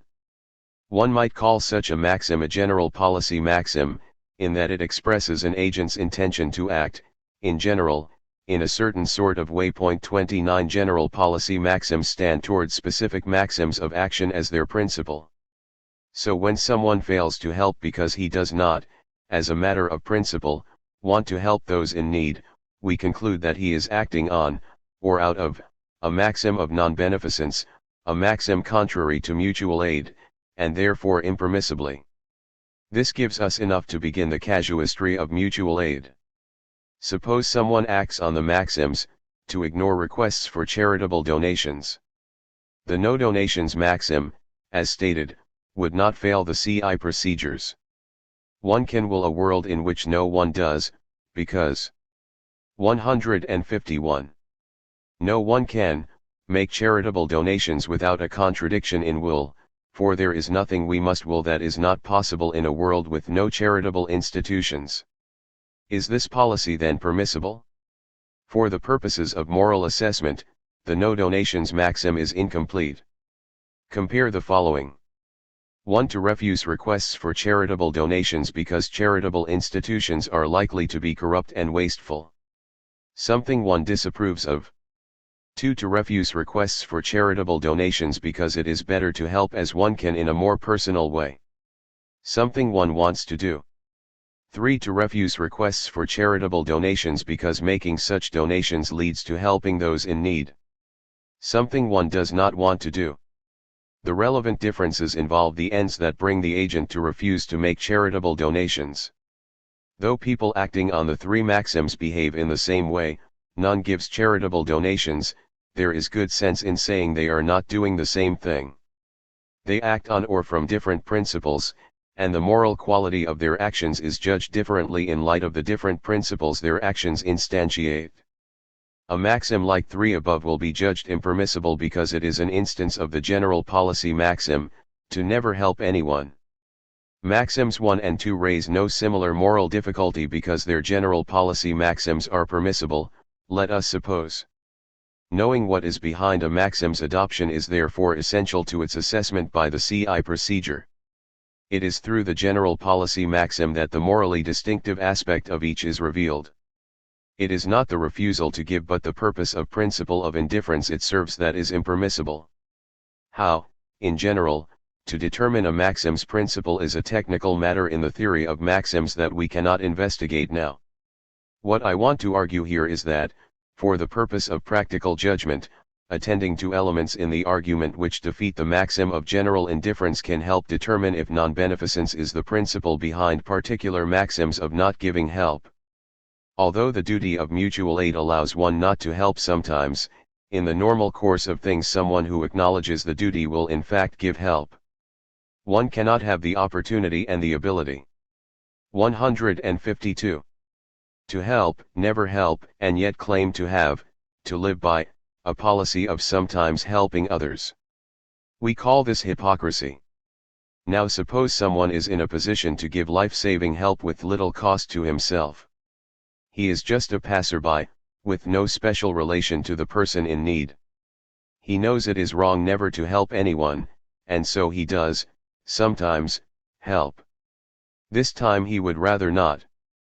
But from the fact that the duty of mutual aid does not require us to promote the well-being of others on every occasion, it should not follow that we are free to refuse help to a person in distress on such grounds. The action we are considering seems to epitomize the spirit of indifference to others. How can an understanding of the argument for mutual aid help us here? Suppose someone passes by a serious request for aid with the thought, "I helped someone yesterday." The agent acknowledges that the duty of mutual aid applies when he registers that help is needed, his would serve, and that some excuse, or excusing idea, needs to be brought forward to justify his passing by. We want to say that someone who passes by with such an excuse cannot have adopted the required maxim of mutual aid, as the principle of his maxims of action, even though he seems to accept the idea of sometimes helping someone. Someone who monitors the frequency of his beneficent acts perhaps holds the belief that the satisfaction of the duty of mutual aid involves taking a fair share of the burden of helping others, that the sometimes in the principle of the duty is a numerical notion like a quota. The argument of the CI procedure shows where this belief mistakes what mutual aid requires. In requiring that we recognize one another as equal members of a community of mutual aid, we are brought to acknowledge the claim on us of others' needs. The rejection of the maxim of non-beneficence is a rejection of indifference to others. We may not be required to help in all cases, but we may not be indifferent to the claim of need. The fact of having done a good deed yesterday cannot weigh against that claim. If the cost of giving aid in this case is negligible, 30 there is nothing in the agent's excuse that legitimately stands between the need of the other and the help he can give. To acknowledge the claim of the other's need is just to take his need as a reason to offer help. So unless one has a morally relevant reason why one need not help, the valid claim is sufficient. Someone who rejects the claim on his help because he believes his beneficence quota has been met has failed to take the duty of mutual aid as the principle of his helping maxims. 153. There is a striking consequence of this. It may be my lot that people needing help are frequently in my path. If it turns out that I am often in a convenient position to help, then I must. I do exactly what I ought to do, and so no special moral merit is earned. I am no more virtuous than someone genuinely prepared to help whose encounters with those needing help are less frequent. 31. What counts, morally, is the willingness to take need as a reason to give aid. There is a parallel feature of mutual aid on the receiving side. If it is someone's misfortune to need help frequently, suppose through no fault but through bad luck and the like, he does not use up his stock of mutual aid and has a claim on the help of others that is undiminished by his past withdrawals. 32. Morally relevant reasons for refraining from help will be those that have weight when placed against the claim of need on one's help. Suppose helping is something one would rather not, in a given case, do, or suppose it poses a minor but real inconvenience.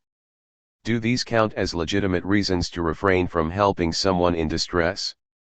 One way to proceed is to look further at what I have called the claim of need. There are two issues here. First, what are the sorts of needs that are relevant to the duty of mutual aid? Surely I may not claim aid for every end I have that I cannot pursue without help. Second, when are the costs of giving aid sufficient to justify a refusal of help? When we know what the argument for the relevant class of needs is, we will know why some reasons for refraining from help do not have moral weight.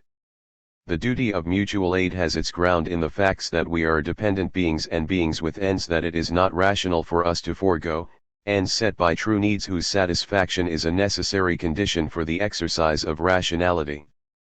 As we are rational agents, we set ends. We are able to formulate and act from a conception of the good. If to set ends is to put oneself to the realization of more or less complex goals and projects, one respects one's humanity in oneself by developing those capacities needed to realize a wide variety of ends. DV 6:392. Thus an imperfect rational being must acknowledge the obligatoriness of developing his powers and talents. They are necessary conditions of the possible expression of his rationality. As a person's true needs are those that must be met if he is to function, or continue to function, as a rational, end-setting agent. Respecting the humanity of others involves acknowledging the duty of mutual aid. One must be prepared to support the conditions of the rationality of others. There. 154. Capacity to set and act for ends, when they are unable to do so without help. The duty to develop, not neglect, one's talents and the duty of mutual aid are thus duties of respect for persons. The ground of the duty of mutual aid then reveals its moral point. The good it looks to is the preservation and support of persons in their activity as rational agents. The needs for which a person may make a claim under the duty of mutual aid are those that cannot be left unmet if he is to continue in his activity as a rational agent. 33. Thus we may refrain from helping only if such action would place our own rational activity in jeopardy. Excuses that look to the ordinary difficulties encountered when help is given or that look to other helping actions recently done to get the agent off the hook therefore provide good evidence that the principle of the agent's particular maxims in the circumstances where help is needed is not that of mutual aid. We are not obliged to help everyone, or everyone we can, because the point of the duty of mutual aid is to sustain dependent beings in the permissible activity of their lives. If giving aid undermines the life activity of the giver, the point of mutual aid is not achieved. It is a duty of mutual aid, not sacrifice. The requirements of beneficence do not interfere with what is necessary for one to continue to live a human life, they also do not protect all that one may find necessary to live as one wants. We are required to acknowledge both the claim of true need on our aid and the moral weight of that need against the claims of our own interested desires. It is possible that a person will be called on frequently to give aid and that each time his help is needed no serious sacrifice is required. Yet the cumulative effect on his life may be such that the frequency does undermine his pursuit of his life. It is not clear to me that this affects what he is to do when help is needed again. For although his well-being is compromised over time, what he is being asked to do in a given case is not the cause.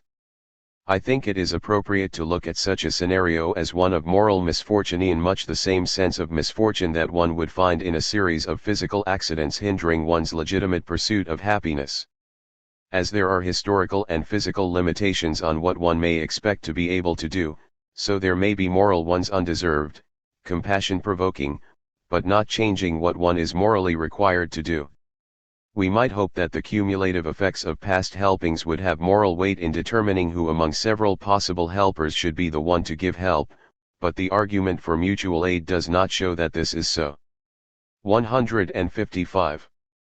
In general, looking to the point of a duty lays the ground for explicating intuitions about relative stringency, setting the framework for a casuistry of excuses. Compare the Kantian arguments against deception. Kant takes the point of fidelity or non-deception to be centrally involved with sustaining what he calls the dignity of man as a rational being, DV 6:42930. The argument against deception is that it subverts the natural function of one's rational faculties. Therefore, excusing one's proposed deception on the grounds that honesty will jeopardize one's projects or goals, that one needs to deceive, will be judged impermissible because the loss of well-being is less grave than the subversion of one's rationality. What is at stake is respect for oneself as a rational being. 34. This manner of argument seems to fit well with Kant's belief that apparent conflicts of duties are to be resolved by looking to the stronger ground of obligation, MM 6:224. 4. If each person, in adopting the general policy maxim of mutual aid, is to be prepared to help those in need except when the degree of sacrifice is too great, this will generate a lack of uniformity in what is required of different people in similar